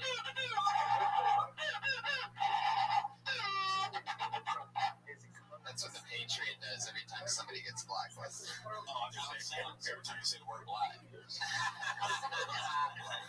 Well, we have figured out that since he's from Texas and he's very goofy, he has a bit of natural accidental racism that is an ongoing thing with him. Sometimes you'll just notice him say things that are like, what's that song about the girl named LaQuisha? Latija, Jacob and Latija, two monkeys. What the fuck? In the jungle. You see what I'm talking about? Accidental racism. He doesn't even know when it's happening. Hey, Tony, I wasn't able to prepare for these guys because you didn't put a tweet on it. Did you do that on purpose so I couldn't prepare? Yes. What do you know about these Well, two I don't guys? know anything because usually if it's a tweet where I see the guests are going to be on, but it was strange today. I kept checking. Well, after the intros that I gave them, do you have any questions for them? No, I mean, where are you guys going? Why is the Iron Picture getting crowded? How do you know Tony? How do you know him? We've all been doing comedy together for years. I want to find out about you guys. It's good to have you on the show. Thanks for coming. Thanks for having me. I appreciate it. I'm afraid to tell them I'm a cop. They'll start smoking.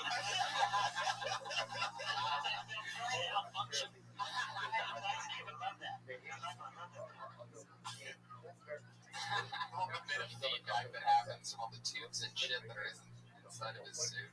Yeah. He has to take the bus here because he can't sit down in that outfit. So when he puts that thing on, he's standing for basically 4 or 5 hours at a time. Do you ever get recognized at Hollywood and Highland when you're hanging out there with the I others? did. I've had some people coming up to me lately saying, "Are you the guy from Kill Tony?" It's been great. That's awesome. It's really, and I know Hollywood Jesus. I've known him for like 5 years or something. I met you. Yeah, He would go down there and I'd see him all the time, and he inspired me to get out of that area because I saw him in a video with Snoop Dogg right in front of this club, and I thought, that's great. He went outside the Hollywood Highland, Tuesday, and came down here. I said, all right, there you go. Whole story, a whole background of Patriot and Hollywood Jesus. Let's get back to these comedians, shall we? Let's see if anybody showed up for this gig. Put your hands together for Trenton Willie, everyone. He's here.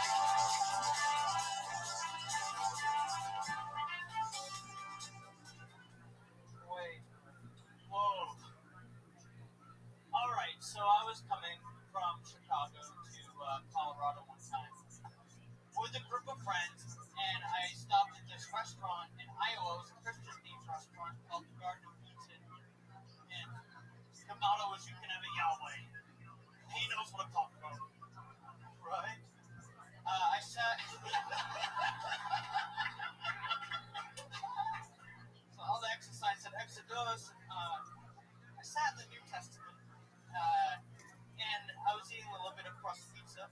Then my friend just started bleeding out of the mouth. There was blood and blood and blood and blood. We're all waist deep in blood because he was choking on the nails inside of his croissant. And then I said to the waitress, "I want to speak to your manger." She said, "I can't. I would if I was able, but I don't want to lose my job." Then it turned out the restaurant didn't even exist. Wow. 60 seconds on fucking, he's got 60 seconds on church puns. Different than last time. Yeah, hey, I'm a fan of the pun. A lot of people try to hate on it. I'm a big backer of it. It's very religious. I get the feeling it may have been covered in the past 2013 years that those characters have been out there. I bet somebody's, rhymed joke or whatever, but it is interesting. It's fun that you stay in the pocket on something like that. How'd your hair get that color? Yeah, I was going to ask. Well, I was hanging out on the bobsled, and I saw the hippie move with the sound in Venice. And it just happened. Right. And then they have been washed since. Yeah. This is my, what do they call that stuff? Moss or dirt? Bacteria? It's coming out of my crotch. Brown smoke. Do you shower a lot? Mold. You into showers? I haven't done one of those since I was a wee little. Don't do it. Really? Why not? Very angry. Why don't you shower? Well, my dad used to shoot a lot of Shoot a lot of miss? Yeah, I grew up in Maine. Oh, wow. So is that a Maine thing? White people are a Maine thing. Sound like an Iron Patriot all of a sudden. Let's talk about those shorts some more. How long have you had those? I think ever since they came out of God's third eye picture. Oh, you're a wild one. Almost rich. I get the feeling that you've done mushrooms so much that like it's just become part of your. I got the feeling he's on You're mushrooms. just on the eternal train. Drugs are illegal. Drugs are illegal. Bad. Cops say no. I love cops. All cops. But I love what he's doing right now. That's just what he always, that's what you got to repeat to yourself. But they start off with swimming trunks, though, right? Yeah. Or swimming trunks. When's the last time you went swimming in them? I swim. This is not me being a dumb cunt. I swim like almost every day. I swim. Wow. I love swimming. I love the water. That's your shower. I can tell by the swim shoes. Look at that. I used to have those. Speaking of this guy, those barefoot shoes. Oh my god, they're haunting me. They're superior to other shoes. Superior. He went there. Those defined toes, I just can't get into them. I can't. It's you know what it is? It's like a Birkenstock. It's like that's what it reminds me of. I don't think toes need sleeves. You ever pick up stuff with them? Like the mitten of the glove, that was a huge adjustment. We needed fingers. But going shoe to covering the independent toes, it's just, Why would you want to separate all your little piggies into cells either? yeah, why are you putting your piggies in stalls? We like our piggies free range. Yeah, farmer feed, Robert. All right, well, Wait. How did Jesus feel about all these church punks? yeah, exactly. It seems like the material was custom made for you. It was amazing. I love it. I've never read so many. I like that there's a story and like you just puns it. Yeah. Wow, the power of Jesus Christ. It's got a kazoo on him at all times. I love the effort that it takes him to get that out of his pocket through his robe. It's always like he hears something he doesn't like, and there's a couple, it's like about 10 seconds of him under the robe grabbing the horn. All for the.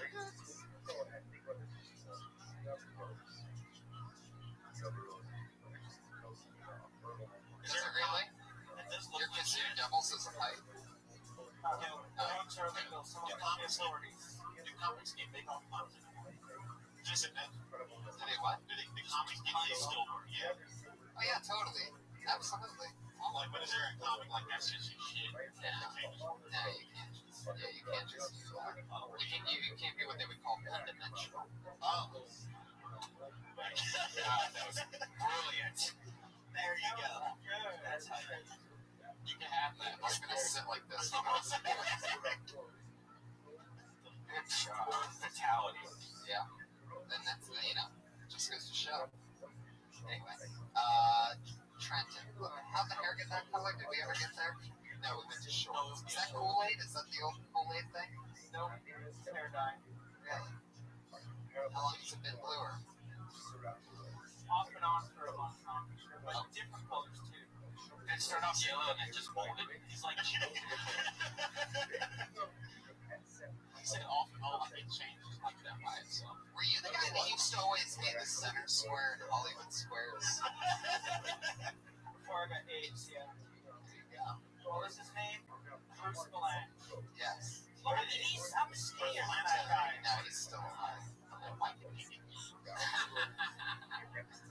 Strength even hated AIDS. Alright, there you go. Remember last week when Rothschild said Josh to get some coffee, and right when Josh came back, he was on stage. Yep. He kind of had that special moment that Then he cut his fucking hair. He was so gross to Josh that for the first time in like 2 or 3 years, Josh went and got his hair cut because. yeah, I noticed that. why don't we bring Josh up here so we can Josh, get back up there. 7 days ago, they were on the same stage at the same time with the same hair, and now, Josh, take off your stupid hot dog hat for a moment. Oh, there we go. There it is. Oh, I like it when it's pushed down like that. It actually looks nice like that. Talk into the Patriots' neck. just want to talk to that Dick Cloud guy. I saw him. He tried to talk to me from the patio, and then I'm like, I just wow, I was almost my hair. There you go. Trenton Willie is changing people's lives. An inspiration. All right, well, there he goes. Trenton Willie, everybody. There he goes. That was fun. Sometimes you don't talk about the material at all. It's very unorthodox. Anything can happen. You know what I mean? Yeah. Unorthodox? Definitely. Oh, yeah. Patriot, how do you feel about what's going on so far? I feel good. Justice will try for you. How long have you had that blow-up doll for? I bought it a couple days ago. I drove over there and got it. Where'd you drive to? Window. Oh, you really went to the mall to get that? Yeah, it was expensive. It was up on the third floor. It took me a while to find it. How expensive was it? Wait, Spencer's still open? Yeah, it was like $22. So that was my I invested in the children. Wow. Was it right up on my taxes? Was it embarrassing for you to buy that? Yeah. But you wear a disguise? I don't really care. I'm starting to do business. I don't give a shit. Yeah. Damn. I'm an investor. If you don't tell you I'm going to get shit done, nobody's gonna stop. Right. Man, that left arm is twitching like crazy. It was. You're here. I really get mysterious face coming. There it goes again. You can't even stop it with this voice. Hey, wait a minute. It's not about to happen right about now. That should be a drinking game. Yeah. Drinking game for alcohol. Come here. Don't be stopping, Tommy, before I go to the podcast. That's right. He's nervous about the LA Podfest coming up October 4th. We're part of the LA Podcast Festival, everybody. This is episode 17, and we're lucky enough to be part of something that cool. Only at 17 episodes. Yeah, and if you want to get tickets to LAPodcast.com, we're staying at the hotel probably, because last year was like a party there. And we're going to have a live Kill Tony there, and a live point that's with Kevin Herrera on Sunday. So Kill Tony is Friday. And we'll be booking comedians over the next couple weeks for that, because that's going to be specifically a show in which, obviously, since we won't be going off the open mic sign-up sheet, we'll just let you know in the next couple weeks if you can be one of the people. And when he says weeks, he means next weekend. Not the weekend. Yeah. Okay, our next comedian. October 4th. Brad Sachs, everybody. There he is.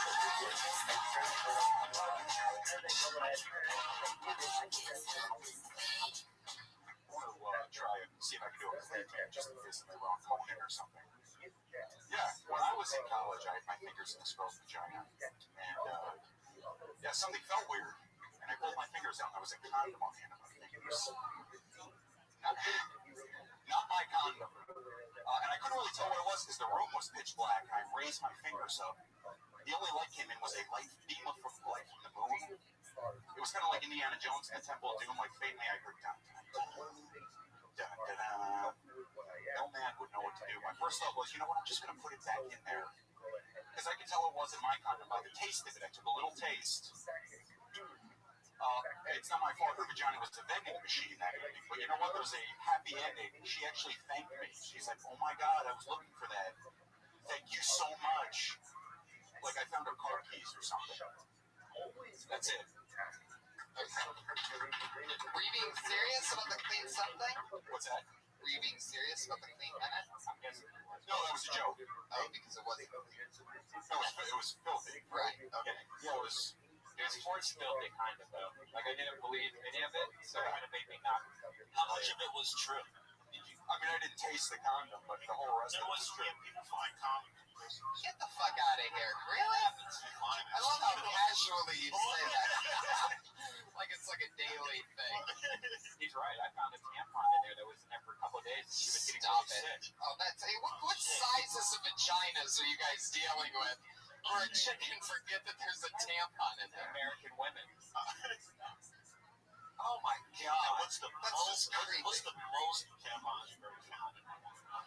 I found 2 maxi pads. 4 months supply. Just black. Oh, They're like balloon eggs. oh my god. We should take all this material and use it for clean material. Yeah, but if you really did find a condom, you should make it. Just say it about that. What did you really do? So wait a second. Let me get this right. You're with a chick. Yes. You're fingering her. Yes. All of a sudden, there's a condom on your finger. That really happened. That What really the fuck do you do then? You keep fingering her and pretend like what's going on? Well, it was dark in the room, and I was like, what is that? I was like, oh my god. And I threw it. And she thanked me. She's like, I was looking for that. She was like, oh my god, I was looking for that. She really was looking for that. Yeah. She spent time looking And it wasn't yours. It was not mine.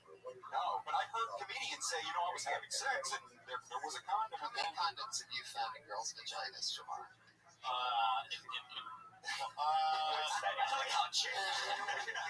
The writer stopped LA once or twice. Yeah.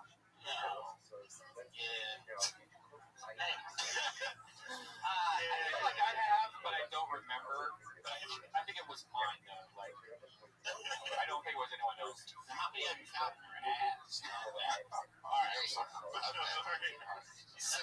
So you throw the condom and she says, I was looking for that. She was like, she started crying. She was obviously embarrassed because I now knew that she had slept with someone probably that day or maybe 2 hours. Did you like this girl? Like, where did you No, meet her? it was like a booty call. Like, Where'd you meet her? it was in Ohio State. I met her in class. Wow. What did you go? She told me that like I found her keys. I kept figuring her. Then I found her keys. She's like, oh, I was looking for both of those. And let me ask you this. Yeah, that's totally it. How deep did you reach into the cookie jar to get it? Not deep. Not deep at It all. seems like Just normal. Wait, so it's just Yeah, it was just hanging out. hanging out. Of course. It was right, yeah. So it's dark in the room. You feel like you throw it. When she's crying and the lights come on, where was that condom? Where was it? It was like, it probably hit the wall and then went down. And You don't remember that? You didn't see? Yeah, like she's it probably worked its way out at that time. Because I just was the last guy that just plucked that gold. What's the point of wearing a condom anyway if you're just gonna leave it in there and just let it fucking marinate and bake in this oven? I love how women during that were just like, oh, I have an oven between my legs. I understand it because I really had to pull something out of the vagina once before because she was helpless. Was it a baby? Was it an She abortion? can't do that. No, I had to pull something out of the it was a tampon. It's fucking wire hanger. I mean, I said 2 times. Right later. I just put those yellow gloves on. I looked at all the ladies in the room after you said right ladies, and they all almost puked. Like, no, definitely not. Never. Let's keep going. All right, let's do it. Our next comedian, everybody. Give it up for Brad. Brad Sachs. He's at Brad Sachs on Twitter. Your next comedian's name is Ori Amir, everyone. Oh, yeah, Ori. Howdy, hey, I'm German, and I was born in Coburg. When I was 4 years old, I used to carry a little rock between my butt cheeks. It wasn't a fetish, it was a nurturing instinct. I was trying to keep it warm. But once you carry a rock in your butt, it's a slippery slope, okay? Rocks were becoming bigger and bigger, and it was harder and harder to hide it from my grandmother. Now, you guys have it now, but in a couple of years, when Obama is going to take away our guns, we would all have to carry rocks in our butts. Look out! A bad man with a gun! Don't worry, I got this. My butt just saved your ass. Now, I'm just kidding. you liberals in the audience, please, liberals, please don't attack me with your butt rocks. Or your vagina condoms. That's a minute. Holy shit. I remember you were here last week, right? Or was it the week before that? 2 weeks ago. And you're like an astrophysicist or something? And he's a neurosurgeon who dabbles in stand-up once in a while and just slaughters, by the way. Because I remember you killing 2 weeks ago, right? Oh, it was someone else probably. Yeah, it was a couple weeks ago. But it was very fun. So you work on people's brains? No, I don't actually operate. Don't trust me. Cut the brain. I just do research. We scan people's brains. Make up theories that are probably false. So do you think we're going to be able to save, do you believe that we'll be able to scan our brains and save a version of our brain in the future and be put into a robot? Sure, yeah. 30 years, 40 years, yeah. I agree. I think that if there was going to be, if I could gamble on a bit that could be your rock and roll status, like the shit that ends up on t-shirts, I would call it butt rocks. I think that you're onto something unbelievable, and the way that you say butt rocks is fucking priceless. And I think you can get more into it and make it even bigger, where a lot of people might say, I think you should trim that down. I'm going to go with, you could have a fucking 3-minute butt rocks thing as your closer. I'm saying more butt rocks. I'm saying acknowledge the fact that people might not want to put rocks in their butt and talk about that. You know what I mean? Remember my pet rock? Remember that shit? It used to be this rock in the late 70s, I believe, that they used to sell with My Pet Rock, and it was like Cabbage Patch Kids. I mean, it was like Grand Theft Auto. It was like selling like crazy. They just sold rocks. And you could have you sell your own rock, maybe get some like fart spray and spray on each one. The technology's a real doozy. When you realize people were playing with rocks a couple decades ago. Yeah. They were selling rocks, becoming millionaires. How many rocks were you I haven't tried to challenge myself. Maybe. How many have you got so far? I like that this guy works on brains and puts rocks in his head. Right, that's what I'm saying. Like the fact that you are in neuroscience and you're big into this second, like Walter White life that you're living, when you're not being a genius, is about butt rocks. You're supposed to be finding out how to help people's brains, and you're talking about butt rocks. When you walk into these rocks,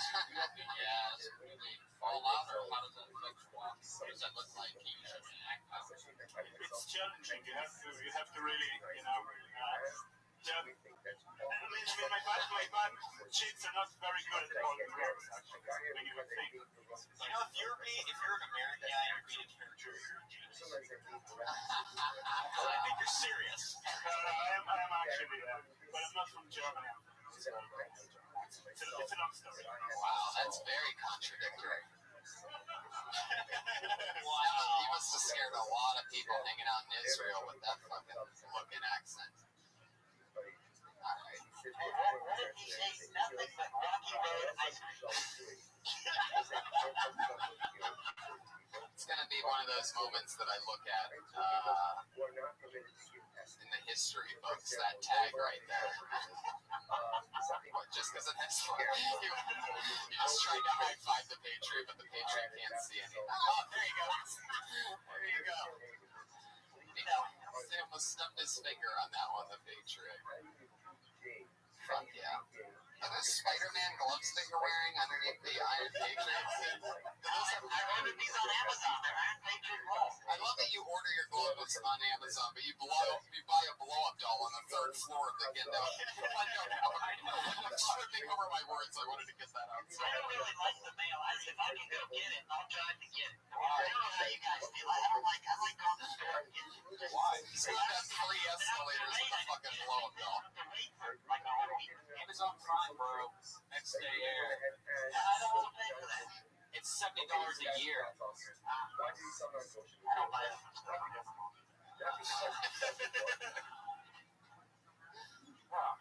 Look what kind of shoes the neuroscientists wear. I was looking at that. Totally. What kind of car do you drive? 98 Chrysler Civic. What dude. Why are you driving a Volkswagen? I'm a PhD student. I'm not like a professor. You don't get paid. Yeah, well, you can get neuroscience. Doesn't get paid much. Not when it's still a student. I'm a PhD student. How much longer do you have until you start making money? Well, until I graduate the year, I don't know about next time. That's a year? Well, there you go. That's probably about when you'll start making money. Hopefully, That's the question. That's his move. good. With guarantee. So you really speak German. You can totally speak German. Well, not as good as Hebrew or What's something scary that you can say in German? Like if you were gonna kill us, okay, and you were going to, really try to scare us for like 10 seconds before you killed us. Yeah, dude, Nazi. Ready? Yeah. No, not different. I'm not actually going to get you. Even so, the short name is Kill Tony, and I'm very good at obeying orders. So, Oh, I see what you're saying. I thought for a second I thought you were speaking German, and I'm like, wait a second, this sucks. no, the German Alright, thing dude, about ich finde diese Situation ganz komisch. That was very good. It looked at me right in my eyes, and then I'm like, whoa, that's what it feels like to get killed by a German. What if he yells it like how? Like, what if he like say it like yells? Ich finde die Situation ganz erotisch. I just saw two Jewish girls pass out in the back of the bed. Very, very wet. Oh my god. Dude, keep coming around. I love you. That's Ori Amir. He's at Ori Amir on Twitter. That's ORIAMIR.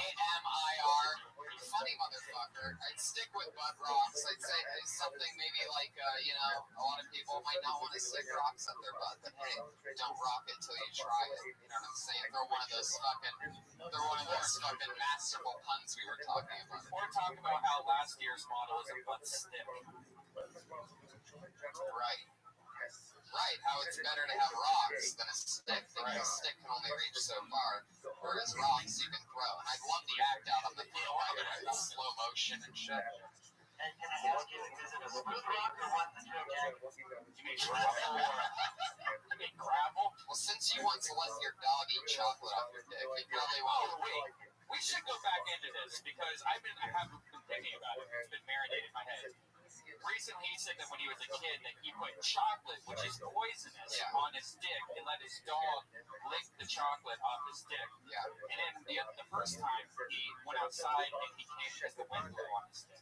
Oh, yeah, that's right. The first time he ever came, he was hanging on a tree, and the wind blew hard, and he came. Yeah, I ran out my backyard naked. I said, somebody came on me strong. I just had a emotion. I just wanted to run naked.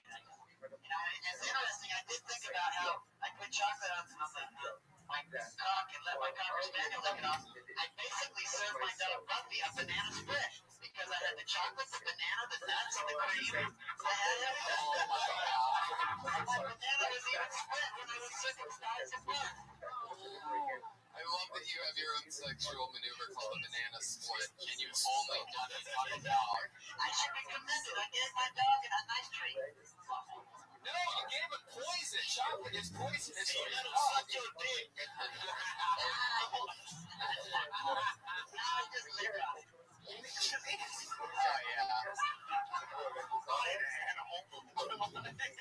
I mean, what else? Right.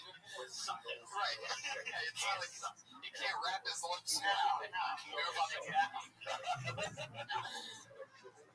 I didn't come on the tits or nothing. Come on, let's not go overboard. Tony, we all have dark secrets. I get the feeling this dog made you come, since the week before that was a wind. I just kind of did it myself and got out of there. It was only one time. Everybody has dark secrets from their childhood. I did that when I was 15. I didn't do it. It really is. It's you. You did. It is an upgrade from wind, though. I give him that. If you just waited one more year, you could have had the dog give you roadhead while you drove. 15? What the fuck? You're supposed to be a young man at that point, Patriot, not feed your dog poison on Yeah, the hair on his dick. I heard that Red Man sniffed his grandma's panties, so that's bad. You did?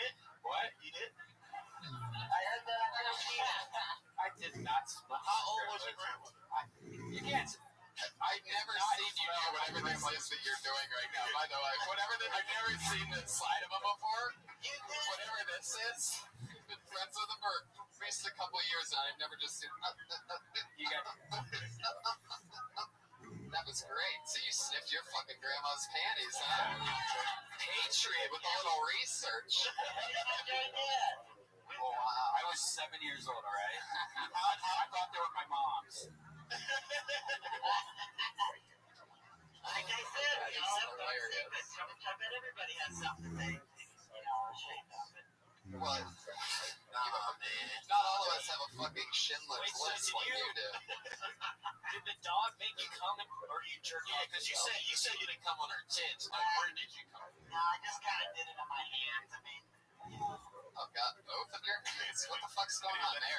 Where was your dog? Sweet boy. Right. it's weird because I went in the closet, but nobody was home. I didn't have to, but I guess it was the shame that just. Yeah, I can tell the shame's hitting you now. Your left arm looks like it's about to fly off downstairs right now.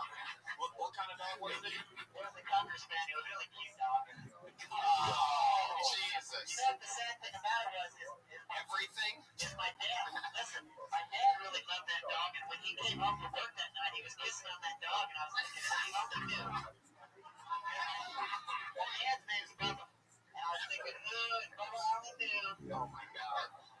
Sometimes you say so much stuff that it makes me dizzy, trying to remember all of it.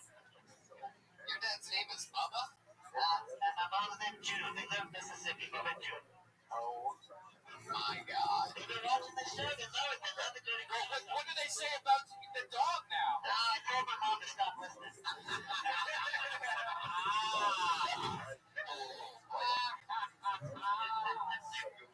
You know, it's good. She heard it for a while. That was good enough. But it's just, she don't understand it. That when you come to the Comedy Store, everybody, you talk about a lot of crazy stuff here, But that's what's great about this place is you can let it all hang out. You don't have to be ashamed. You're right. All right, your next comedian, everybody. Put your hands together for Dustin Emery.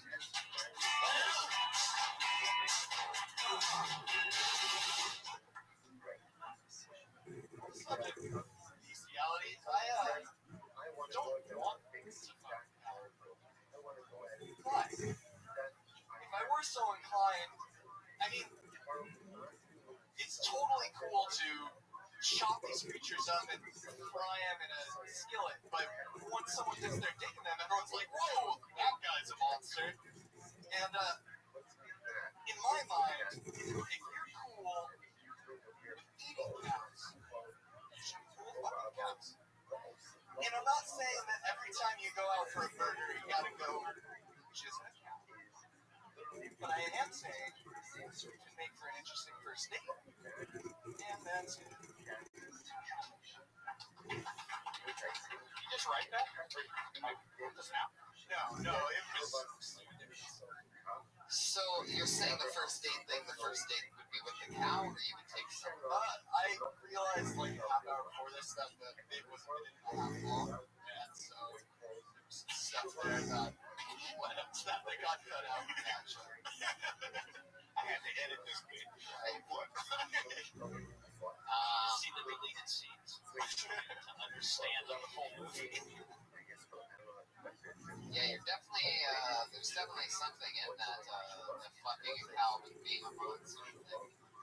Like, you lost me towards the end. I can't even remember exactly what was going on. But the premise is better than the joke is right now, which is a great position to be in. But do you even care about fucking a cow? Like, you really want to fuck a cow? Not particularly. Are you vegan? Vegetarian. But you think it's okay that you fuck a cow? I don't give a fuck. Yeah, I don't think That's that's the gonna point be you're making, is that if you want to fuck a cow, you're okay. Yeah, it's. I wanted the irony behind it. It's totally chop them up. Like fucking them. Oh, that's so good. That's the observation. Yeah. You ever done comedy at a rally?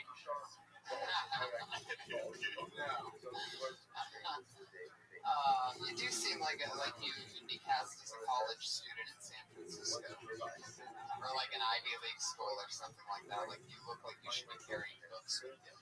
Has anybody ever told you that? No. Your partner. Yeah, there's something there. Like there's something where like for example, what I see when I look at you is there's definitely some dark secrets like Patriot was just talking about. Like I can tell. You're sort of like the irony Patriot. I'm really digging those books today. Thank you. I know. The writer's guild. Anyway. Yeah. Carrying books. I'd write a bit about how you look like you should be carrying books as well. As well as that thing. I would turn that book carrying thing into something. That's fine. Why would you want to take my always right advice? But anyway. I like the bit of that. Way more.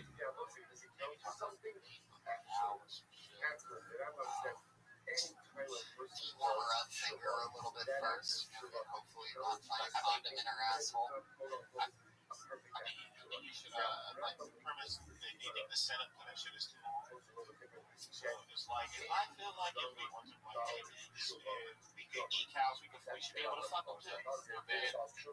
Then you go get it. You know what it is? Slaughter me, you kill him. It felt like you were on the side of fucking cows. Yeah, it's not. What you're saying, if you're gonna be allowed to eat cows, then you should also be able to fuck them. Outside of you. Yeah, I know if it came across, my intention was to make it seem like I was on the side, but trying to hide it. Yeah. And like, I can't put it down. But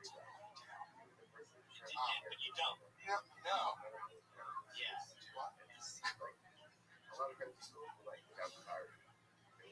You should make it where like it's more about how that's like a thing that you think rather than like being on the side of it, because that's not even honest.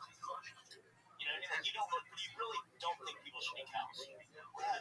Talk about the benefits of fucking a cow. Shit, I don't gotta pay for my milk or some shit like. You know the cow. You ever fuck a fat chick before? Not with multiple. You're made a fat chick. Does that help? There you go.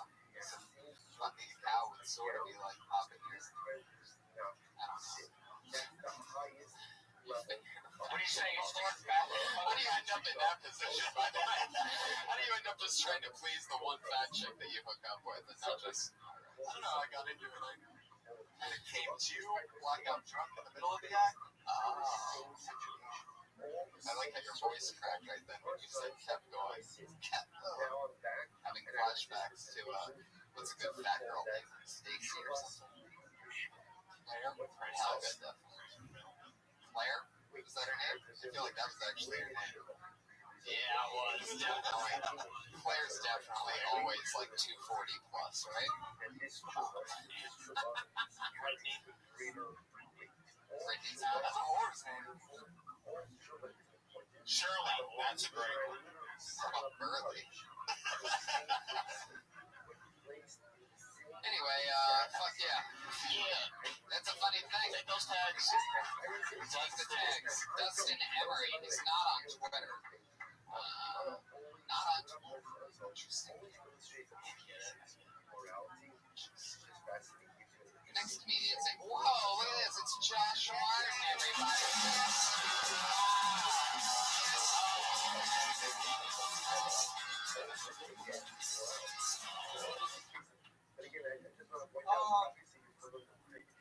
Statutory rape in the big issue is not state fraud fucking 16 years. I don't understand why you would want to go. But if people have urges, they have to do something. Like, this is, if you have to do it, this is how you get away with it. You just give them good dick. Like, I feel like you can get away with anything if you just give good dick in real life. Like, what? You fuck my 12-year-old daughter? Oh, you gave me good dick? Okay, you're okay. Good dick is hard to find, I feel. Or it might be just hard for me to provide. That's all. Okay. I gotta ask just so that I know before I even say anything. What were the last two things that you said? Because those are the two things that I missed. You said good dick is hard to find. Something. Hard dick is hard to find, or A hard dick is good to find. good dick is hard to find, or I'm just really good at providing. I'm really bad at providing.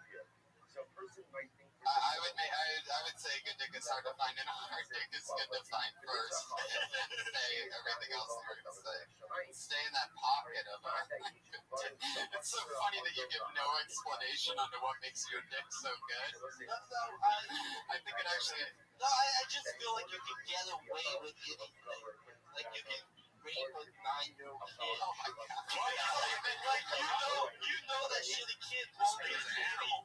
Like if you give that kid good dick, like probably won't get it. Josh, do you really think if you raped my 9-year-old daughter and you came up to me and go, you did? I'd be like, yeah! High five! Good dick is hard to find. What kind of childhood did you have? It's relevant. I got good dick, right? You know what I'm talking about? When you're talking about good dicking a child, like what are you talking about? What about a 5-year-old? If you gave dick, you did dick to a 5-year-old. According to Josh, if he made the 5-year-old squirt, it's all right. She looks where she's pissing on herself. Oh, she loved it. I'm totally gonna get away with this one. She just squirted in her diaper. A 5-year-old can barely walk because he just learned how to walk.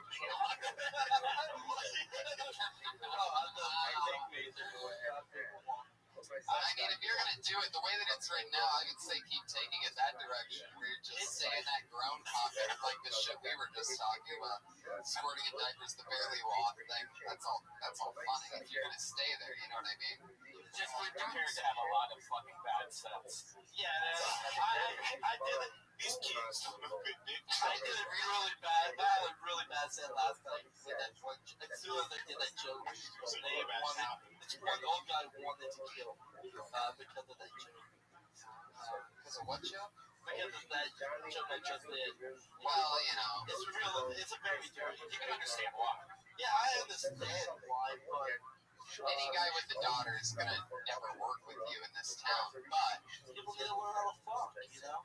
like 7-year-olds. Yeah, well, let me ask you a question. How come none of these girls that you're talking about that we mentioned since you brought this up are any of them over 18? I don't want to fuck them, but like people have urges, like they have to fuck them. So you're saying, what if the pedophile Like the pedophile could get away with it, I feel like if they gave good dick to 16 maybe. You know? I mean, because some states it's legal to fuck a 16-year-old, like Las Vegas. Like if you took Las Vegas, it's not Las Vegas. Yeah, even though that's Las Vegas, in Nevada, you can fuck her there. God, your search history, both of you. I actually know all of it. Just in case I can be on the road. Right. And a tattoo right here. I love that. So you're just getting roadhead. You're like, baby, we're a mile from the state line. We either gotta wait a year or go the other direction. Yeah, stay in the pocket with it. That's Josh Martin, everybody. At Josh Martin Comic. He's got a speech impediment. If you didn't notice, it's pretty blatant. It's almost like you could have changed that routine to hot girl. Make it good pussy, make it anything you want. You know, you're talking about catch a predator. It is, and you could do that. You technically could leave the kids out of it and just say you could rape a woman and give her good dick. I think you got it better. You don't think rape jokes are like the worst thing? Like, Well, it is, yeah. Well, unless you're talking about raping babies, and then that's one level worse. Yeah. I think raping adults isn't as bad as raising kids, right? Josh, leaving us the tough questions to answer up here. I just think just take a shit with that joke outside and walk away. Talk about a shit. 5 shooting your chest. Because she had to She had to go. she take a boo-boo. But actually, I just changed her diaper while I was laying underneath. Your next comedian's name, everybody, is Lil Bro. We know Lil Bro. We love Lil Bro. Always funny. And now he's blacklisted. Oh. Sometimes it's sad when people Hey, forget can I ask you guys something? Sure. Do you think we have too many little, I mean, there's Little Wayne, Little Romeo, Little John. And Lil Bro, everybody. It's Lil Bro.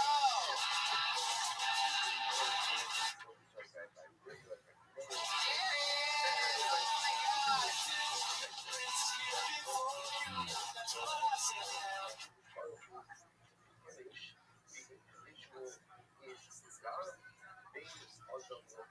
I want to say, man, black men, take care of your kids. Be there for your kids. I take care of my kids. I got 3 boys. I'm now 4. My kids stay with me. And my ex-wife and her husband. Me and my oldest son, we share a room. I actually stay with them. But they don't know that I'm living with them.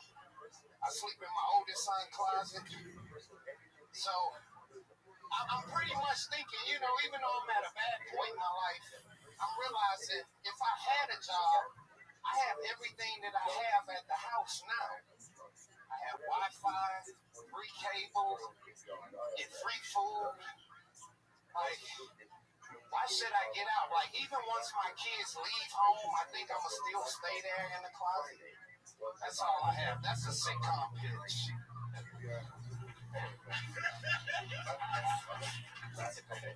Sitcom idea about living in the closet.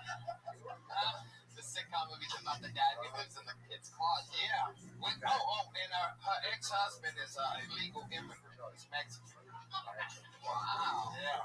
So I'm thinking about confrontation with him, that he finds me and threaten him to get him deported. Yeah. Brilliant. So that's a sitcom idea. I got like 3 episodes, bro. Wow.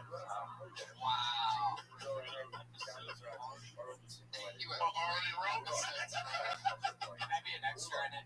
You gotta get on a date in the background. What about something about you? You have a girlfriend on the side or shit, but she can only come to your closet and shit, and then y'all end up having kids and raising them inside of that closet. Yeah, this is an animated series. Have a candlelight dinner in the closet with her. And there's something about your new kids coming out of the closet. New kids coming out of the closet. Maybe you're in the closet and all you have is a laptop and everything that you do is from that laptop. Like, and you have to learn how to do like everything. And I sneak out at night because I still have a life. I just stay there. You know what I'm saying? Like I still.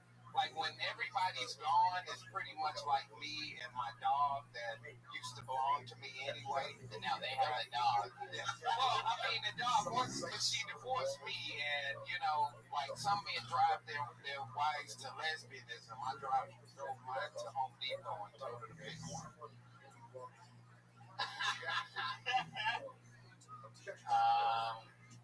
Yeah.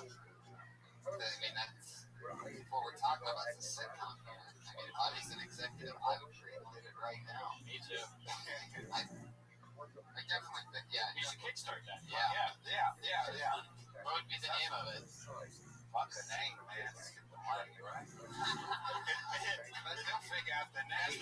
Who cares about the title or the script? Let's just get this thing going on Kickstarter, am I right? Hell yeah. Give me that money. Hell yeah. When you say about like black men, you should take care of your kids. That's what niggas are wrong.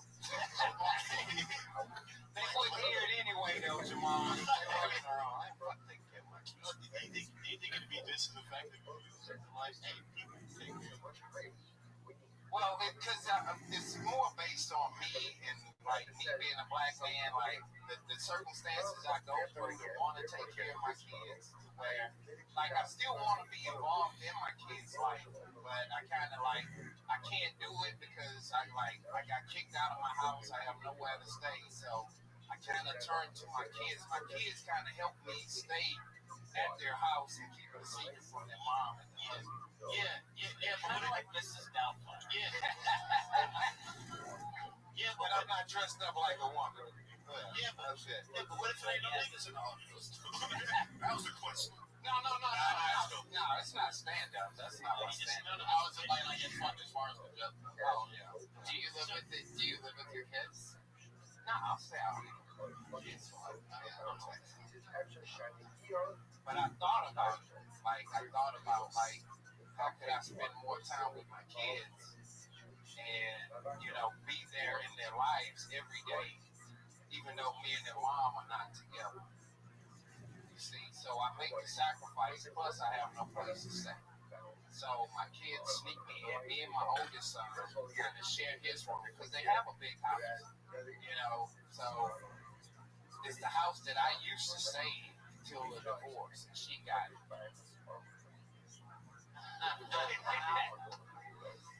Maybe you bang the cleaning lady when she comes into the closet. And she cleans everything for you, gives you food. That's when you get your food. Yeah, so she sneaks shit into you. Yeah, she nurses the kids for you. Like, we have like a love affair, but I eventually want to try to get back with my ex-wife in the sitcom. Well, that's what's great, and then you can get back with your ex-wife, and you can hook the Mexican cleaning lady up with the Mexican from Home Depot, and they can get together, and you guys can maintain and be friends. And take care of the kids that you just had. Right. And the Mexican can go build himself a guest house in the back, and then we can get to season 7 with this shit. Season 7's where the pit bull, you get a pit bull. Oh my god. Or maybe a cocker spaniel, right? Shit. Oh, funny how it's a cock, a spaniel. You son of a bitch. I see where you're in the sitcom thing now. There he is, everybody. Lil Bro, almost blacklisted. At Lil Bro on Twitter. That's LILBROUGH. He spells bro unlike anybody else because he's a marketing genius. Yeah, as far as other people in the bucket, we're going to move on to our second to last portion of the show tonight because we have something special we're doing this evening. Next week, our friend Pete at PDC. This week, Thursday. Is this week? Oh, okay, gotcha. This Thursday, live from Phoenix, Arizona, our good friend Pete at PDC is opening up 25 or something like that before our show in Phoenix. And so, working out a new minute that he wrote today. One of all of our best friends, one of our funniest pals. PDC, everybody, in the flesh. It's all good. Just for everybody. All right. So I sat around today daydreaming about Girl Scouts. And like everyone thinks they're sweet little girls, but really they're gangster as fuck. Like twice a year they sell shitty overpriced cookies. We buy the shit out of them to support their cause. I don't even know what their cause is. What is their cause? They're teaching young girls how to sweet talk people out of their money so they have to work 2 months a year.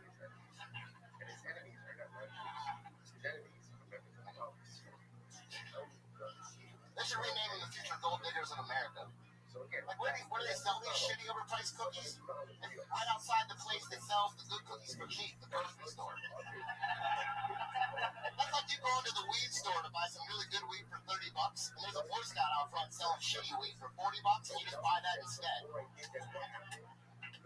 And it's not like they're making the cookies, they buy that shit from China or something. If there was some kind of plan to get young girls back in the kitchen so my son doesn't use her wife doesn't have to serve them TV dinners every night, I'd buy a whole fucking truckload. Coming in at exactly 1 minute, like the kingpin that he is. Pete, that's fucking hilarious. That was great. I like all that. Very funny. Is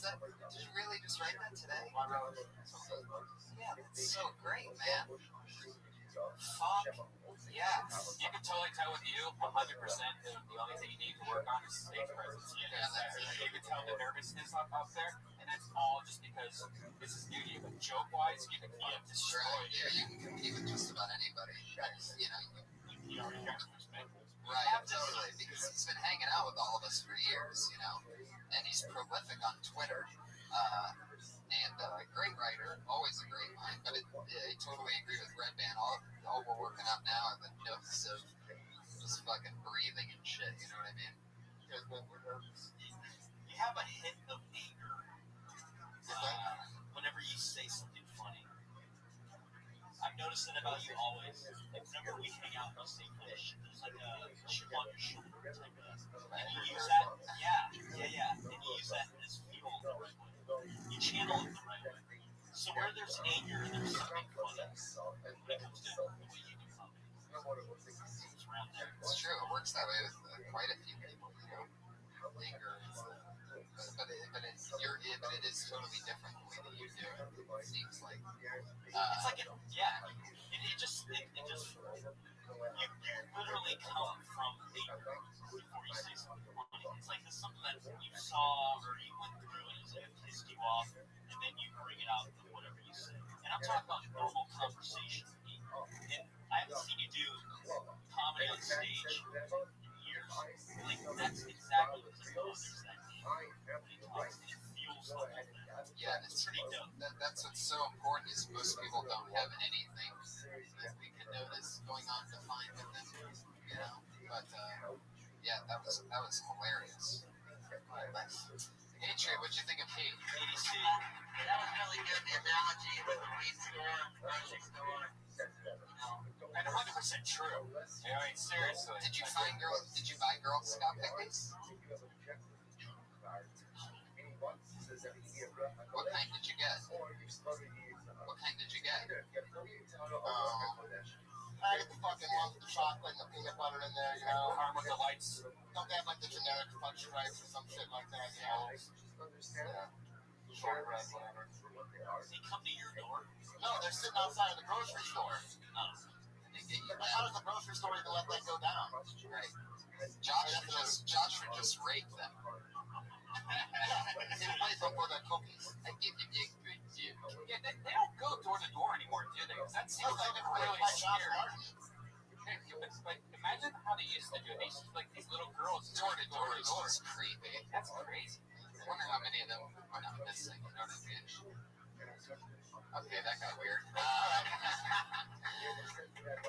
Wait a second. Josh Meyerowitz has a question. Far away from the microphone so no one can hear him. Josh Meyerowitz.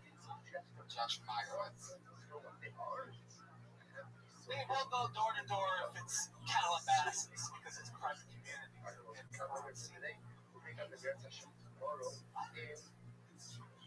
He raised his hand and said, wow. Just to let us know the Girl Scouts do go door to door in Calabasas. There he goes, Pete Cornacchione, everybody, at PDC. yeah! PETEEC on Twitter. Josh brought up one good point. I would love to see Josh talking to Girl Scouts when we do a store. Wouldn't that be amazing? They have I have no idea how much I love to buy your cookies. I do not have money at this time. I'm so sorry, sir. No, that's what you sound like. No. Alright, just relax. Yeah. Son of a bitch. Yeah. Well, we've come to that part of the show where we've come to our two final regulars, as always, here. It's always fun to watch the constant growth of two of our favorites. Going along with last week's tradition of flipping it, keeping it flipped for this show as well. Why don't we bring up first, she's going to Florida, I believe, at the end of this week, and she won't be with us. Rumored to be the next two episodes. So that's an automatic blacklist ban, right? maybe she's trying to overcompensate. She's trying to negotiate sending in a recording. We're talking with, I think Bacon needs to go up in her place. wow. Bacon here? God, there's a kind of that. Would you step into your cousin's footsteps and do 2 sets while she's in Florida? She doubts it. She wouldn't even save her cousin. To save her cousin from a blacklist. She just destroys. Yeah. She writes the jokes that you do. Yeah, that'd be great. That'd be fantastic. That's what we should do. Have Kimberly write it. She has a stunt double. Yes. Fantastic. Her stand-in. Her blood stand-in. Well, here she is tonight, everybody. She was built and created here. Dropped out of college to keep doing stand-up in Hollywood. She really did. It's fucking hilarious. And every week we root her on. Here she is. Kimberly Compton, everybody. Guys, Miley Cyrus and Lance Hemsworth broke up today, or a few days ago, I think. I think they were having problems after she film fingered herself, and she tried to fix it, but it just wasn't working out. In other news, I'll be turning 23 on Wednesday, so I'm excited. I'm excited to get my shit together. Like, I think I need to stop flashing my tits for ice cream and start flashing my tits for cars. You know, I think a relationship is nothing without a little bit of trust and fun. I want what every girl wants. I want to, you know, hear those words come out of my lover's mouth. That's it.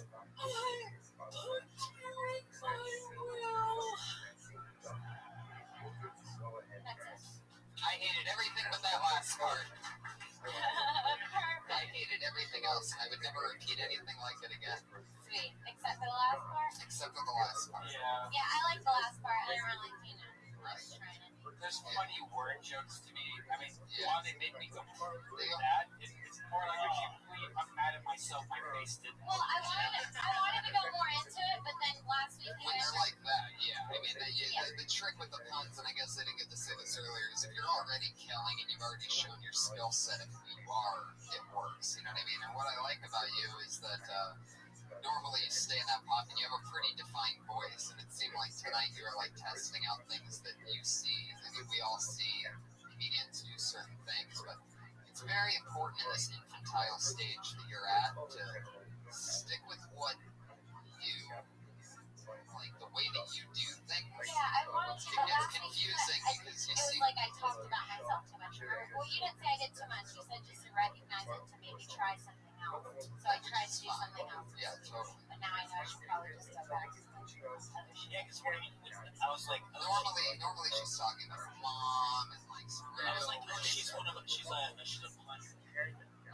really. I just tried it. right, and if you go for it with that, I mean, you got to dig deeper than working and working. That's it. Miley Cyrus twerking. Oh, everybody's not what I want. What I want, right? Twerk. Yeah. Right. I don't want. Right. Stop. But yeah. Stop. It's not twerking. Which is fine. I can tell you probably made that adjustment because of the tone of things in today's show. Probably something like that. Yeah. Yeah, it's one of those things to where, you know, I didn't even really show off my pun side to even a lot of my friends here until I was established as funny. You know what I mean? Like, and they had my trust because then it's funny. But puns are something you sit on for a while.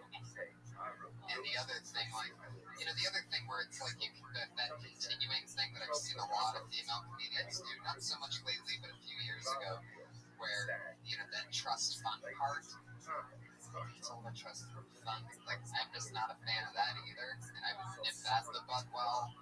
You're still just getting your, you know, your muscle built. However, that was hilarious, the end part, what you were getting at. I mean, you don't say that without making that other thing, or you can think of something else to start it off if you wanted to. But getting in the trust fund, everybody wants to hear those words. It doesn't even have to be trust fund, it can just be, you know, a will or anything. That's not a joke. I mean, like,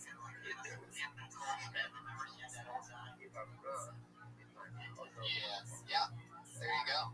is there any other celebrity that's been that big? Nope. And for her to dig deep and reference 2009 wouldn't be that beneficial. But thanks, Patriot. That's right up there with the fuck was that other thing you said earlier? Yeah, Rocky Road. They say Rocky Road in it. Rocky Road. Patriot, it's great that you still chime in. I love that. Fucking love them. Well, anything else for Kimberly, guys? Anything you want to say? Yeah.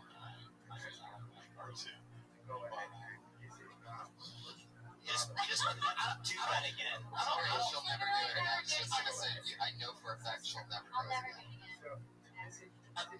She's gonna. She'll also leave it one. By the way, they're gonna walk around here like a few weeks from now. You're gonna see somebody do a pun in front of her, and she's like, "No, you're fucking gross." Whoever that person is gonna be like, "Yes, we got it across." Hell yeah. But there she is, everybody. Kimberly Condon, right? Fantastic. Every week she's here. I believe she's at Kimberly Condon on Twitter, spelled how it sounds, CONGDON, and she's trying to work on her flight right now so that she can make it back into town for the LA Podfest. And so we'll see what happens with that. This person is going to be at the LA Podfest. She's been with us since episode 1, and she's always here. Very hands go for Sarah Mostajab. Here she is. Breaking news yesterday, Grand Theft Auto 5 grossed over $1 billion in sales. In related news, I still cannot pay off my $90,000 in student loan debt for my game design degree. It's worth every penny. I don't know if you guys play Grand Theft Auto, but it's fucking rad. You basically drive around Los Angeles, and it's all clusterfuck mixed up, but it's great, and you can do whatever you want. If you don't want to play the game, play it based on the simple fact that you can pull the LAPD out of their car and punch you in the fucking face and throw them on the ground based on parking tickets alone. It's a wonderful feeling. To pull these like, tee, here's my chihuahua and mini sideback bitches out of their little fucking convertibles and shoot them in the head is a great feeling. Those guys, those rock stars, used to be so cool in 2002, got the barbed wire tattoo and the trucker hat, pull him out of his fucking Range Rover. Run him over. I'm not very good at that game though. I always drive, I'm driving, then I clip somebody, and then the cops come, and the helicopters, and then I fuck a hooker, and then it's over. If she is Sarah Mostajab, sticking with the Grand Theft Auto. I love that as a premise. Absolutely. Looks like a lot there.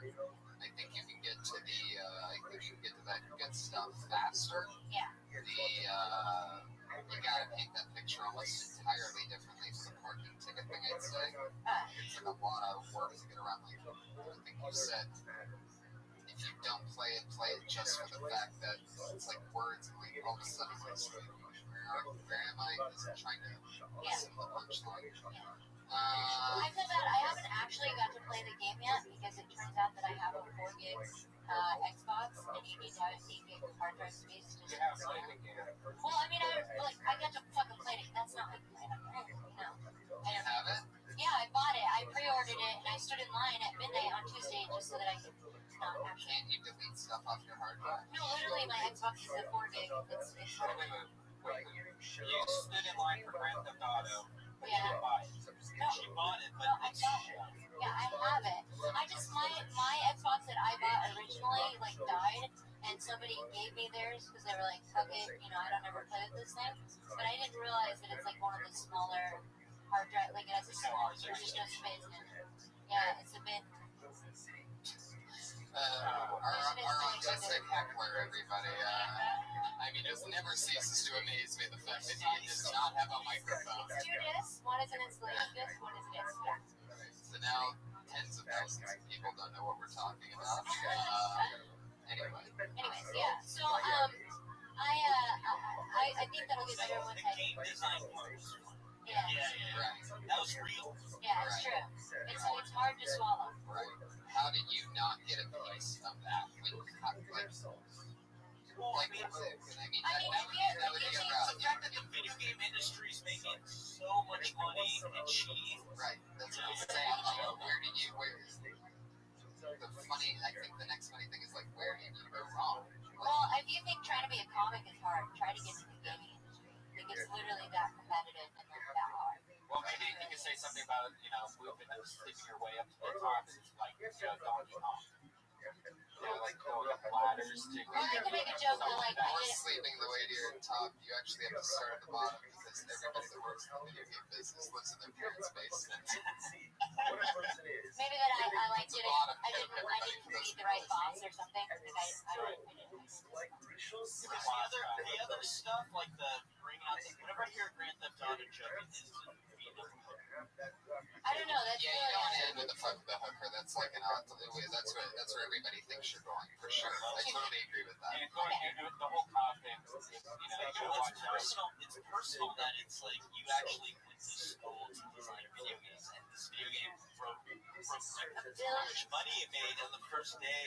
And you're playing it, and the hours and hours that you're playing it is a constant reminder of how you worked with that. Like it almost seems worse to have lived in the video game world.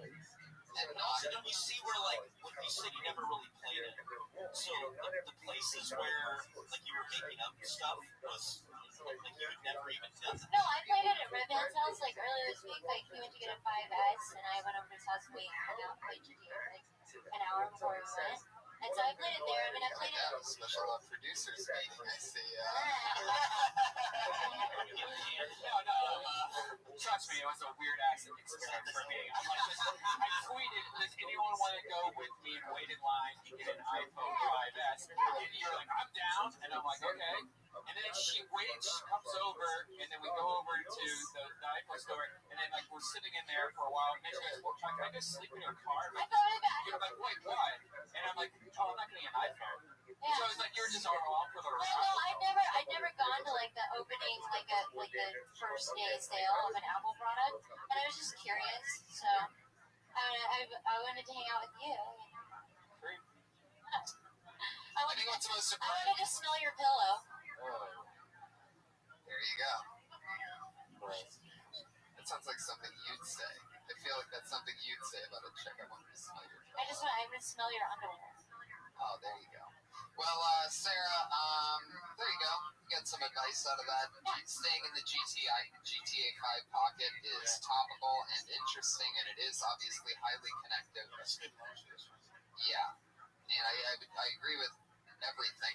Matt saying that the realist part is you talking about your video game degree. You can really get more into that. Like, I should have paid more attention when somebody was mentioning.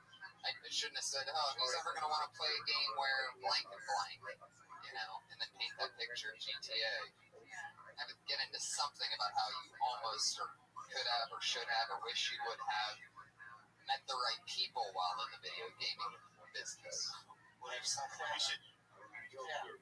I've changed it all the last 5 years. It was the more demand back then. I never see it all. Changed it all. It's kind of like a question, but there was a really big boom in the gaming industry a while ago, and so now the market is shutting down. And there are a lot of people that are a lot more talented at design than I am. Rock and roll.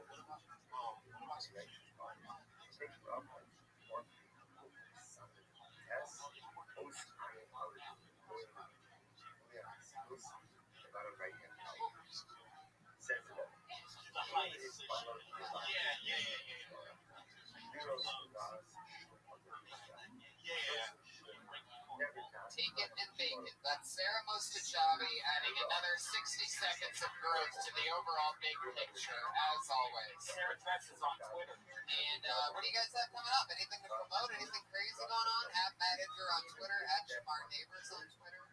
What else? Yeah. Follow these two guys on Twitter because they're both gonna end up being fucking big and huge. I'm so excited that you guys still aren't famous enough that I can get you on the show.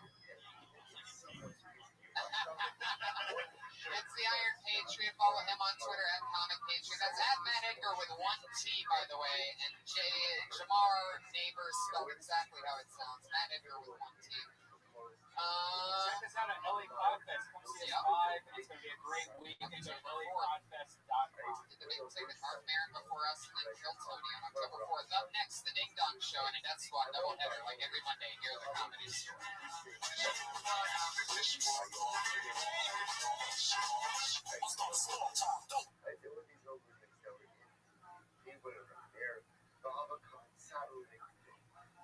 Guys were constantly there in incredible amount of people. Habakabayra in Iraq, like, hate doing this. They want to die, then they should die. My success runs. One of the that they should die. It caused them so much desire, they should die. I'm really brave this week.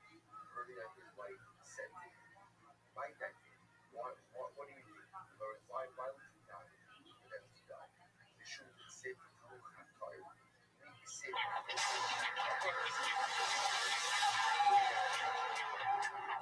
Oh yeah, baby. Here we are. This is the fucking shiznit. Here we are, another beautiful Monday. It's very humbling to be back in my home court here in front of the Thunder. It's appears to be about 14 people. Not even gonna laugh on that. So we're off and banging. I think the audience is feeling probably like what maybe you are. Post-breaking hangover. No, just very tired. This was a long 5 days we had. We went on an adventure. It was unbelievable. My God, you Phoenix and Ohio and everybody that traveled to those shows, those Kill Tony fans. I mean, it's always been amazing touring with the Death Squad and everything, and getting to feel that Thunder's fan base in the beginning. But to think that we're only 18 Mondays in a row with this show going and pumping, and to hear everybody's input. I must have been asked 100 different questions, and at least 40 of those questions had to do with the one and only head of security for Kill Tony. As always, put your hands together for the Iron Patriot, everybody.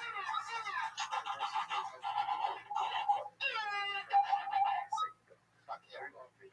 That's what he does. Yeah, there's a lot of people that love you, Iron Patriot. Thank you. I appreciate all the love. I'm really getting a lot of nice comments from the fans. I really can't believe it. But Tony, I want to talk to you. I'm really excited about the podcast festival on Friday. Yeah, it's going to be a lot of fun. I'm looking forward to spending time with other people that love podcasting like me. Yes. And I'm looking at the schedule on Friday at 7 o'clock. It looks like the festival starts at 1 on Friday, and then Mark Maron comes on at 7, and then Dana Grooves, which I like. I always hear him on the Adam Carolla show. He does a good Heel Hauser impersonation. And then we come on at 11 with Death Squad. It looks like we're in good company tonight. Heck yeah, In the Squarespace ballroom, the big room. I think it overlooks the beach with big windows and stuff. Yeah, we got the big one. Yeah, it's very exciting. You can feel it by the electricity in this room right now. Hey, Redneck, can I ask you, when you went to the Funny Bone to perform with Bert Kreischer on Saturday night, was that a surprise, or did you have that planned?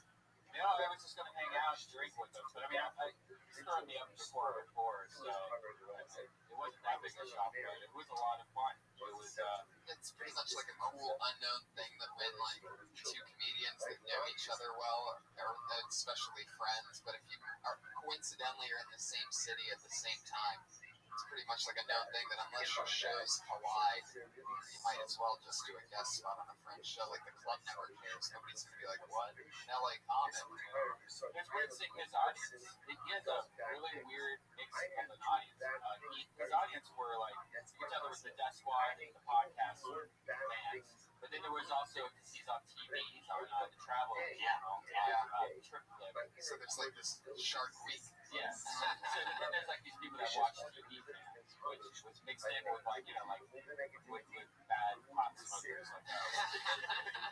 He has a great fan base, but it was really cool doing comedy in front of him. It was really cool doing, driving out to Arizona, doing a road trip with PDC. PDC lit it up at Stand Up Live in Phoenix. Our good friend who did a guest spot here the week before, he put it up in Phoenix. Yeah, great. Benji came in right over the top, crushed you, me, Yeah. And then you went to the Ohio State game Saturday. What time did you start drinking? You started tailgating. You know, there's a thing with me in which, believe it or not, my friends never believe this, but the ones that I do comedy with do, I don't day drink ever. I only have a thing where I'm a big Ohio State Buckeye football fan, and if I go to a game, I'll day drink for that. And man, I forgot how much fun day drinking was. It was unbelievable. I think I started at about, I pace myself though, because I'm freaky like that, because I really don't want to be fucking depressed at nighttime in Columbus, Ohio, so I definitely kept an eye on it. But I started drinking at about probably, I woke up very late because I knew that I was in for an 8 p.m. night game, so I woke up at like 2:30 in the afternoon, went and got some lunch, drank a coffee. I probably started drinking at about 4 o'clock. I was probably drunk by about 4:02 because my tolerance is non-existent anymore. It's pretty exciting.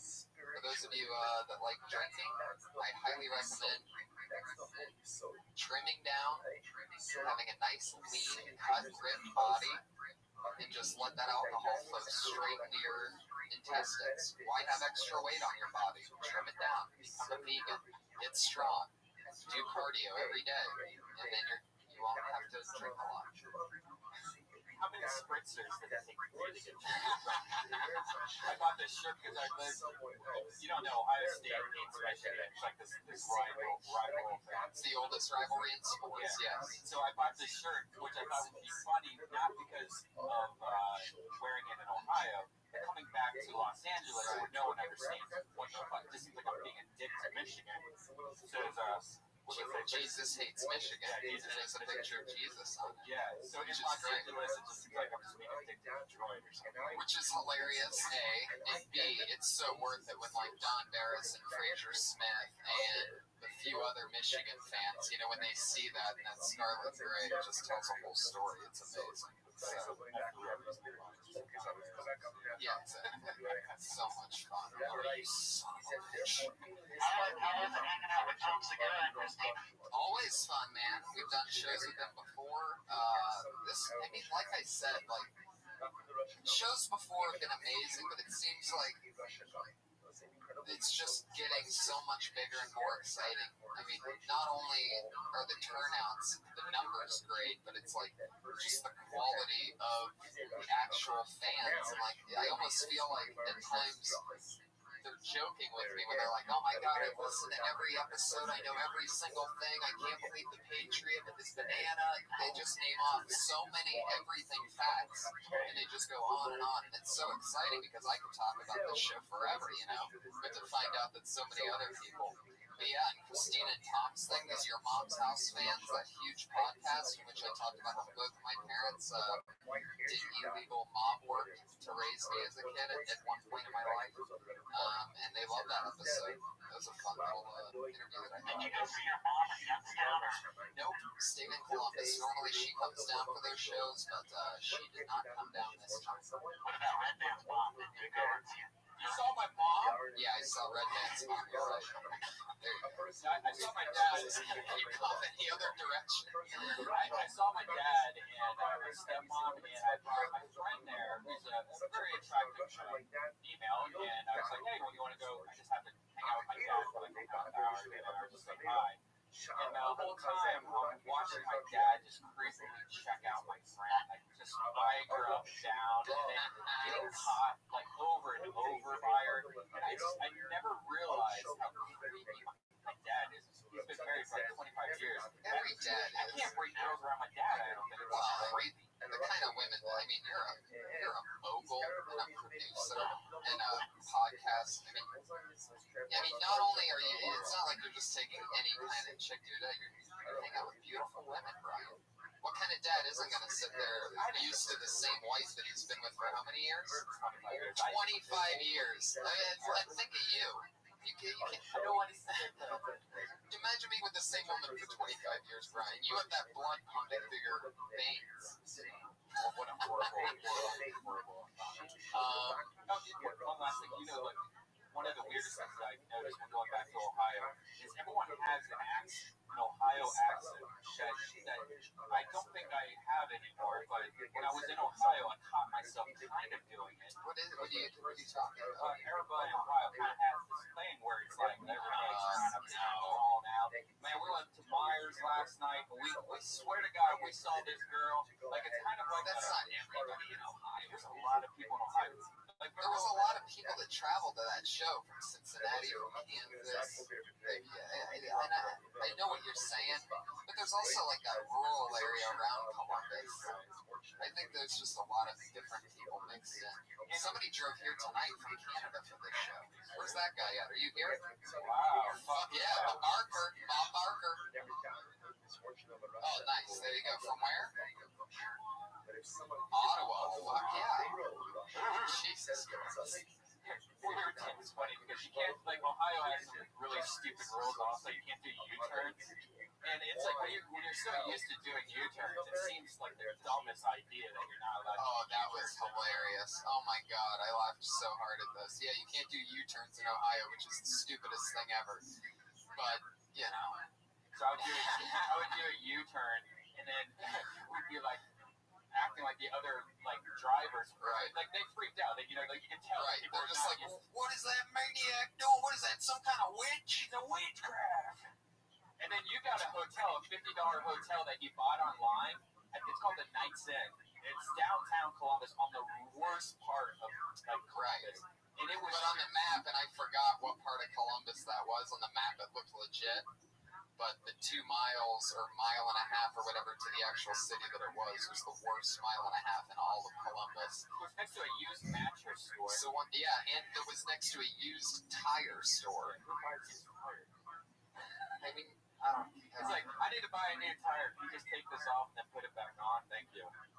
Used tires only in rural Columbus. And his.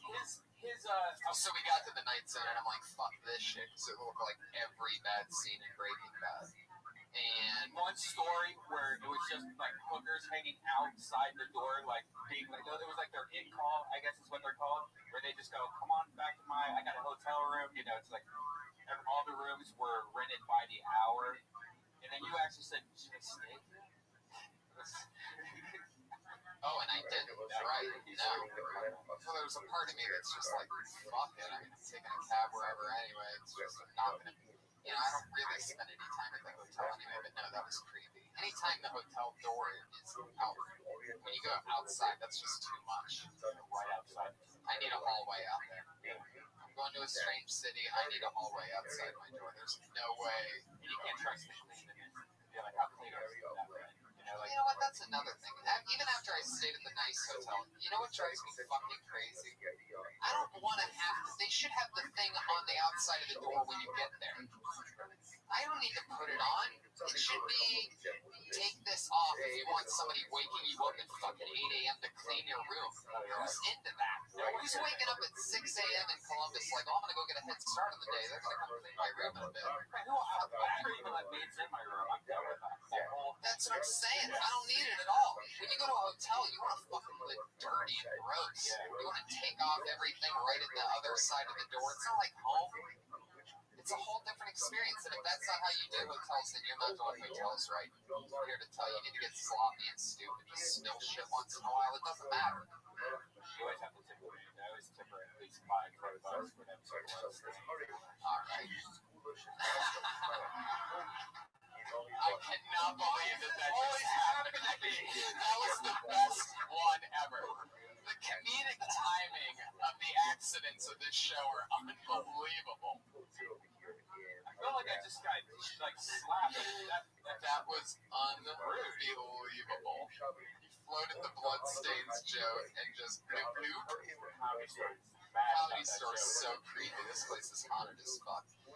Well, you guys know the format of the show. A lot of comedians here. You guys excited to get this thing started? Before we do, we always have two of my best friends, two of my funniest friends, two of my best friends, people that I work with all the time, that I'm lucky to work with. And this one, as always, is a fucking spectacular show. I'm so excited about it. So as always, I'll just bring them up at the same time. First, one of my funniest funniest friends. We've basically been hitting everything together for years. We riff like crazy in the parking lot here, which is one of the funnest things about doing comedy together with friends. It's just standing in a circle with it for hours at a time and riffing and having fun. Anyway, he was in the movie The Heat. You can see him touring all around the country. Ladies and gentlemen, the one and only Adam Ray, everybody, is here. Duties, television, huge YouTube channel. And our other guest, unbelievable comedian, Comedy Central, everything. He's a freak of nature. Writer for the TV show Whitney. Put your hands together for one of my funniest friends. Owen Smith is here in the motherfucking house. Ooh. Welcome, man. Yeah. Owen's tall as fuck. Yeah. People for long and tall. Hey. Hell yeah. Six nickel. That's a nickname. That's him. That's my height. Six nickel. Six I nickel. went to the gym and he tried to measure my fat content. He couldn't find my waist because it was too low. I was like, get up here, man. It's like by my nipples. Heck yeah. Patriot, how tall are you? I'm about 6'4". Really? Yeah, can I just say how big of a fan I am of you, Patriot? I feel, you're just, what do you do with your hand? You're fucking scared of your door. Oh, okay. Yeah, but you're funny, but like, that's you showing love, but like, because this isn't a normal thing to see somebody in public, and when you do that, I thought you were putting a curse on my family for 10 minutes. I'm checking you out today. You checking me out? Yeah, I was checking out your podcast about last night. Yeah. And it's a very unique show because your sidekick is not only a comedian, but he's a little person. Yeah. His name is Bradley. You would say midget too. Yeah. I went back to the first podcast and listened, and I thought a great story I thought on there was how John Stamos of Full House is scared of dwarves. He's scared of dwarves, yeah. Very interesting. I would never have known that. He thinks, and what's funny is that when you don't know anything about little people, you create these and fears and stereotypes that could happen. And Stamos told Brad that he was like, I don't know what's gonna happen if I hug you, like maybe I'll turn you to stone. And he was serious about that. Yeah. Have you ever met a little person? Well, I mean, after Wizard of Oz, I love little people. You see them sing the Yellow Brick Road, all that stuff. Wow. I'm just saying, I mean, how can you be scared of them? I'm just saying, how could you? They're great at time bandits. I love them. I mean, they're great. I love that you're acting like it's just like three that are in all these movies. Yeah. I'm still waiting to hear from Tony how many points I get. I was now in a restaurant. I saw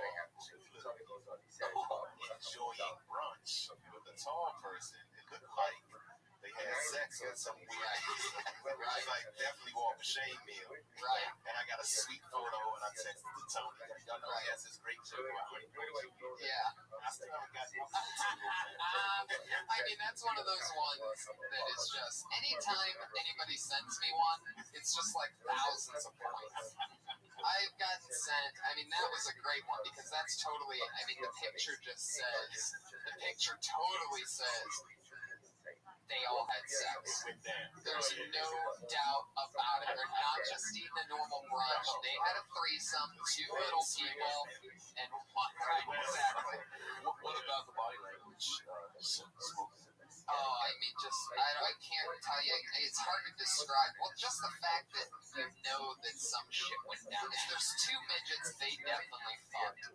So then you're wondering if they're having lunch with this guy, either this is the fucking pounder, you know what I mean? I wonder how that works. I bet that they could like double 69, like build the bridge. That's my next question. What position do you do? Like the guy could lay on the bottom, right? And then they could build like the Golden Gate Bridge, one foot, something like that. That's gotta be what it's called. Golden Gate Bridge. Somebody's peeing on somebody. Definitely. Even if it doesn't happen then, they're peeing on them afterwards. That's how they say goodbye. Right. You know, a ninja that gets a lot of respect is that Peter Dinklage on Game of Thrones.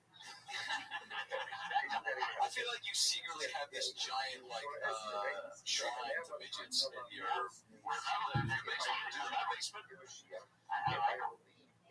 chicks like regular length, or are they proportional to the body? Yeah, well, Brad says his is 6 inches, which he says is normal, but he goes on me, it looks fucking huge. Yeah, but is it like, does it have like a big head and like short balls, or You know what, I gotta be honest, I never really like thought about it, but now that you bring it up, I kinda wanna fucking call him up and tell him to come over and send us a picture. you gotta see a photo of it. I think You you see describe a dwarf's penis. Oh, not ours. I don't know. Yes, sir. I did some research on you. Okay. I learned that you were born in the Bahamas in 1973. You came to America at the age of 1. You graduated high school in Maryland. You were voted most likely to succeed. I saw you in Conan and learned that you've been a sprint customer for over 17 years. So I wanted to ask you. Show the point of view. It's amazing. I noticed that you have big hands. Does that mean you have a big banana too? I feel uncomfortable disclosing this with you. Is it a myth or is it true? I don't, here's the thing, I never went around measuring mine with other people. I can only tell you what women have told me, and I don't know if they're lying or telling the truth, but I've never had a woman tell me it was They just go, oh my God. So some women have said, you're not putting all that in me. And I was like, oh, I promise you, she's happened twice. So I guess I'm doing all right. I literally don't. I'm a grower, I'm not a shower. So if we're all regular, it's not impressive. Well, you know what's crazy about what I've learned so far in this show is that if any guy, by the way, out there has a 6-inch dick, technically, you have a midget dick. That's so fucking unbelievable. Right now, there's guys I can almost hear when this podcast comes out next week. You're just going to hear shotguns going off all around the world. Here's my question: does that mean they get a handicap sign? You should. Amazing. Because Brad gets a handicap sign. He gets a park for free. He just went to Jay-Z concert, told me that you have to sit in the handicap seat. Because the guys, when you show them your pass, they're not going to be like, oh yeah, like nobody wants to call and go, no, midget's not a handicap. So the guy's like, obviously you can sit there. So if you have a 6-inch dick and it's a midget dick, then you get also park. From now on, if you have 6 inches or less, you get to park in the handicap. Like it's a fair rule. That's hilarious. Has any man ever really measured the dick? Yeah. Where do you start? Where do you start to take from? From the backside of your butt cheek. What happened with that number? 1996. Start from here, right? Exactly. You say 96? Yeah, I don't know. I feel like that's when it started. The taping of the butt cheeks. From the back of the butt cheeks. I get right into the base, so. And there's no. I like how it's like, if we can stop joking for a second, I can talk about measuring your butt and measuring your cock. It's actually, the one on this measurer. Do you now? There's no way to tell how big a woman is. You can't look at her feet. Yeah, is there an equivalent? Like, how can you tell how deep? I guess would you be looking for deepness? Yeah, that's where you would want to try to figure out how deep is it. Yeah. You don't want to embarrass yourself. I was with one girl. I will share this, and I'm pretty good, but this one girl kept going deeper, and I was like, oh God, this is my move. This is it. And I was like, I'm hammering this hard. There's no special extension on it. You kept saying how deep were you doing her in the pouch or the butt? Oh my God, Jesus. Watch your fucking mouth. We got crazy with him. What? Well, I'm gonna go fucking combination. You said pouch in the butt. So What are you, pouch in fucking the vagina. kangaroos over there? Has anybody? Has that ever been a term where you trying to just get that going trending? Right. He fucked that bitch in the pouch. Hashtag pouch. I have a theory that I only started maybe a year ago, but it's pretty accurate. If the girl has natural boobs and they're big, she has a wider pussy. Wow. Okay. You know what? I'm not gonna argue that because I don't have any basis for comparison. Wide boobs. Just try it out in the future. Yes, if they have big boobs and they're natural, they usually have it's not as tight as the pussy. Okay. Character traits. What did he say? Bill Nye right there. He was, That's actually true. Yeah. Oh, wow. I read on Wikipedia. All you need is one other guy to agree. Pussy.com. Yeah. Somebody buy that though. Big Pussy Digest. Fuck yeah. Patriot. Now, why is the why? I mean, your voice box is coming from not where the mic is. It's in the gym. It is in the chest. Now, is that looks like it's pointing at your pouch, not your chest. Yeah, I got a cord going from my mouth down my chest, and the sound's coming out from that direction, so we figured out this is the best position. Patriot, have you ever measured your penis? Yeah. It's pretty good size. I've never had any complaints. Nobody's ever You've asked. never had any complaints, but you've only gotten laid a handful of times. I have had a lot of good girls. It's just been a while, but I'm working on myself now. So you want to work on yourself so that when the next time happens, you want to make sure you're bringing the best Patriot. Yeah, the podcast best, so I might get some action this Friday. Now let me ask you this: do you like how like midgets like to fuck other? Do you like to fuck other robots? I wouldn't mind getting with the Black Widow and Pig. So Scarlett Johansson. Yeah. Who is not a robot? Not a robot. The Latino ladies and the female opera. I call that couch the Chili Quesadilla. Oh my god. And my side, it was so Maria. Check that out. Dirty Crowd is so Maria. Check out my YouTube videos if you get a I chance. definitely will. Who are you talking Yeah, I'm to? not sure where this conversation is. Let me ask you, do you have special moves though with that suit on? Like, is there like the fucking like? Do you have a like what you did to me with the? You just put my. And you're doing that in her pussy. Yeah. And she likes that. How many people do you know that can talk out of it? By the way, Patriot has a knack for calling the penis a banana, by the way. It's cute. Yeah, it's like it seems like your dad said, "Hey, little son, suck this big banana," and it just stopped. When I got that song, I just go to the grocery store every time back in the early 90s and get a big bag of bananas and throw them out. Yeah, it was just a good stick for our show. It seemed to catch on. You rock the girth also. Yeah. It's A quarter or a $half dollar.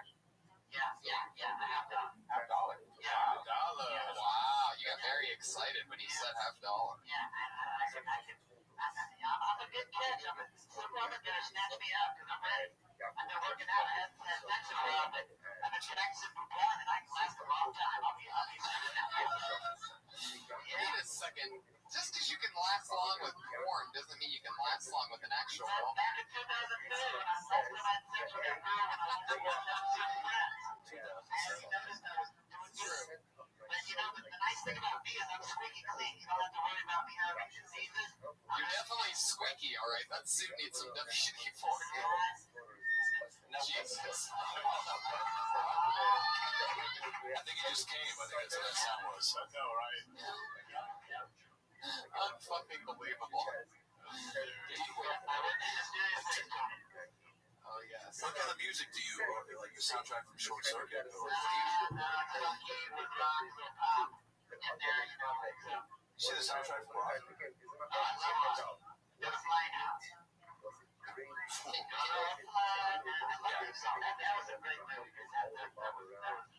Do you like to have movies on in the background while you're doing it?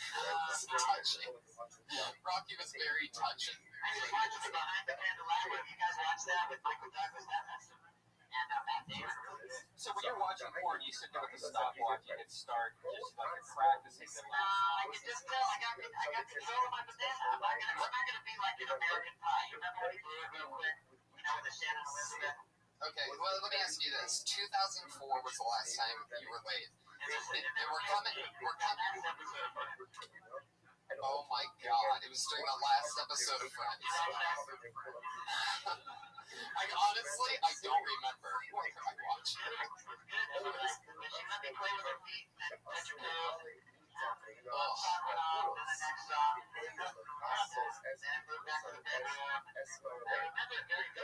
What did you say when you took the first song off? Like, ooh, look at those.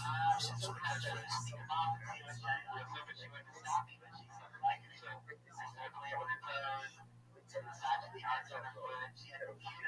Right, but when you first see the foot, you have to say some sort of compliment to her, right? To let her know that that's you. I didn't want to say anything. I wanted to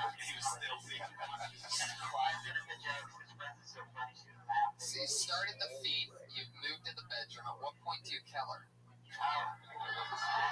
That's a good question. What's the part where you just start strangling her? Decent question. Starting to chop up the bottom. All right, well, here we are. Everything's set. The wheels, as always, are in motion. I feel like the energy is here. You guys ready to get this thing banging or what? This place is packed with comedians, as always. All here to test out a new 60 seconds of material and get a chance to be interviewed by us and talk with us a bit. You have 60 seconds. At the end of that 60 seconds, you'll hear the meow of the kitty. That means your time is up. Don't go any much longer, or else you're going to hear the angriest Hollywood bear. Very angry tonight. So what do you guys say we get started, huh? Start picking names out of the bucket. Our first comedian tonight, Carlos De Jesus. Yeah, right. Comedy Store employee.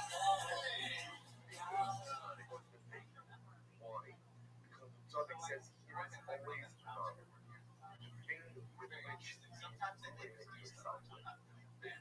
The other week I was working in Urban Show, which is basically an all black comedy show. Like that, you know. that's the way most white works. They were ready with the things. What's your problem? That they sit with the thing as got incredibly text to the point where everybody was looking at me like, hey man, you gotta do something. And that's Situation. So I'm just gonna record it and upload it to Rothschild. I mean, like, what else am I gonna say? Run down there, get my ass kicked.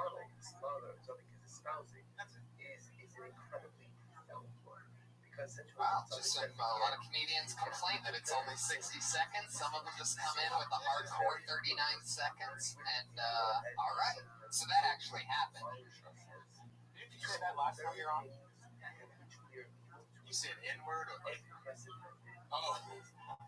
I got lost. I think it was N-word to the N-word. Yeah. I thought I said N-word. Oh, so he said, what's your problem, nigga? And then what happened? Was it a fight? No, there was no fight. Basically what happened was he saw basically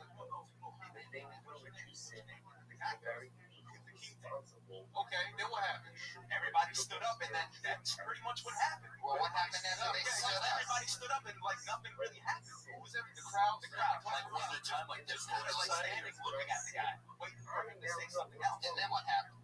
Nothing. They all sat down. They all just sat down because Esau just kind of diffused the situation. So, oh, then he diffused it. And then, yeah, I don't know either, man. I was there. I think the part that he missed is when Esau pulled out a gun with a silencer on it and shot him in his forehead. So none of that happened. Like, so this white guy, left calmly with this black woman, called the host and just and you enjoyed the show. You had front row seat in post-racial America or something. That's why it's not happening. Right. Nothing happened. So I was thinking that somebody was going to get their asses sacked. That's why it's been recording. Nothing happened. So you got to establish. Have y'all heard of World Star Hip Hop? Two people, three people, four, and they're known for fights, right? And that's what people. Oh yeah, so you gotta. Yeah, I know what it was. And you gotta talk about how you wanted to get a fight up. You know what could that do for you? Something. Maybe what you were expecting to see. Something on a videotape. Like maybe you could instigate. He called you a nigga. That's all you want to do. Right. Nothing happened. Were you disappointed? Like that's the joke. Because there's few guarantees when things are exchanged where you feel like a situation is about to go down. You feel like one of those guaranteed situations didn't happen. You were disappointed. It was like you go see a movie. Yeah, you make it tiresome. Yeah. And it's, you know, you go.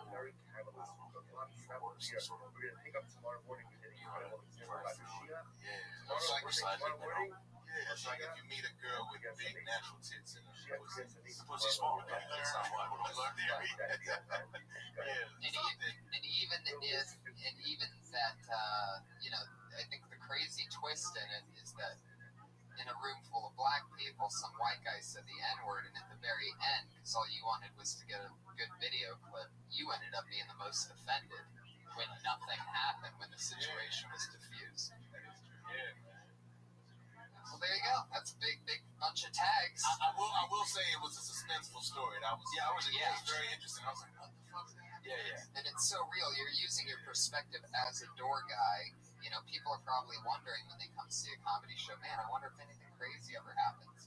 So, you know, you can own that. Yeah. There you go. Some of those crazy things too that made you go, All right, I will say good morning. Let us begin. So we start this morning. There you go, Carlos de Jesus. Not on Twitter, huh? So Carlos de Jesus. He works the door here, I guess. public service there. did my daughter's on Snapchat. South Yeah, share. Oh, yeah? Snapchat. Still in college. I used to Send see out people that Notre Dame? Yeah. Wow. We're going to Notre Dame. Working at a comedy club. How cool. My 10,000 hours that baby. I didn't know that this was a thing. Yeah. They come out here and do I know. That's exactly how it was for me there. I had no idea. So comedy only existed at Vienna. No, but I didn't know that the same thing I did in Vienna happened here. Right. The same, thing, except here you can go and, get on the show. Yeah, I just went in Ohio. You know what I mean? Yeah. Then went to Chicago. Any crazy door stories like that? Nah, well, the owner was racist. He's dead. Paul Lane. He was mad racist. I didn't know that I was racist. I moved to the black neighborhood. I was happy to get stage time. I had another black comic tell me, "I'm racist." Oh yeah. I had such blind so and he never said anything to my face because I'm a big dude, so I never called him. But I mean, I will say this. This is not. This is funny, but this is some real shit. So to go to the funny bone back then, it was like $10 a ticket for a white comic. But then whenever like Yo Henry would come to town, Cedric the Entertainer, or whoever would come to town, the tickets would be like $25, and they would up the drink prices. So it's a blue collar town, so black people made the same amount of money, if not less, than white people. So the money cost more, so they would tip that. So it was like some people like black people tip. It's like, it's triple to come here to one night when they can afford it and they work under you. You know what I mean? So that was something that I didn't know that existed. It was like shit might pop off when you get security. Nothing ever happened. Right. I mean, shit, you call us nigga now. We the last person to do shit because we are afraid of that type of thing. So I remember saying that, just going, wow, this is wild. And then they do the same thing at the Improv out here on Monday night. It was nothing. Like, if you go to Monday night, that's Black Night at the Improv, and then you leave and try to stand around, there will be a cop with guns. Shit, move on. Like, white people don't have that experience. Like, you just leave and hang out and talk about what a nice night. You don't have an armed person going beating into your car. Like, I'll just pay you like my rent in that motherfucker. Can I just talk outside? So that was something that I never forgot.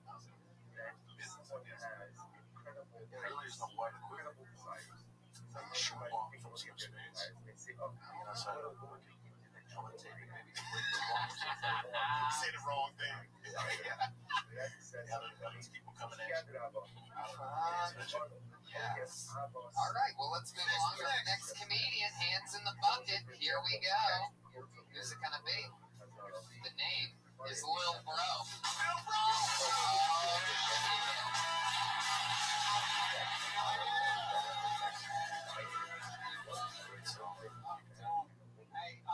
I was thinking, like, what if the Boston Tea Party was actually a misunderstanding and it was a transsexual party that they had in Boston? It just got misconstrued that night. Like, transsexual could get messed over. Like, you ever get ready to make love to a woman, get all the way butt naked, except I like to leave my watch on. Just so as soon as I come, I can say, look at the time.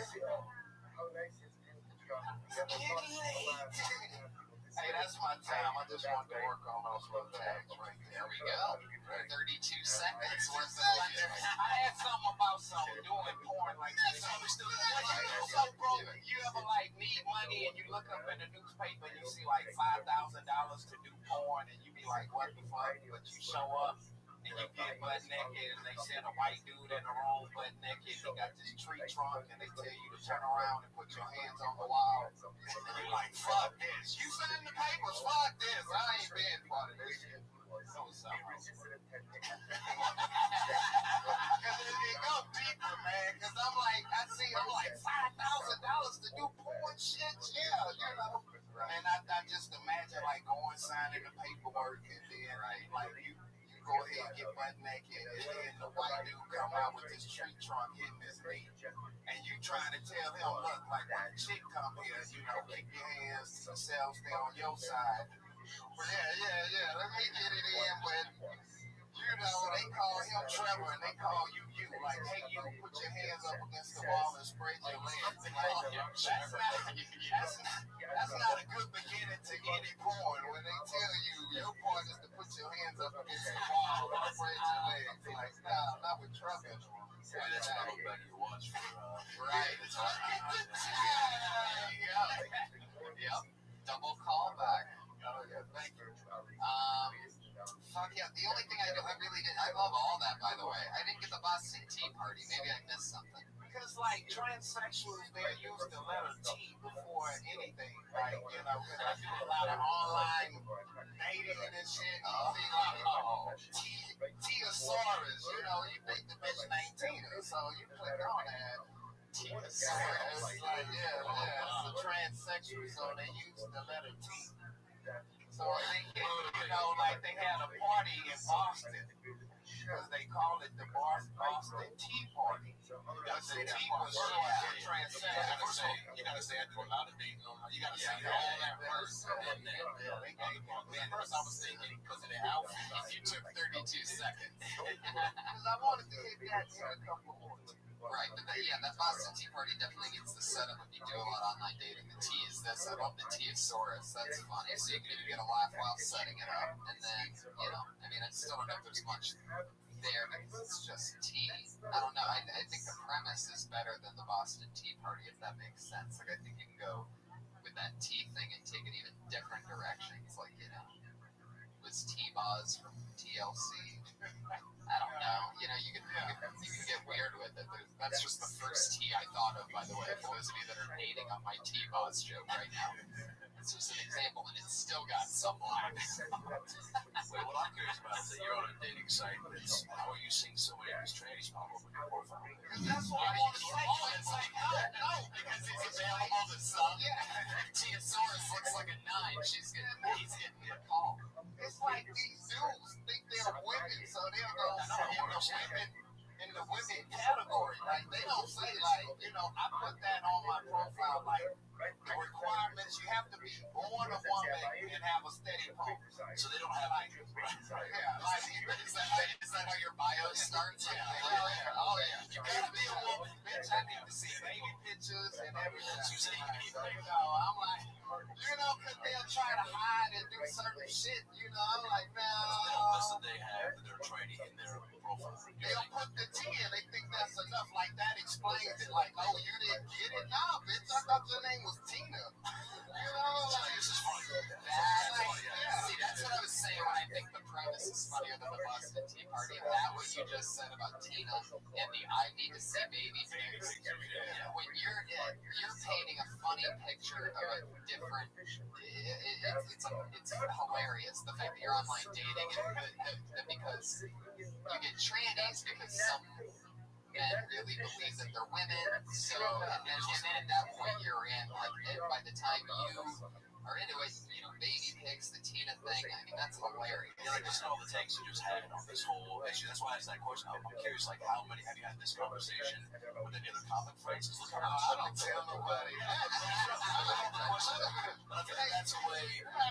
So, like, you had the beginning thought of the whole like, training bit. Like, I feel like then I'd encourage to ask yourself questions of why you thought of that bit, and keep peeling back like all these things you just brought up based on that one question about why you seeing training on a dating site, and all these things you just brought up, all these opinions you just had about that.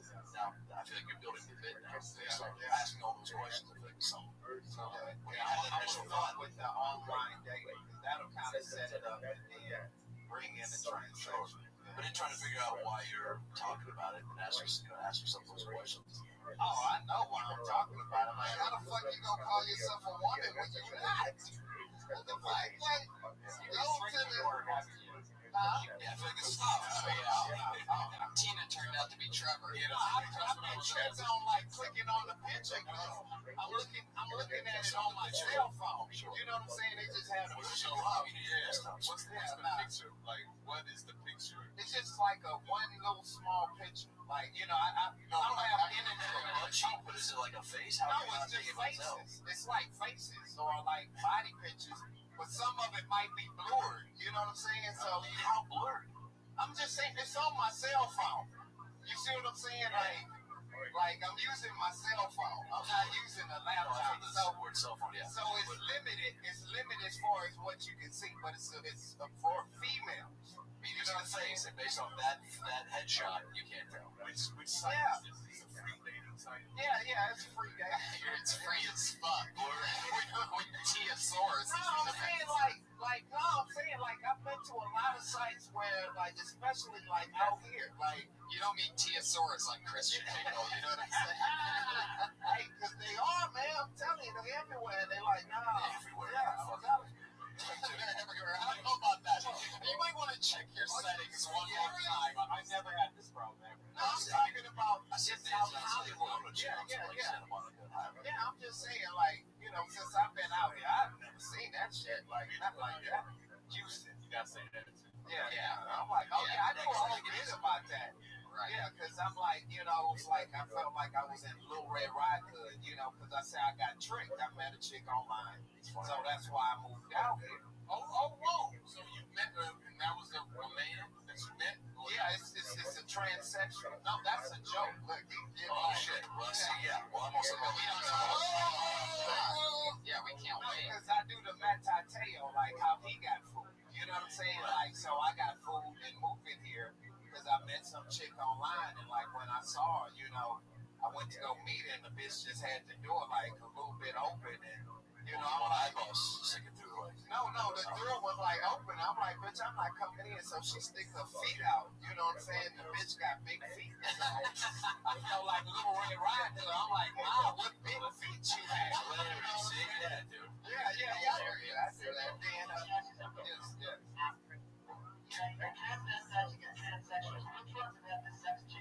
I don't know, man. I don't even keep up with it. I know they all dudes. That's all I care about. It's another thing to add with them. Yeah. It's all stuff to take. This is all now part of it. I just know it happens. Like if you click on some shit, because you know, you just clicking on and just see a picture or whatever. Like it could be a trick. Like that could be turned, or it'd be like a lot of people in the picture. They get you with that. You know. Like it's either like 2 or 3 women. You were like, well, which one is the bitch? You know, We're new at this. We still have our training wheels. So what's your requirement for the full? What do you need? You need a full photo? Email. That's all. Start the account. More like Gmail, if you know what I'm saying. Oh, that's it? All right. This is a fucking weird crowd. When in Rabbi.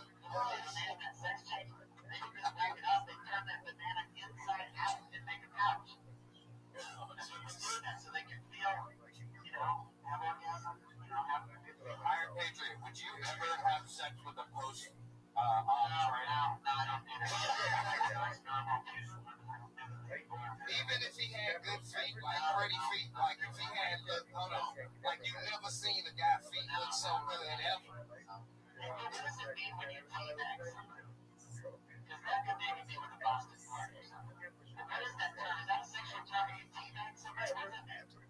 How do you not know this? Anybody in the audience want to feel this one? There you go. There you go. It's the scientist from earlier. I don't think you need it at all, man. I think it's a whole different bit, and that should come out of lane. If you take all the things that just happened here, I mean, it's at least up to a couple minutes. As soon as you grab that mic, I felt like, oh shit, this guy's got something to say. Yeah. I'm curious, and then I heard a couple really tiny pieces